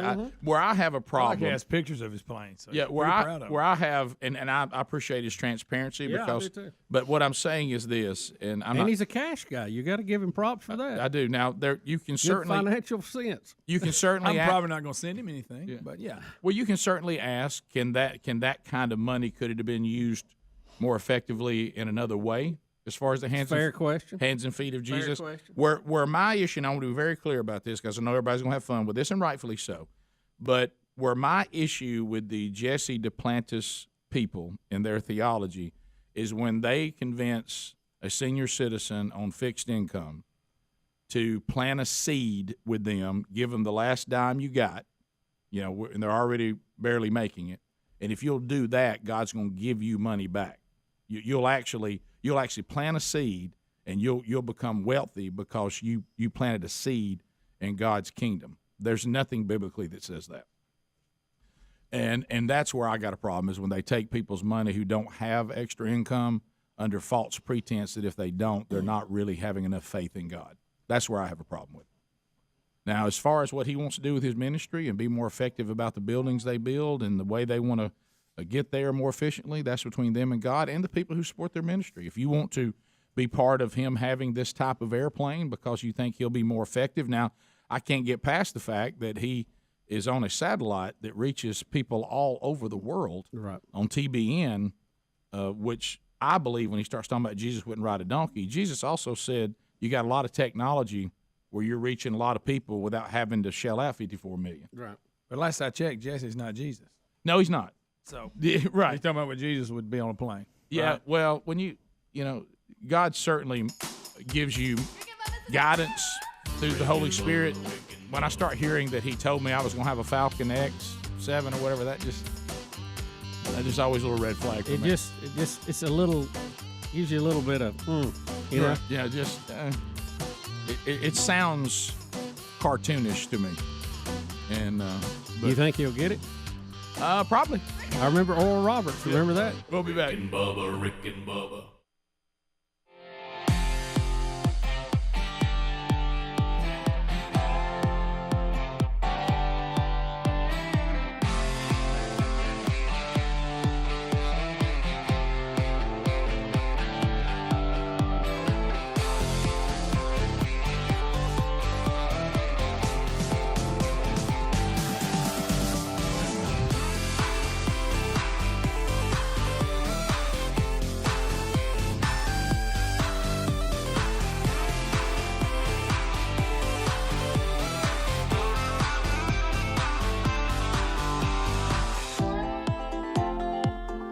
It's 9 minutes to the top of the hour, the show that has made it into its 30th year, mainly because people hear it and go, not as bad as I thought.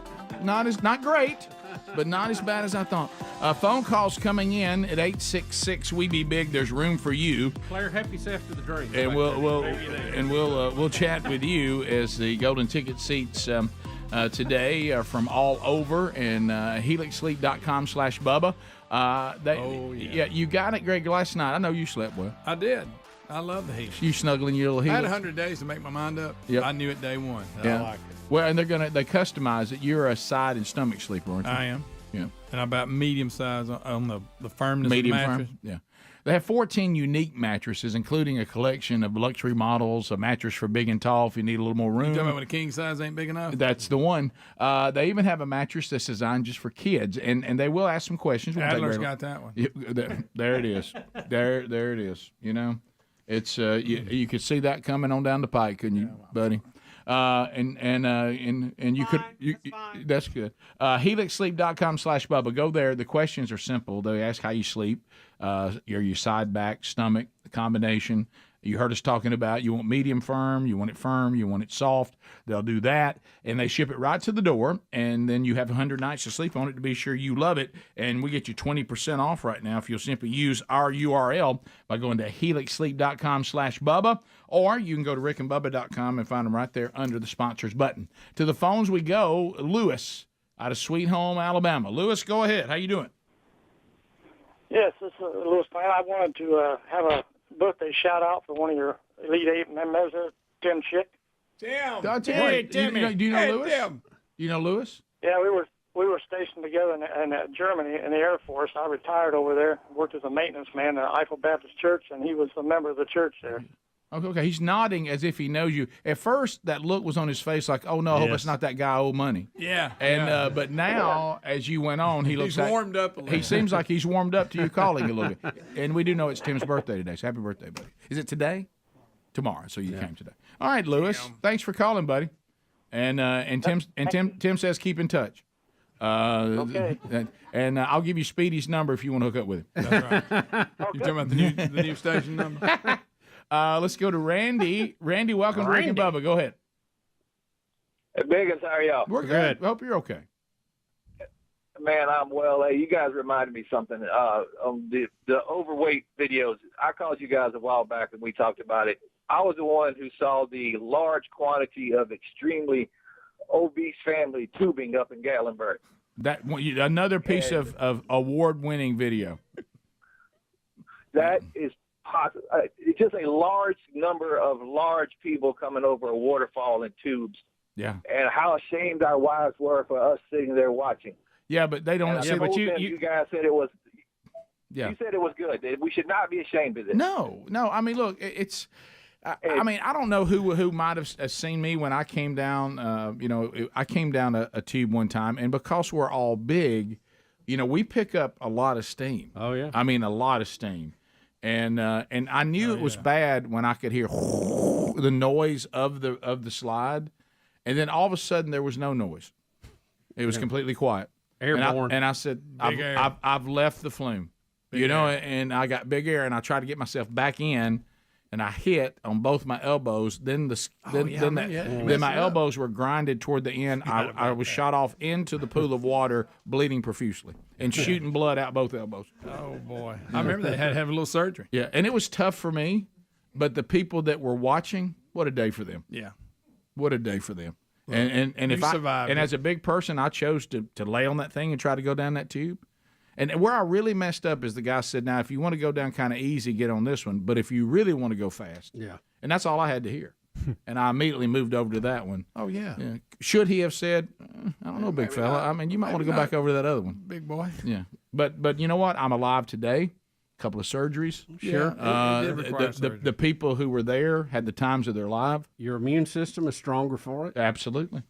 Let's go to Craig in Alabama. Craig, welcome to Rick and Bubba. Go ahead. Morning, guys. Hey, I buddy. just wanted to say I appreciate the commercials. Well, you're not Had alone. it not been for y'all, I never would have had a good night's sleep on that My Pillow. I wouldn't have had that good cup of hot BuzzBox coffee, and I wouldn't have been able to, get rid of that coffee breath without that TheraBreath. That's right. What a day. So I appreciate the What a day. commercials. How about this? If you want to complain about our commercials, don't complain when your head nestled into my pillow. I'll tell you that.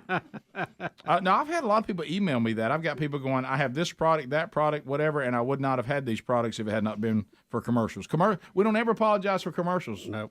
We love commercials. And I'm quoting every sales manager on this network on that. Yeah. Especially the one sitting right across the room.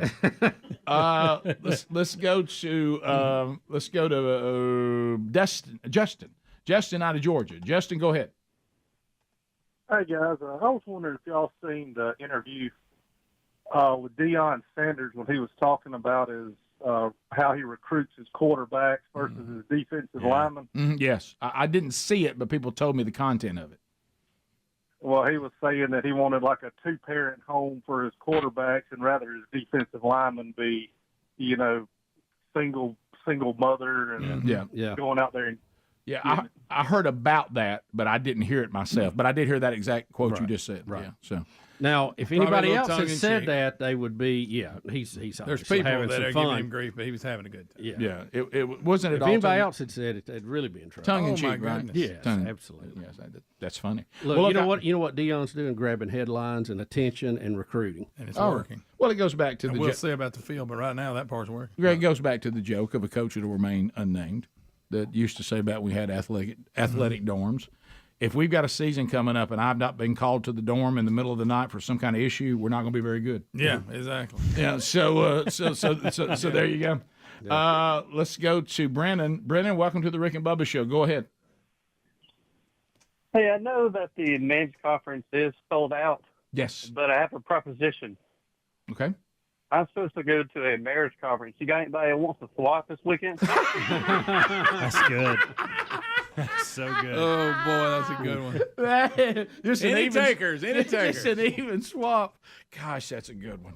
Oh. Yeah, let me tell you something. If you're going to go to a marriage conference with your wife, you better wear shoes that can handle being stepped on. Yeah, you need steel-toe boots. Yeah. Did they ever think anything in a marriage conference might apply to them? Ever?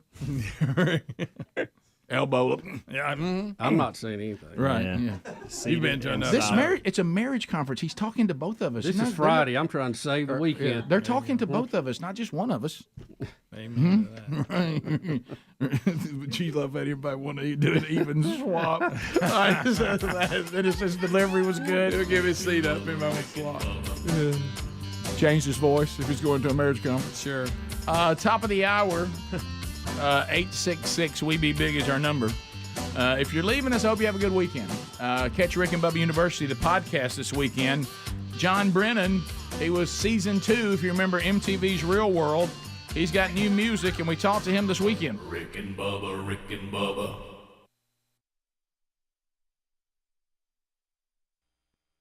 And there's Bill Bubba Bussett. There he is. There he is. All right, celebrity news, Bubba. This is Roseanne.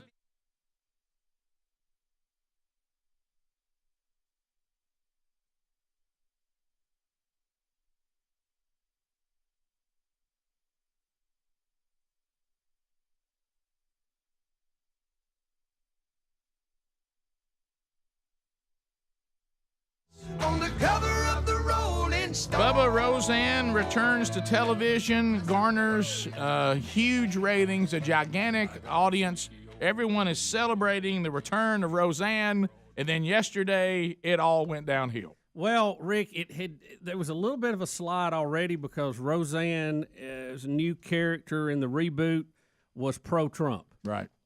Mm-hmm. That really wasn't sitting well with Hollywood. And you remember real Roseanne, not Roseanne the character's comment on, was it Jimmy Fallon? Yes, yeah. When asked her, or Kimmel, one of the two, asked her if she cared about what people were saying about her support of Trump. She basically said no in a big way. She said no with a lot of enthusiasm. Yes, she did. Mm-hmm. She did not care. Well, yesterday, Roseanne Barr puts out a tweet that was deemed racist and a lot of other things about... And I really don't know why she locked into Valerie Jarrett. Do you know why she was even tweeting about her? Does anybody know? I didn't either. I didn't know who it was. When I first saw this, I don't know who this person is. Valerie Jarrett. I had no idea. Yeah, she who this was a former senior advisor to President Obama, and I knew her name.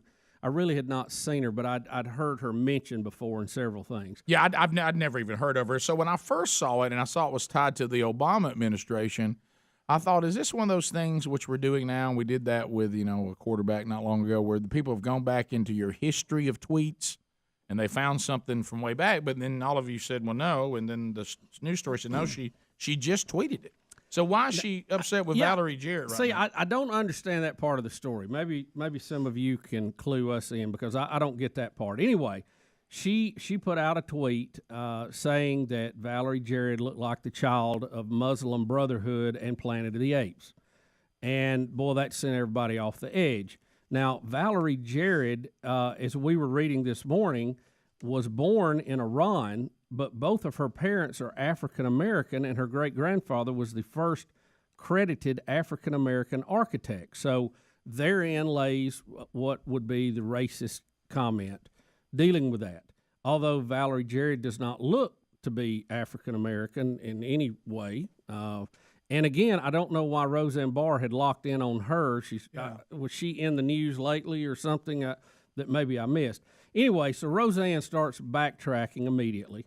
The show is canceled. I mean, within, it seemed like minutes of all this coming out by ABC. And you've got co-stars that are unhappy. Roseanne was apologizing to everybody. She's saying she didn't know. She says in one tweet, I mistakenly thought she was white.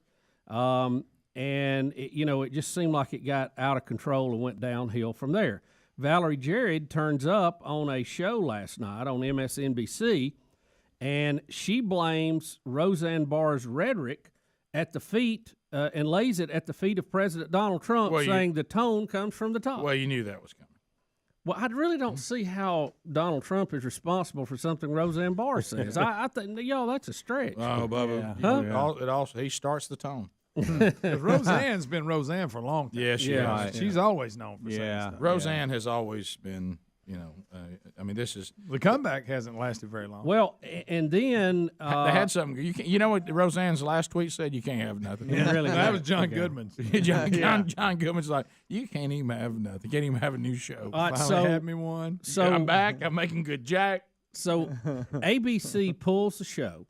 They pull the episodes that are scheduled to run, that have already been shot and were in the can. I think one was supposed to run last night, as a matter of fact. Yeah, I think, was it, because I flipped it and the middle was on.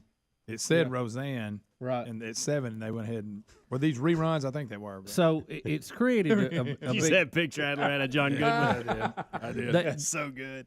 Yeah, he's out walking his dog. But then ABC is also getting some blowback, saying they're being hypocritical in this. Oh, yeah. Because there has been pictures of Whoopi Goldberg on the street with a T-shirt on that shows Donald Trump blowing his brain out. And she's proudly displaying that. And people are saying, well, this is, this is offensive too. So, why is she allowed to continue? So, you get into this thing and it just gets out of control. There's a double standard. We know that. This double standard is so well established. In other words, like you said, The View can have a host that wears a shirt that says "Make America Great Again" and a cartoon of Donald Trump shooting himself in the head and blowing his brains out. Mm-hmm. That's fine. Talking about this woman, I still don't know why Roseanne was locked in on this person. Had this person said something recently? Yeah, one of the stories I said, I believe, wasn't there some type of one of these conspiracy websites or something like that? This person was quoted or something, so she jumped in on the topic. Not sure. I remember seeing something about that, but you're right. Why in the world would she pick her out? And I think it has something to do with that. Did I see an article where Rosie's also blaming it on Ambien? Yes. Yes. I was about to get to that. Ambien. I just thought that was a little later in the timeline of things. She's now claiming that she was on Ambien and she apologized.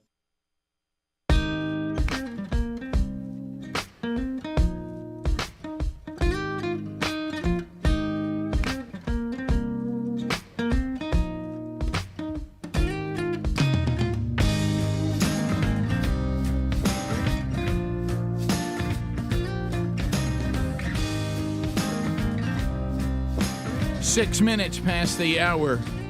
From the No Name Studio out here on the bleeding edge of technology, from Sweet Home, Alabama to the world, thank you for being with us. So, Bubba, we start another hour together. Everybody ready? Somebody say. Power! We lions, not cowards!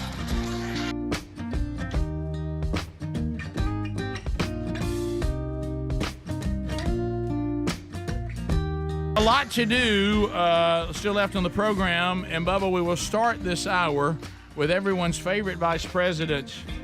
Everyone's favorite vice president. We would say she's the first female president, but then that would indicate gender. So we're not sure what to do there. But so here we go.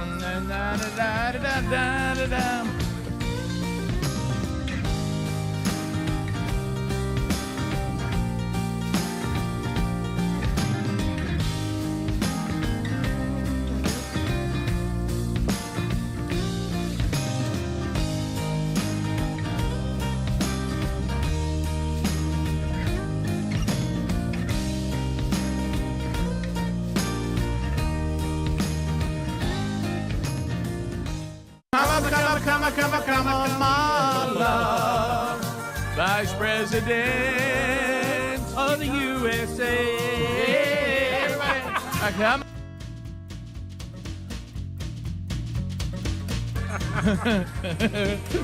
quite the little wordsmith. All right, so here she is. Awkward moments by the vice president. Speedy, you need to leave the room on this one. No. And if anybody has can confirm Andy Blanks is watching, remove him from the TV. Here is Vice President Kamala Harris walking in awkwardly to no response, and she has to ask for the clap. All right, so this is sad. You all please stand as she enters the room. Silent. No, it's totally silent. Crickets. You can clap. It's okay. Still dead. It's going to be okay, Speedy. It's going to be fine. They're all struck, Kamala. Have a seat. I'm all struck when you walk out, too. I'm like, what's happened to this country? Yeah. Once again, reminded that we all hope that President Biden holds on. By that thread. One breath away. Hey. So I got tickled. I didn't do the second verse. So what happens now? I don't even know what to do with 2B. What is this, Adam? Help us with this one. What's happening now? This is during the same meeting with some HBCU people. That was who didn't really want to clap or feel the need to clap. Here she's going to talk about the Divine Nine.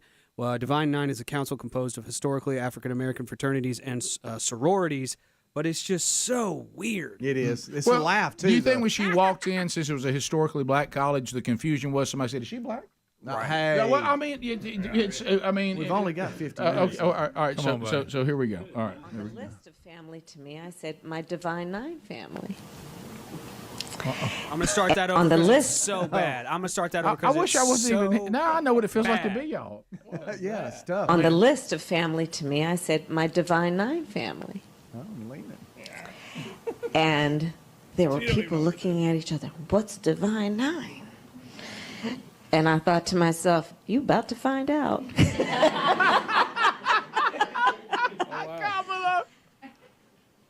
But there you go.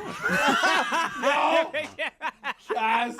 Kamala, you're zany. Go back to the laugh and then the three Mississippi silent. Guys, please. She is Veep. She is Veep. This is unbelievable. On the list of family to me, I said my Divine Nine family. And there were people looking at each other. What's Divine Nine? And I thought to myself, you about to find out. Oh, my. But there you go. On the list. She says, but there you go. Yeah. I'm screaming. I'm so uncomfortable. I have to just go. Yeah. Well, she first of all, she thinks she's walking into a historically black college that there's going to be an eruption of standing ovation because of her history-making nomination. Okay, if you count gender, if you count gender and so But I didn't think we were supposed to. She doesn't get much of a reaction there. Now she thinks I'm going to drop this Divine Nine thing, which shows I'm on the inside. I felt like the lady sitting there didn't know what she was talking about. I don't think she knew. I really don't. And then y'all get that feel? Yeah, I absolutely did, Bubba. And then she thinks this is going to be a phrase that eruption I didn't get when I walked in, I'm getting it now. And it doesn't happen again. And then it's like... it's also scripted, too, and it's just so bad. So fake, so propaganda, so pandering. Yes, and absolutely. And it just comes across as just crazy awkward. Is this what it feels like, Speedy, what I just felt? Yeah, this is it. Every day, every second. And Wow. That lady the does rest not of know what to family do. To me, I said, my Divine Nine family.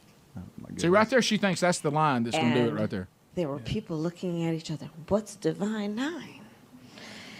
And I thought to myself, you about to find out.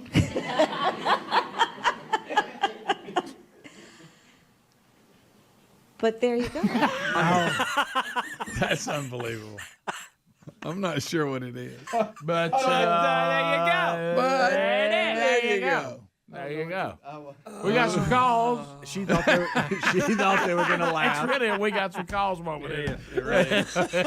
No, when she said you about to find out, she thought they were going to laugh. She thought they did, and she was like, "Oh." She said, "If I haven't on the room yet, like I read, if I haven't on the room yet, hey, This'll get it. This the Divine Nine comment is going to bring. You know when massive. you make a statement, you keep your mouth open, you nod your head. Like, come on. It was so awkward. She finally had to find a way to audibly close it. And there you go. And there you go. And there, that's You're when it's about bad. When you have to say something before you can even move on. Do you You think have to give the official word, and I'm done with this narrative. right. I'm done with this narrative. Now. Do you Let's think move on. she just tries too hard? Yes, 100%. That's a good word. I mean, I think Tries there's too times hard. she could just not say anything and just sit there and she'd be fine. Well, here you're all over Right. this because let me tell you, I think she feels insecure. people that I've always found myself that put me at ease too. Okay, because there's no worse feeling than to be watching someone in a public forum and you begin to pull for them. Yeah. Come on now, You can do come it. on, You can come do on. it. I really am always made. It's weird to use this word because it's going to sound redundant, but there is something to this. The people that make you the most comfortable are the people who are comfortable in their own skin. Right. They know who they are. They know why they're here. And they know how to communicate their principles. But see, when you're in a position where you don't really have any of that, you're not sure who you are. You pander. You're trying to figure out what the vibe is. You want to whatever. play the room. Yeah. But those that come in with confidence, they're comfortable in their own skin. They know who they are. And they have the ability to communicate why they believe and have convictions that they have. Those people make everybody comfortable, even if you disagree with them. Yeah. And there's a certain she wants so much to be cool, but you can't make yourself be cool. You either are or you aren't. And one of the things that makes you cool, what she desires, are you command the room is to be comfortable in your own skin, and she's just not. All right, let me ask you this. Who in the Biden administration do you think, from top down, is the best communicator? Where does that start? Jean-Pierre said that Biden was. Right, Biden, yeah. There you go. So that's out. No, I said really. It's I mean, not. like, it's not the president or vice president. So they're right. out. You keep going down the list. Press Press it's not secretary. John Kerry, whatever czar he is. No, not him. Who is it? Is it Pothole Buttigieg? Pete? I hate to break to you, Is it but I believe it's Buttigieg? Buttigieg. Yeah. Okay. Up until this What train about thing. what about Kirby at the Defense Department? No, he's terrible. No. Not John Pierre. I'm just throwing up. I'm not saying Not I'm the one- Even though that's her job. Not the one whose whole job is to communicate, Right, not her. right. And we've got one of hers again today. Sam Brinton? Oh, no, he was It's busted not- for it's not- stealing luggage. Yeah, it's not Oh, yeah. AOC. You talking about old lipstick? It's not. Do y'all remember when Hillary Clinton told the Breakfast Club that she keeps hot sauce in her purse? Yes. Yeah.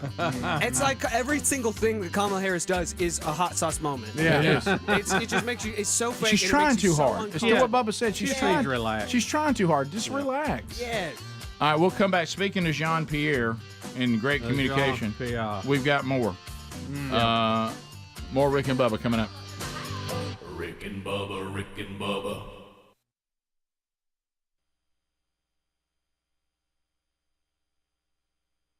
Bubba said he understands.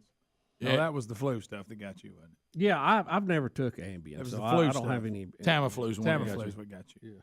That They was a fun experience. They did. Y'all had me convinced I had mercury poisoning. Yeah. By the way, because I just started eating sushi. That was a good one. Did you see this? Hey, it's a bad feeling, though. It's bad. It's bad. Did you see this? Even people who certainly don't agree with us on many things were concerned about where we're heading. And keep in mind, George Carlin's been dead how long?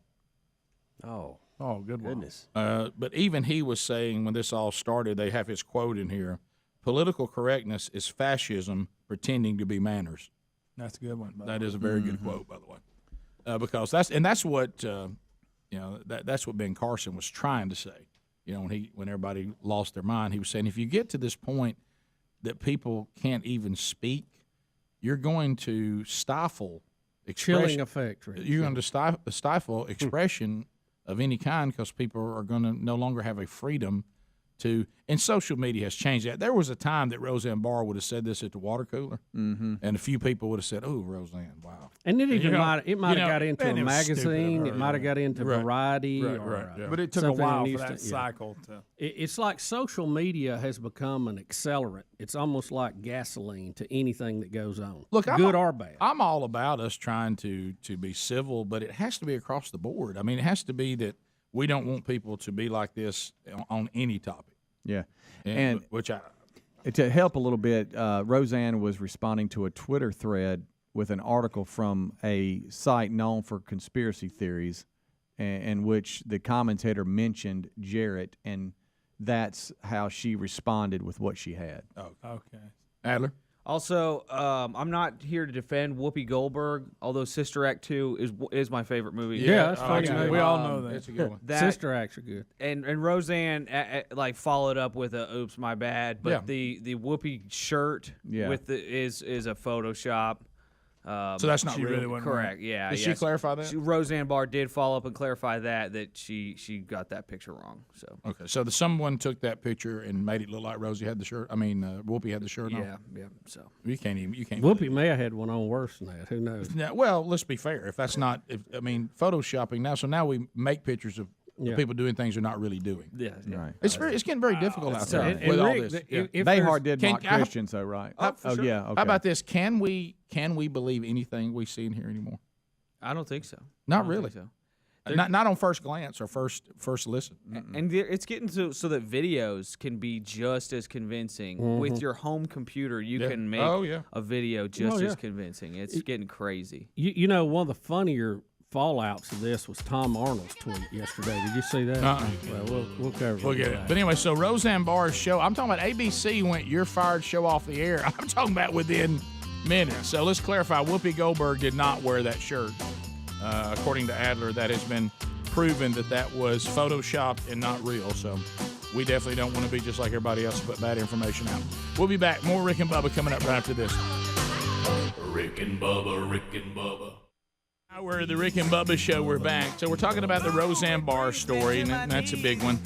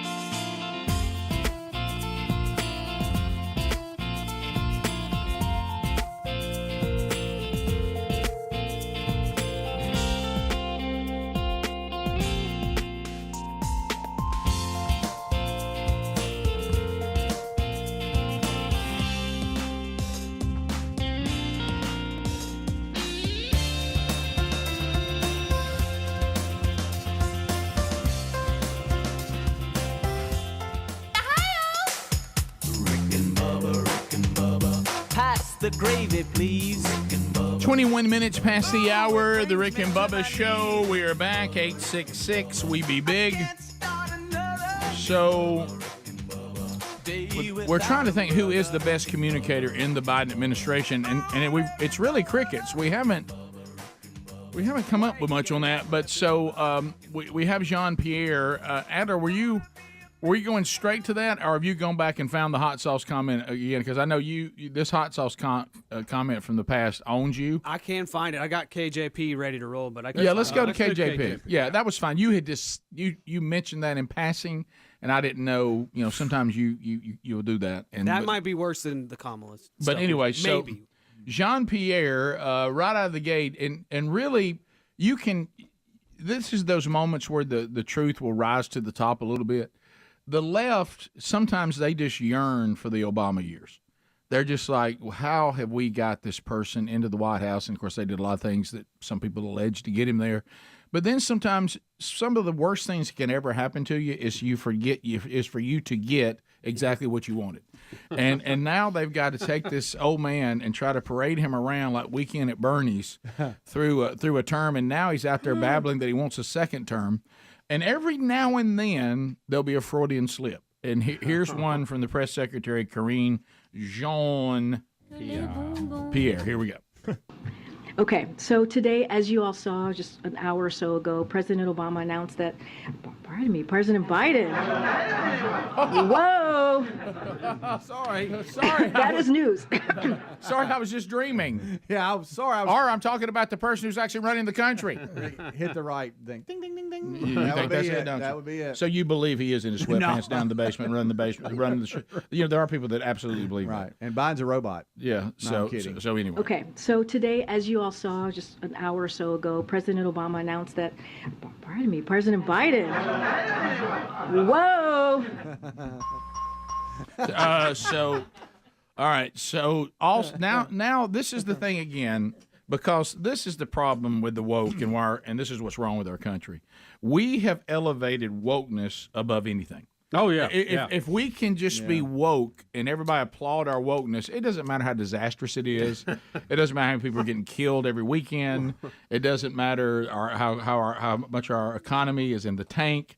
It doesn't matter. And none of that matters as long as we are woke. And to be woke is to be the ultimate. Mm-hmm. Even if your woke accomplishment has not led to excellence. It doesn't matter. You're not going to hear excellence in this description of things she's proud of. All right, so here we go. And this is that thing they always remind us of if things are not going well. So here we go. Yeah. I want to take the opportunity to lay out how diverse the president's cabinet has been, how diverse the president's administration has been. The cabinet is majority people of color for the first time in history. The cabinet is majority female for the first time in history. A majority of White House senior staff identify as female. 40% of White House senior staff identify as part of the racially diverse communities. And a record 7 assistants to the president are openly LGBTQ+. So again, this is something that the president prides himself on. That he actually has taken action to show the diversity of this administration. Didn't hear excellence in there at all. Yeah, how's it going for you? Can I tell everybody? How about somebody that's good at economics? I really wish we had that. Yeah, and I promise I don't care what color, what gender they claim they are. Jean-Pierre, every time she stumbles around, I would like to remind y'all that I'm female, minority, and I am gay. Yeah. So Rick, yesterday, save your criticism. Yeah. Yes. You or Bubba, but one said, but see, to them that is excellence. Well, it's an accomplishment, but what they're missing, and we love sports analogies. It's box checking. Yeah. What if all of a sudden I came up to you and said, today's the day that I'm going to announce how diverse my team is? Okay. Well, I'd want to wait and do that when I had a really good team. Yeah, be winning. Okay, I wouldn't run the list when we're losing or our team's no good. I would take this list because it would elevate all these different aspects of our society and our culture. If I wanted to talk about how diverse my team was, I would wait till I had a good team. Mm-hmm. Then that reflects in a positive way to all the people I just listed. Yeah, get the inflation down. Get the inflation down. Get the GPD going the right way, and get gas prices down, and then introduce your staff, and we'll recognize that they're diverse. You don't have to say that. Yeah, I hate to bring this up, but you really do need to care about the excellence of your economy and your country as much as you do your sports team. And I know that's not who we are, and we've probably paid a price for it.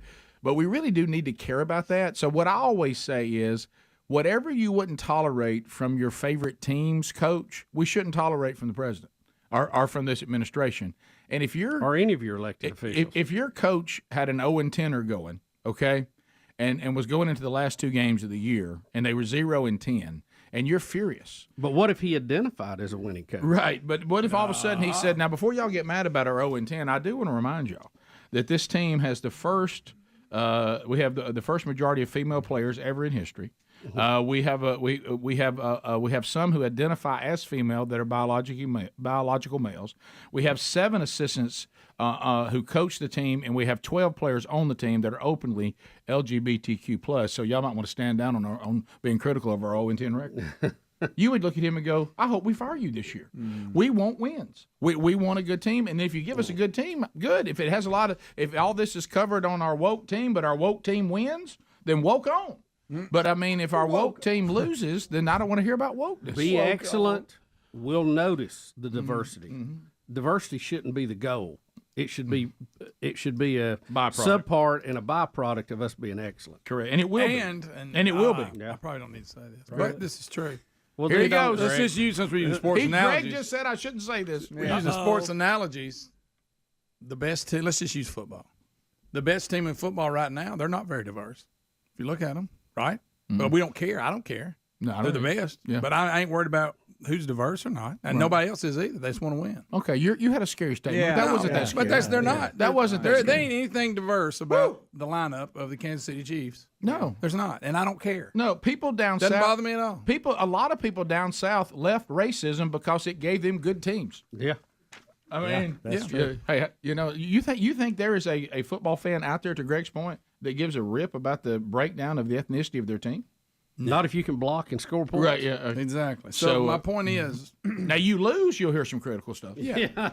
But it's because of the losing, not because of the diversity. Correct. Yeah. Right, exactly. But when you start losing, you question everything. Yeah. All right, so here we go. You had to go do it, didn't you? I had to. Here's the Hillary Clinton thing. y'all. Flashback. Is she trying to talk? 2016, yes. He said, no, she has to go. What's something that you always carry with you? Hot sauce.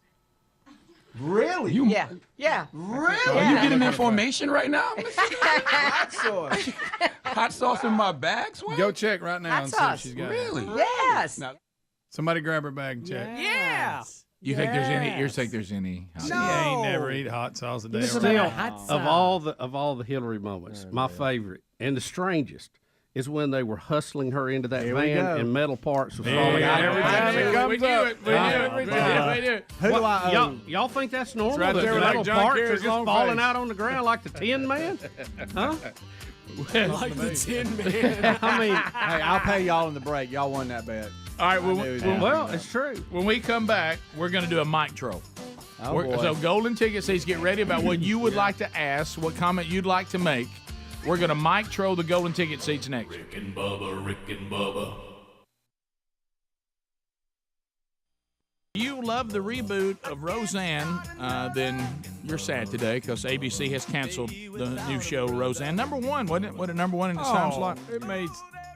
It had numbers we hadn't seen on television in a while. The first episode, Rick, had like 25 million viewers. It had slid back down into that 15 to 10 area, but still huge for prime time. Well, let me ask you this: does Fox have enough guts? Oh, that's what I was going to ask. Does Fox have enough guts to say we're going to do, the Tim Allen show? We're bringing it back, and we're bringing Roseanne over here. We're going to grab them both. Well, here's the problem. One of the writers on it had already quit. Wanda Sykes, the comedian. Yeah. She was a writer. And one of the girls that play her daughter said that they quit before the show was even canceled. So because of her tweet, or they were quitting anyway?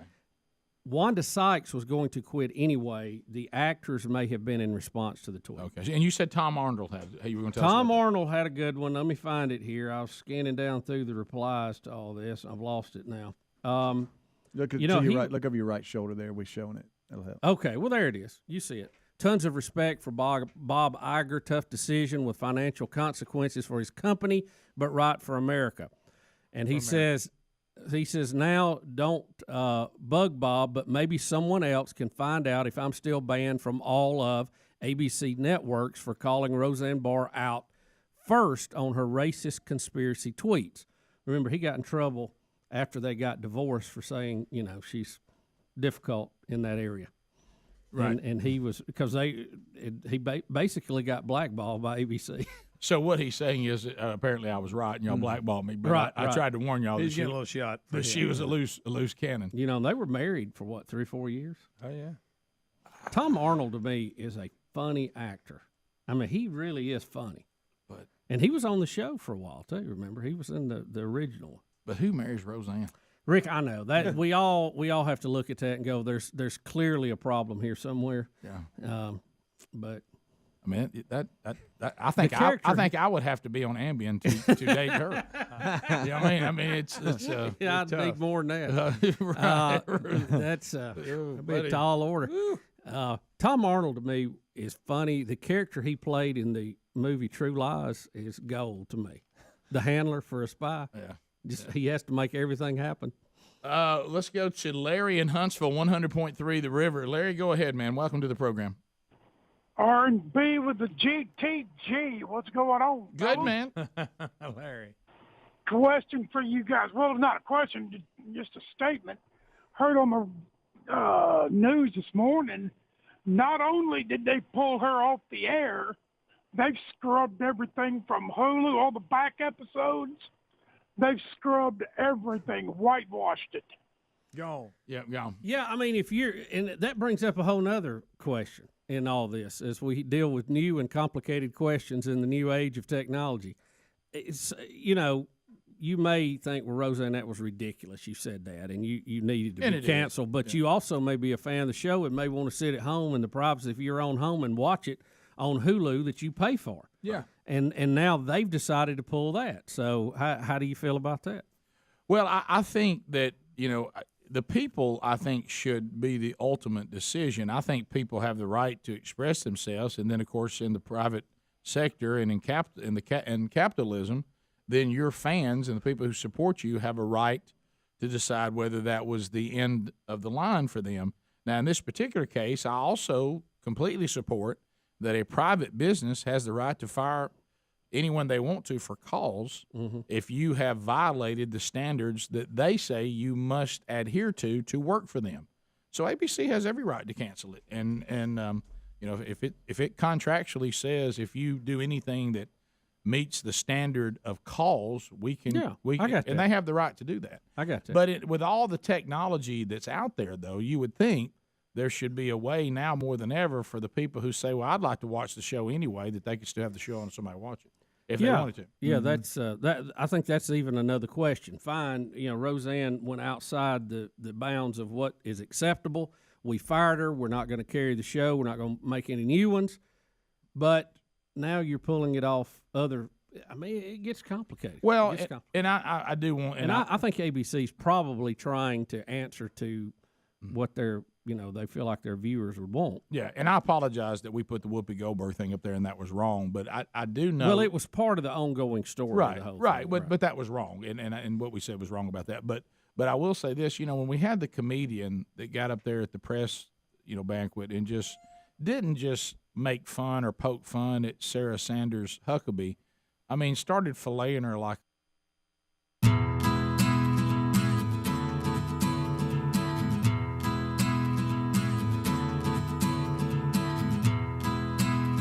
Trying to warn you. Here we go. 866 We Be Big. That's how to get here. But in this segment, all you need to be is here in the golden ticket seats. We'll get the wireless mic ready to go. Update you on some things you need to know coming up today. The real Greg Burgess in Birmingham, 11 to 1. You can hang out with him, have a lunch at Henry Hoover Auto Mall if you're visiting or you live around here. Some other things to look for, the Man Church Conference. See all of you. I'm getting all of your emails, and I see you on social media. Traveling from all over the country to Oxford, Alabama starts tonight. Doors open at 6. It is sold out.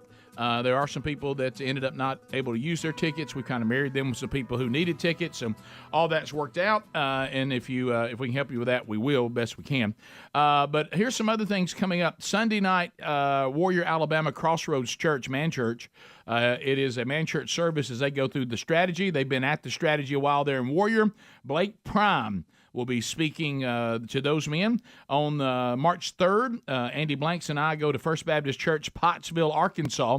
We'll be speaking there. You can join us. It's free, but they do need to know that you're coming. That's up there near Russellville on March the 3rd. Also on March the 3rd, Westview Baptist Church, Opp, Alabama. Brian Gunn will be there on the same day, and they're rolling through the strategy as well. This would just be their next Man Church. All that's at themanchurch.com, or if you got other members of the Rick and Bubba show there, we'll all be found at rickandbubba.com under upcoming events. All right, so we've got the mic tro ready to go. So here's how this works. Are we going to time them too, or if we're trolling, I mean, we almost have to time it, don't we? Yeah, we can give them timeout if we need to. Yeah, 2 timeouts are available. So you need to make a comment, ask a question. Speedy has the wireless mic here. Test it, Speedy. Test 1, 2. I knew you were going to do that. I can hear you whispering. 1, 2, 3. They need to meet you at the logo.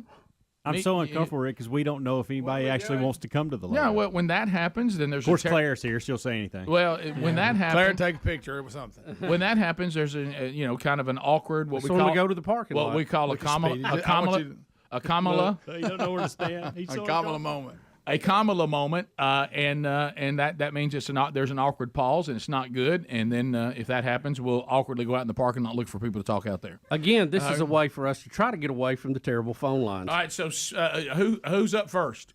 Oh, Greg, this is it. I couldn't ask for anything better. You could. All right, so here we go. One of our Missouri guys. Here we go. My name's Mitchell.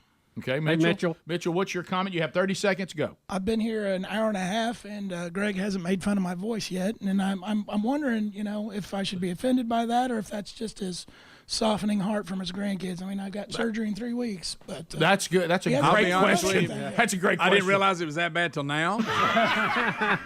so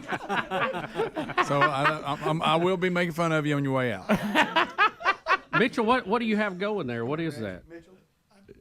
I've got a vocal cord nodules, but they're not like Rick's where you can rest them and they go away. It's a virus, so wow. 2 to 4 times a year I'm blocked off in surgery. Oh, wow. Sorry. So the voice just starts going away? Yeah. Is it contagious? No, it's not contagious. Right. What are you whispering about? Speedy thought it was contagious. That's why Speedy was moving away quickly. No offense. Yeah. Well, good luck to you on that. Yeah. Appreciate it. It's like I stopped counting at 15, so I don't Wow. know. Really? Oh, my goodness. Greg, how about this? Is it like a real bad surgery, like they knock you out or what? I assume this timeout's gone. Speedy, you pat me on the shoulder and send me away. Well, this was follow-up question. Yeah. Well, it's you got to give a timeout. Yeah, that's right. So 1 timeout's gone. The first 4 times I did it, they said you can't talk for 2 weeks, and then that surgeon retired, and the next surgeon said, man, you're going to do this for the rest of your life, so when you're ready to talk, start talking. The scar tissue's the scar tissue. So wow. So when you get it done, by the way, does your voice go back to normal? Now my throat's hurt. I really wish this was on a mic stand. Does your voice go back to normal after the procedure? It gets better. It's never like it was before I had this, but I've got a sweet spot for about 3 months where I can hold a pitch. It doesn't sound very good anymore, but if I want to sing in church or something, I can hold that pitch. I don't do it very loud because it still doesn't sound great, but I can physically hold it. Greg, I've met him twice, 3 times. I've never heard him talk normal. Okay. Make fun of that, Greg. Usually it's about a month before my next surgery. Yeah, when I meet you. he's horse guy every time I've ever. Yeah. Thank you, Whisper. Yeah. That's God bless America. Greg, there's no need to pile on. Having surgery. Greg, I'd like to thank the Whisper for showing up. Greg, you've heard of a horse whisperer? There he is, the Whisper. I looked out in the parking lot. Horses are everywhere. Anybody else have comments, questions? Anybody? Here we go. All right, here we go. Well, I'm Jordan, by the way. Hey, Jordan. Your voice doesn't sound nothing like Only that. 1 timeout's left. We can actually hear It's a Jordan. mic troll, so do I get 1 shout out for Mama? No. Okay, good. All right. I won't do it then. Yeah. All right. Well, let's fake it. So the only thing I have is I think we could prove the whole Hillary thing if she just went on an episode of Hot Ones. No, that's true. Have you ever seen that show? Oh yeah, they have to eat all that hot That is sauce. a fantastic show. And it gets crazy. I wish I'd thought of that. Yeah, that's it. So, yeah, you can't say shout out to your wife who listens every day. I'm sorry. Yeah, that's it. 5 hours. All right, here comes Tim Chick, another birthday, Tim but Chick, it's tomorrow. Hey, ladies and Tim. I was just wondering for Adler, with being a new dad and everything, how he finds time to travel around promoting his new movie, The Jesus Revolution. Oh, that's good. That's good, Tim. Delivery. That's really Fantastic good. delivery. Excellent, Tim. Thank you, Tim. I love that Really a lot. good. That's really good. Well done, Tim. Good delivery, too. God loves everybody. Yeah. Come on, Alex. Here comes the Alice, birthday girl. Oh, I'm having a birthday. Look out now. I got a birthday. Yep. You gotta turn right here and look that way. All right. She has her phone with her. Why don't you get your phone out? We've got a good question. It's going to stir the pot a bit. I'm Ellis. I'm from Huntsville. Hello. So, how do we feel about sending all this money to Ukraine when we leave our borders open, can't feed the homeless here in our own country? Did you expect that question? I did not. Not from somebody wearing a hat. I really did. Yeah. I really Hey, did. don't underestimate the blonde. That's right. How about that? Well, and I think, it's one. Here's where the problem is. The problem is when you get to the point where you're not allowed to ask that question. And that's fine. That's a good question. that is a question because sometimes it is odd to say the government, and they do this, and it is odd for us to hear because it's almost like our parents always told us what money doesn't grow on trees. Right. You don't know where money comes from. That check represents what's in our account because I remember saying, "Well, just write a check." Right. You remember being a kid. But our government seems to tell us sometimes there's no money for this, and then other times there's unlimited money that never ends for this particular cause. And so people go, well, if you can unlimited send money to them, couldn't you just unlimited send money to us? And I know it's all about prioritizing all that, but at some point, are we out of money? Well, apparently not. It's a great question. Right.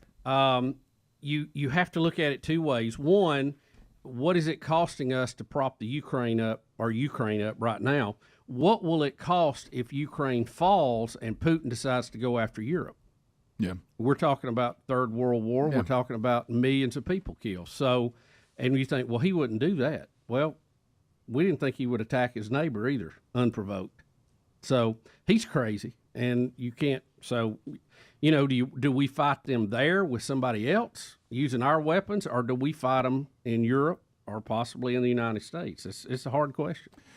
Yeah, and it is. And you see that with everything because even the thing that you're thinking about on even the poor, was that the comment? The poor and Right. our own people. Right. And then you think about things that are happening in our own country. You can almost put the same scenario on those. How much will it cost not to do it? Yeah. How much, all of those. It's tough. All It's of a those. tough call. Yeah. I think the thing that would, obviously, I wish we had a better, clear picture of what we're going to accomplish. How's this going to end? What's the exit strategy? We used to hear that all the time. Are we going to try to prop up Ukraine long enough that Russia gets tired of trying to do it and finally just goes home? That could take 20 years. Yeah. We don't know. Well, we've been in these situations before. Yeah. And we've been in these situations before where we did exactly what you're talking about for all the right reasons, accomplished nothing, and then it just fell anyway after we. I mean, it's the real way to long-lasting peace is overwhelming victory. Correct. And we've seen that. Correct. Then we went to let's just hem in the communists. We did it in Korea. We did it tried to do it in Vietnam, and they will die on the vine. And they did to some degree. But we still have those problems today. We're still got the Korean War problem. So I don't know. I don't know what the answer is. Well, I do think it's always a mistake, no matter how good the cause, for any politician wearing the red color, the blue color, or somewhere in between, to ever announce, we will continue an unending flow of money to fill in the blank. I would never announce that to anybody because you're just opening yourself up to, so you'll keep sending it no matter what. Yeah. There's a lot of people, you have to say we got to see certain things in order to continue to send it. Some people can't stomach the truth. Right, We know how that goes. Yep. But there was a lot of people thought after we had atomic weapons in 1945, we should have told the world, anybody that we catch even working on this, we will annihilate you. There will not be a tree standing in your country. And when the Russians did it, we should have gone after them then. We wouldn't have had any of these problems now. tough to stomach, but it is the truth. Well, the truth is this. It is tough to stomach, but the statement you made a minute ago is just a life truth. There is no peace if there is no all-out decisive victory. Yep. And I think all-out decisive victory usually costs less than never-ending whatever this is called. It just drags on, drags on. Mission creep. Yeah, you got to pick who you want to win and then help them win. Yep. But not, well, sort of, kind of, maybe. And now people have nuclear weapons. You can't solve it that way sometimes. No. We'll be back. More Rick and Bubba next. Rick and Bubba, Rick and Bubba. Like a catfish and getting real personal Yeah. and destructive. I do think that if we want to say that what that woman did left the bounds of comedy and now became insulting and personal, and so did Roseanne, okay. But it does seem like that there's certain protected sacred cows when we get into political correctness, and then other things you come back and say, well, that's their right to say what they want. Well, So and you either made a people have the point. right to say whatever they want, and everybody shouldn't, and everybody should allow them to do that, or we come back and say, well, there's certain things that we're going to draw a line in civility on what we as a civil society consider to be appropriate. And I'm fine with that too, but I'd like for us to be consistent on that across the board.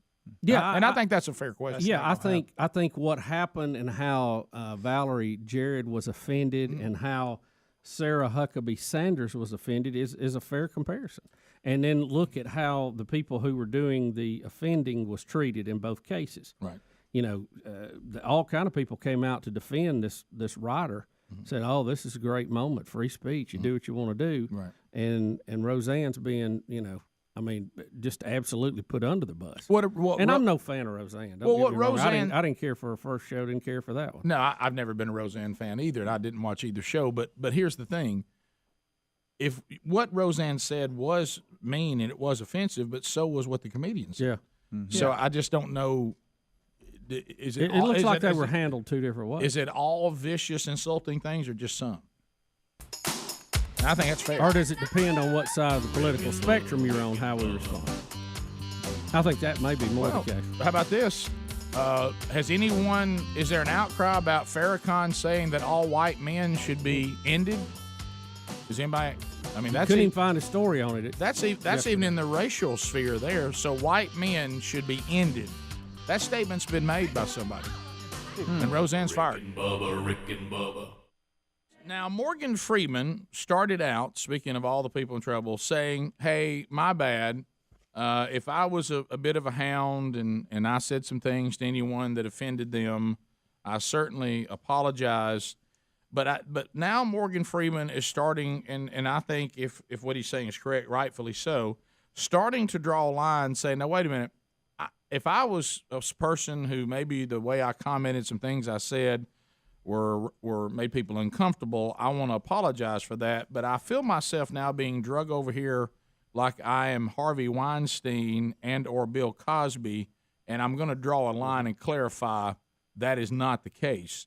And this is tying to CNN, where a journalist has said something that he is demanding be retracted, because he's saying that this did not happen the way this person is presenting it. So he's saying, look, I'll admit and apologize for the things that I guess I agree with. I said some things that maybe if it bothered somebody in the environment we were in, I didn't think it bothered anyone. If it did, I apologize. But he's starting to draw lines going, no, don't drag me off in the Harvey Weinstein, Bill Cosby wagon. That's not going to happen.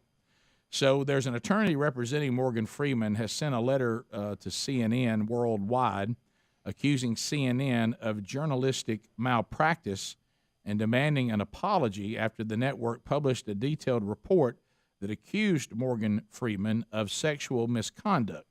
The co-author and the sole accuser went on record. This is Chloe, you say Malas? Would you say that? Yeah, Malas? she's a CNN reporter. She alleged that Freeman, who's now 80, by the way, harassed her when she interviewed him for CNN at a press junket for the movie Going in Style. Freeman has denied sexual wrongdoing, but admitted, as we said, to making some people uncomfortable through his career, and he apologized for that. But CNN said in a statement, the unfounded accusation made by Mr. Freeman's lawyer, it's disappointing, difficult to reconcile with Mr. Freeman's own public statements in the aftermath of the story. This is where they're trying to catch him and saying, well, now you admitted you said things that may have made people uncomfortable, but he's saying that this reporter is going to another level, saying something about him that did not happen. So well, there was a comment he made in particular, and she took it to be a sexual comment at her.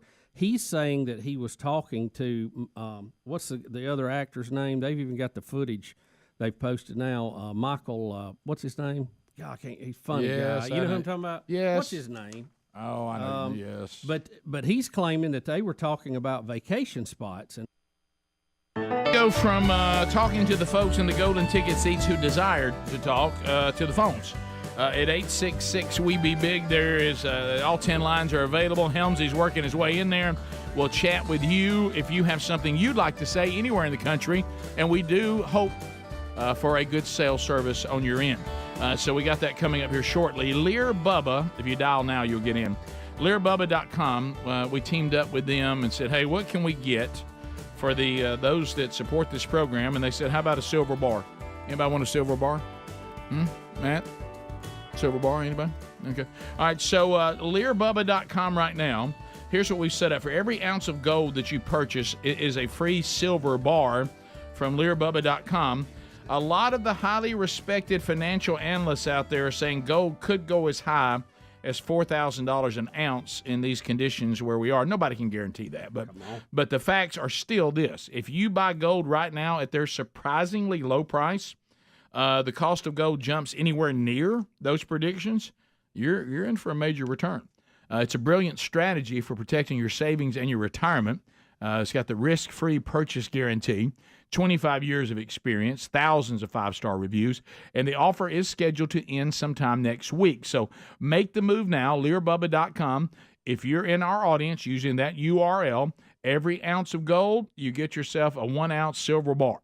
So go to 1-800-707-4575 if you'd rather talk to a person, or you can contact them at LearBubba.com. That also would work if you just went to the link there at RickandBubba.com. Golden ticket seat. Oh, sorry. Rick, in the last segment, we learned something very important. What's that? Don't sell the blonde short. Well, you know what? And you and I go home and say that every day. All right, here we go. Golden ticket seats today. Joey and Stephanie Smith. Back-to-back championships. Go Dogs. They're from Georgia. Down. Tim Chick, birthday boy. Lisa Chick, she's here with him. We also have Garrett Dugan. Garrett's in the house. This is some of our Show Me State Missouri boys today going to the Man Church Conference. Mitchell Kester. There's Mitch. Clayton Carver. Jordan Carver. All here. And then y'all got guys out in the parking lot too. Right? We couldn't get everybody in. So they're also out there. Also, the birthday girl that we just heard from a minute ago, Ellis Vest, is here having her birthday. And also Claire Anderson is here from the sales team and sales manager Natalie Smith. Yep. All here in the golden ticket seats today. Bubba, let me have a number between 1 and 8. 1 and 8. What about number 6? Number 6, congratulations, Joey Smith. Joey Smith has picked up. Joey. Yeah.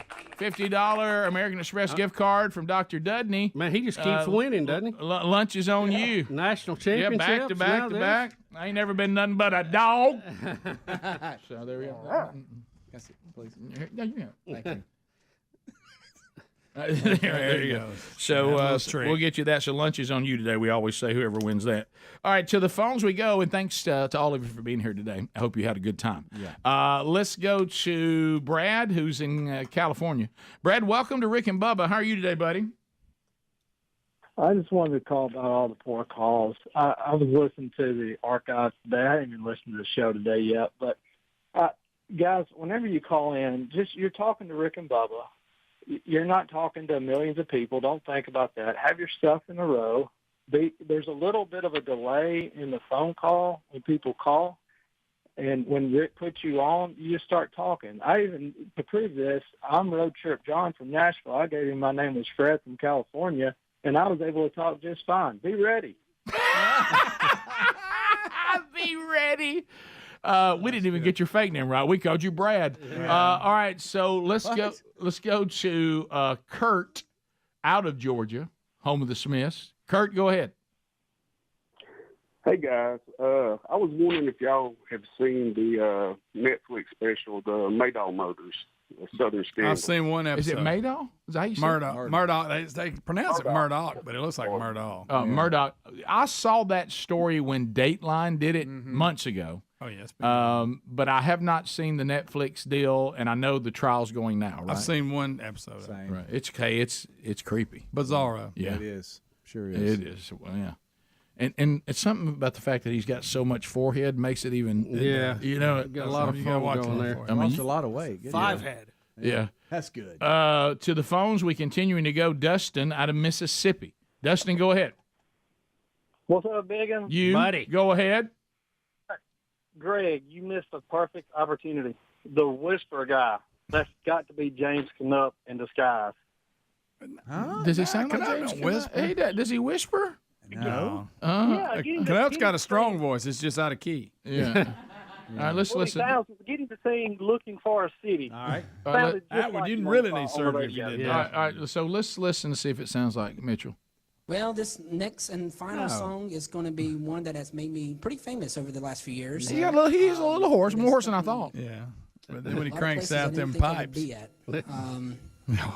But it was the first time on stage, New Year's Eve 2002, with one of the best quartets out there today, Brian Free and Assurance. And I was privileged to be able to sing this one with Brian Free. And I don't know if I beat him that night or not, but ever since then, we've had competitions. I've worn him out. It's more hoarse than I remember. Yeah, he's a little not quiet. He's been singing. But that's what happened. That's just what happened. But this is Wore one him that out. also my friends at my hometown church, Gospel Light Baptist Church in Salisbury, North Carolina, has really made their top choice. So therefore, we're going to finish off with this one. It's called "Looking for a City." Looking for a city where we'll never die, where the sainted millions Sing it, Mitchell. never say goodbye. There we'll meet our Savior, and our love was true. Greatest character we've ever had. Yeah. As far as the genuine article. Yeah, completely. Where's James today? Not people who make up characters. Well, I'm talking Bubba, about genuine article. I'm glad you brought that up, Rick. I don't know, as a surprise, tonight at Man Church. James Knupp's going to make a pride appearance. Wasn't going to give that away. I wasn't going to tell you. But Rick, and I got Brian Free coming, and we'll see if he can wear him out. How about this? They're going to have a competition. The opening session one tonight is going to open with something you'll never forget. That would have been the ultimate. What if he walked out? We didn't introduce him at all. And he walked out, and you're in your seat. You're like, oh, wow, it's starting. Here we go. And he just took that by and went, I mean, what would y'all do if you're settled in your seats? You see a guy walk out, spotlight hits, he goes, and we're underway. Let's go. And we're off and running. Wouldn't that be fantastic? Yeah. I should have done that. I know, Rick. I bet he. That's may- on me. That's 100% on How'd you me. miss that? Come on, man. Just He may have retired. concentrating on the most important stuff. What I would have given to be a little bit distracted. You know what I mean? Just to go for a laugh. Oh, gosh. Yeah. God. He always delivers. You know who couldn't handle it, though? We couldn't do it and keep Blanks on the team. Yeah, he'd be an Andy Blanks would go right out of that Performing Arts Center right back to Birmingham. Oh, yeah. Couldn't take it. Yeah. May have him a surprise tonight. Oh, yeah. Talk him into coming. That's another way to start the whole Yeah, true. beatbox for me, Ed. Yes. Thanks for being with us. Thanks to all of y'all. Thanks to all of you out there. If you got more Rick and Bubba today, stick around. Rick and Bubba, Rick and Bubba.